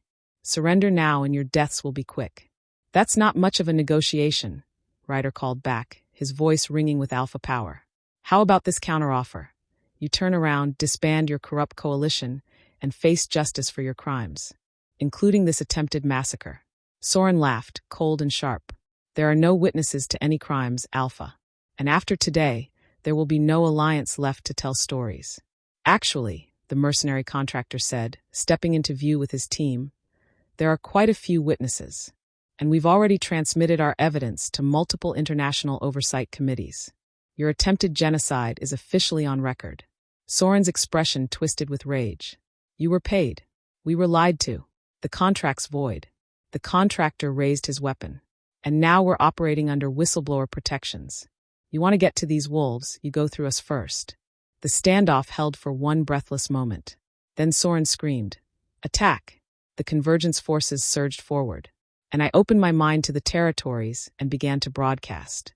The sensation was overwhelming, like standing at the center of a spiderweb that stretched across the entire continent. Through the relay network, my consciousness expanded exponentially. I could feel wolves in the eastern territories, working in their pack houses. Wolves in the northern mountains, hunting. Wolves in the southern forests, raising families. Thousands of individual minds, suddenly connected to mine. and through their eyes they began to see what I saw. The Convergence forces attacking the Alliance Hall. Hundreds of wolves, armed and coordinated, moving to eliminate the leadership of every pack that had dared to stand against them.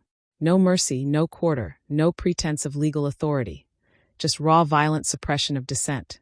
Through my projection, wolves across the territories experienced it directly, felt the fear of Alliance members defending their home, heard Elder Soren's commands to leave no survivors, witnessed the brutality of an army trying to crush hope itself. But I also showed them more. I pulled memories from my own mind. The auction house, the cages, the systematic reduction of wolves to property.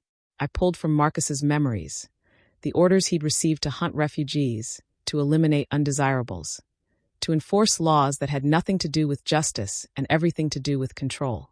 I showed them truth, raw and unfiltered. The strain was immense. Blood dripped from my nose, then my ears.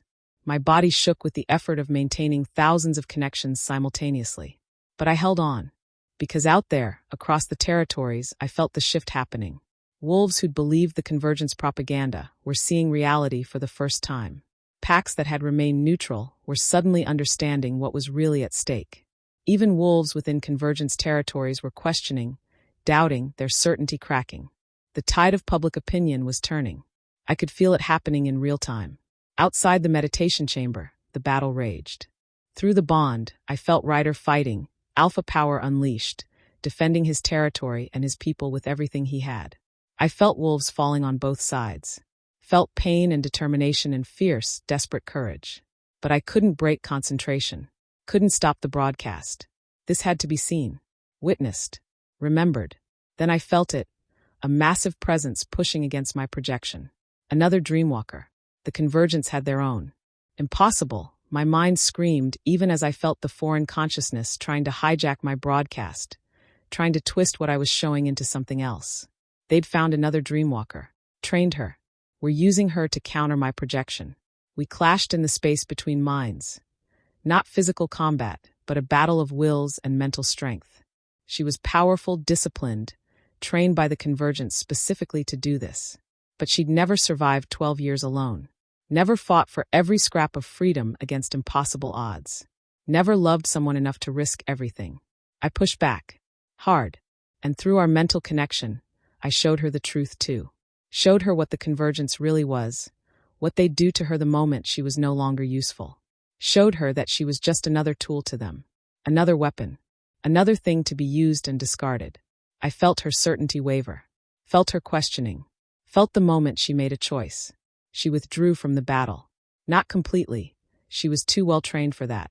But she stopped fighting me, stopped trying to twist the broadcast. And in that moment of neutrality, the truth I was projecting reached everyone without interference. But the effort had cost me. I was fading fast, my consciousness fragmenting. I could feel myself burning out, exactly as Sage had warned. Just a little longer. Just long enough to finish showing them. Through the bond, Ryder's panic exploded. Kira, stop. You're dying. Pull back now. Almost done, I sent back weakly. Just, almost. The world was going gray at the edges.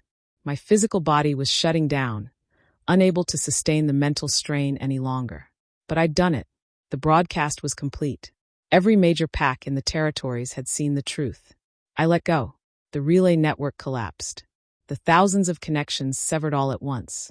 I fell backward, every system in my body in revolt.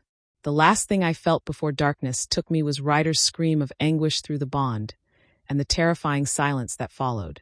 Chapter 23. I woke to the sound of Ryder's heartbeat. It was the first thing I became aware of, steady, strong, achingly familiar. Then came the warmth of his arms around me, the scent of cedar and storm rain mixed with blood and smoke. "Don't you dare die on me," he was murmuring, his voice raw and broken. "Don't you dare. You promised. You promised you'd come back." I tried to speak, but my throat was too dry. Managed only a weak sound. His arms tightened around me immediately. "Kira? Kira, can you hear me?"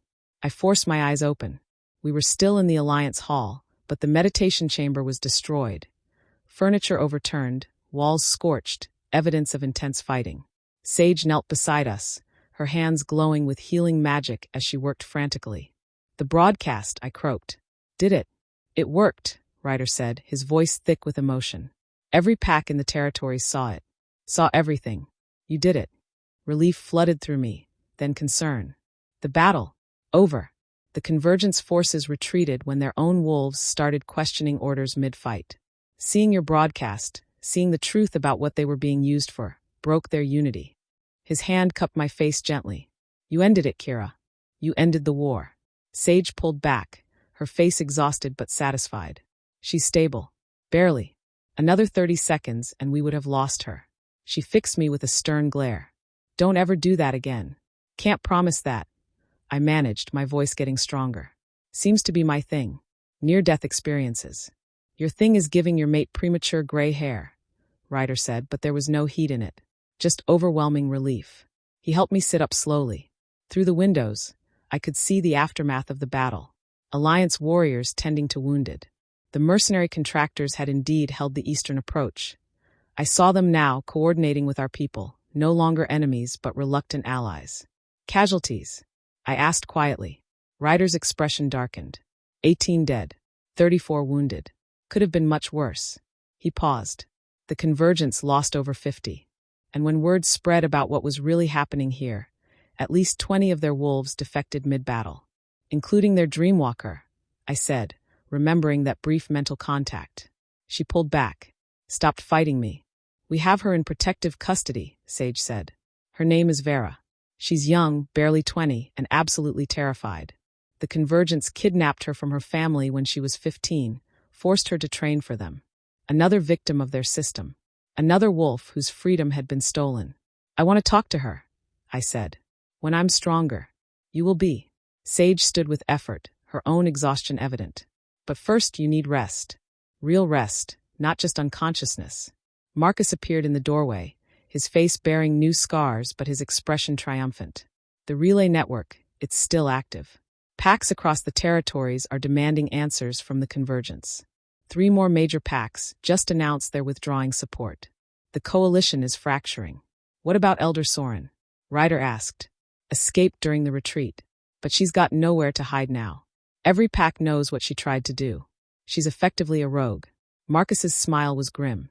Hunted alone, with no one to protect her. Ironic. Through the bond, I felt Ryder's satisfaction at the justice of it.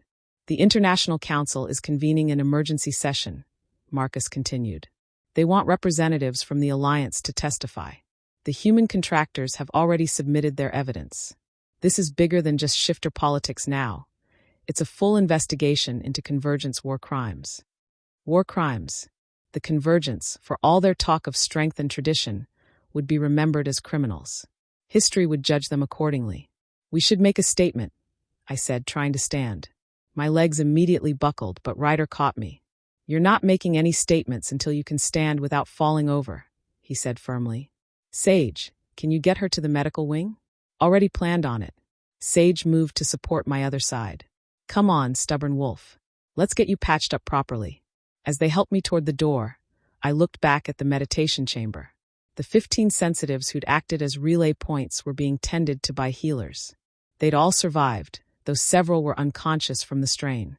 They were incredible, I said. Without them, I couldn't have reached that many minds. You're all incredible, Ryder said quietly. You changed the world today, Kira. All of you.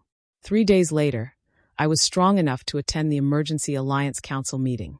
Not fully recovered. Sage said it would take weeks before I was back to normal strength, but functional enough to participate. The atmosphere was different now. No longer the desperate planning of a resistance movement, but the careful organization of something becoming legitimate. Something that looked increasingly like a new governing structure. We have formal requests from 6 additional packs to join the Alliance, Daniel reported, including 2 that were previously Convergence territories. That would bring our total to 22 packs. More than the Convergence has left, Mara noted with satisfaction. They're down to 9 packs, and 4 of those are wavering. The International Council has issued a formal condemnation, Nathaniel added. The Convergence is being investigated for treaty violations, human rights abuses, and conspiracy to commit genocide. Their leadership faces arrest warrants in multiple jurisdictions. Which means they'll go underground, I said. Elder Soren and her inner circle. They won't face justice willingly. They'll become what they always claimed to fear, rogues operating outside any authority. Then we'll hunt them, Ryder said flatly. Not for vengeance, but for justice. Every wolf harmed by their system deserves to see them answer for their crimes.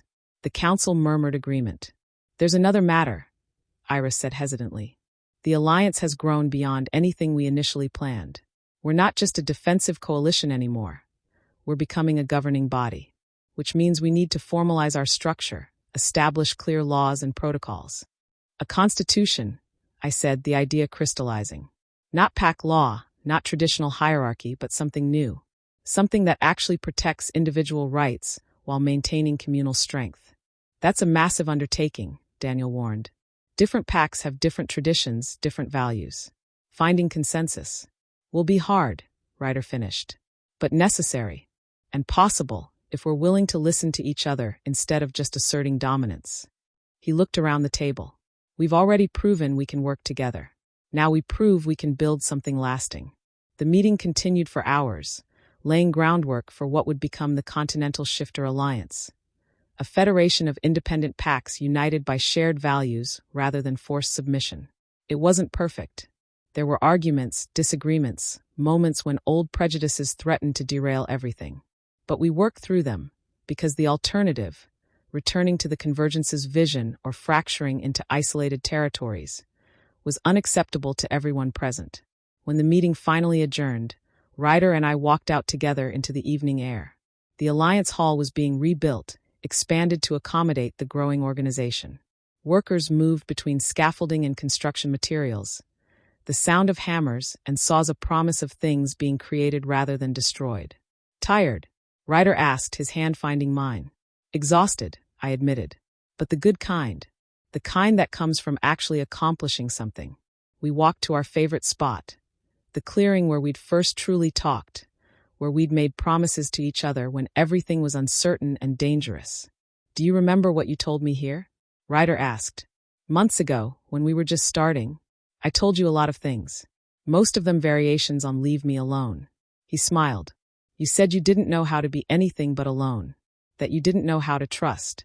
I remember. It felt like a lifetime ago. I was terrified.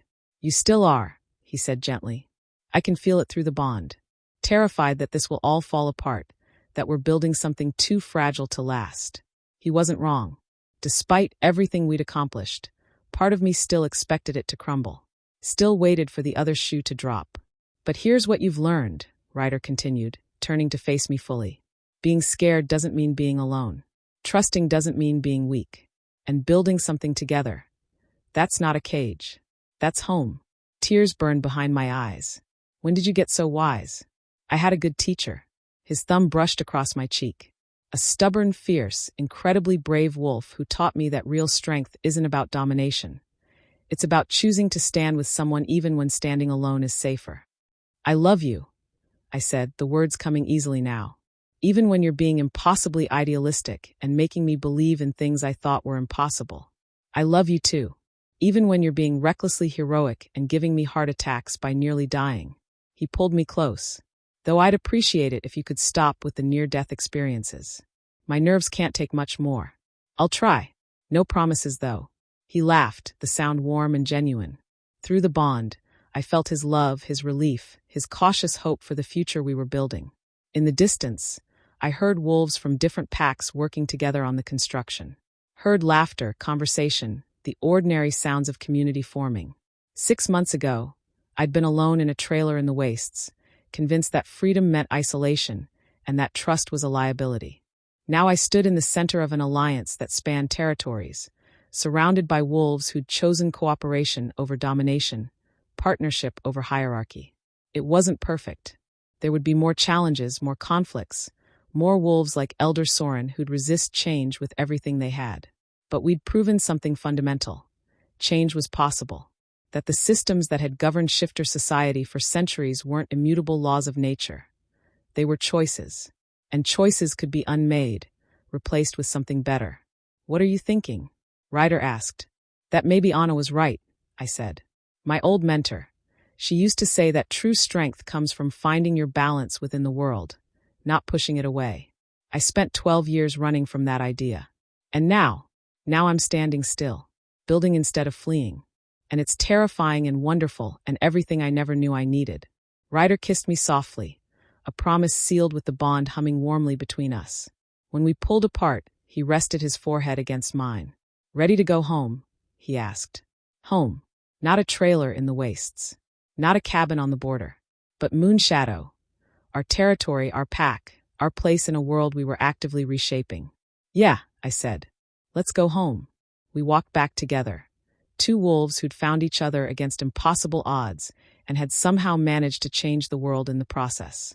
Behind us, the Alliance Hall rose against the evening sky, a monument to hope, to courage, to the belief that freedom and community weren't opposing forces but complementary ones. The Convergence was broken. Elder Soren was in hiding. The old ways were crumbling. And in their place, something new was growing. Fragile still, but rooted in choice rather than force, in partnership rather than domination. It was just the beginning. There would be setbacks, failures, moments when everything seemed impossible. But we'd face them together. Always together. And that made all the difference. Epilogue.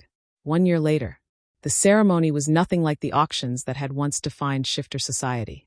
For one thing, it was voluntary. Completely, utterly voluntary. A celebration rather than a transaction. A choice rather than a mandate.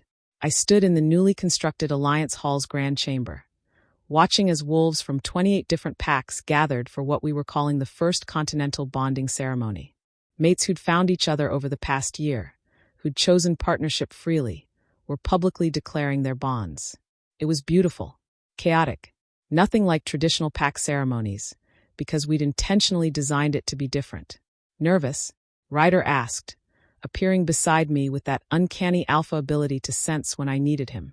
"Why would I be nervous? I'm not the one getting bonded today." I gestured to the couples gathering at the front of the chamber. "Though I should be. We designed this whole ceremony. And it's perfect."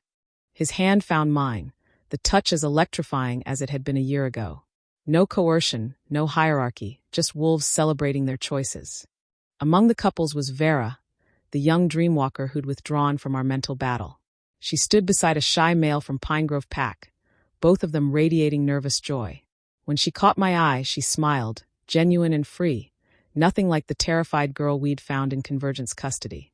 "She's come so far," I murmured. "You both have." Ryder squeezed my hand. "She told me last week that you saved her life. Not just by stopping the Convergence, but by showing her what dreamwalking could be when it wasn't weaponized." I'd spent the past year working with Vera and the other sensitives, building a training program that emphasized ethics and consent. We now had 32 wolves with various mental abilities, all learning to use their gifts responsibly. It was exhausting, fulfilling work, and nothing like the isolation I'd once thought was safety. "The International Council's representative is here," Marcus said, approaching with his characteristic efficiency. He'd become the Alliance's official liaison to human governing bodies. His experience with Convergence operations made him invaluable for navigating complex political situations. "Good. We need their formal recognition if we're going to legitimize the new treaty structure." Ryder's voice took on the focused tone of an alpha handling political matters. Over the past year, the Continental Shifter Alliance had grown into something unprecedented, a federation that balanced pack autonomy with collective cooperation. 28 packs, representing nearly 40% of the shifter population, had joined. The remaining territories were split between independent packs that preferred isolation and the remnants of the Convergence. Elder Soren was still at large, along with her inner circle. They operated as a shadow government, occasionally striking at Alliance territories, always retreating before facing justice. But their influence was waning. Most wolves now saw them for what they were, fanatics clinging to a dying system. "There's someone who wants to meet you," Daniel said, emerging from the crowd with a young female who couldn't be more than 16. "This is Lily. She just manifested as a sensitive 3 days ago. Her family asked if you might consider taking her into the training program." I looked at Lily, saw the fear and hope warring in her eyes, saw the way she held herself like she expected rejection or exploitation. Saw myself, 12 years ago, before the world had taught me that trust was possible. "Hi, Lily," I said gently. "I'm Kira. And yes, we have space in the program. But first, I need you to understand something. Joining is your choice. Not your family's, not mine. Yours. If you want time to think about it, that's fine. If you decide it's not for you, that's also fine. Your gift is yours. No one gets to tell you what to do with it. Tears filled Lily's eyes. Really? I can say no. Always. That's the whole point. I looked at Daniel. Can you get her settled with Sage?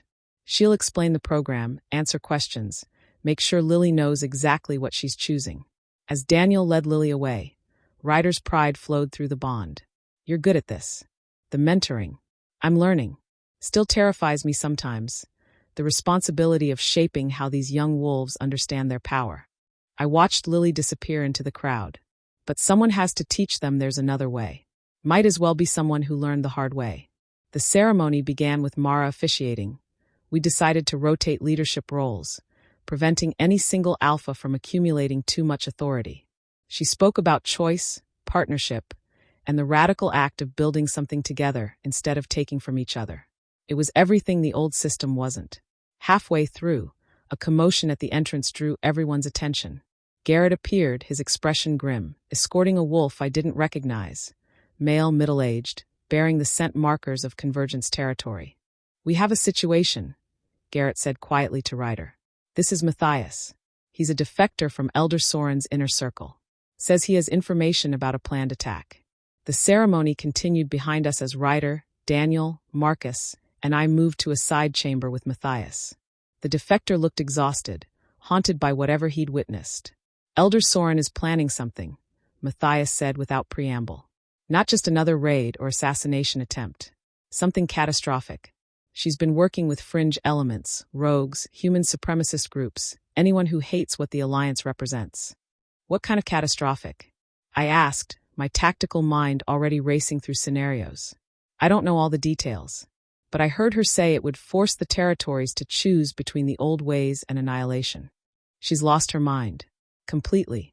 She'd rather see shifter society destroyed than see it change. A chill ran down my spine. A fanatic with nothing left to lose was the most dangerous kind of enemy. Do you have any intel on timing? Location. Ryder's voice was controlled, but through the bond one felt his alarm. She's moving toward the eastern coast. That's all I know before I fled. Matthias looked between us. I know I don't deserve mercy. I followed her for years, did things I'm ashamed of. But I couldn't. I couldn't watch her destroy everything just to prove a point. Your cooperation matters, Daniel said. We'll need everything you know about Convergence operations, supply lines, remaining sympathizers. I'll tell you everything. Just. Matthias's voice cracked. Stop her. Before she does something we can't come back from. After Matthias was taken to secure quarters for debriefing, we stood in silence, the weight of this new threat settling over us. 1 year, I said quietly. We've had 1 year of peace. I should have known it wouldn't last. Peace never lasts, Ryder said. It has to be actively maintained, defended, rebuilt when it breaks. That's what we signed up for. Still sucks though. Agreed. He pulled me close. But we're not facing this alone. We have resources, allies, wolves who've been trained for exactly these situations. Soren is powerful, but she's also desperate. Desperate enemies make mistakes. Through the door, we could hear the ceremony continuing. Voices raised in celebration. Wolves choosing partnership and joy despite living in a world that was still dangerous, still uncertain. They deserve better, I said, gesturing toward the chamber. Deserve to celebrate without this hanging over them. Which is why we won't tell them.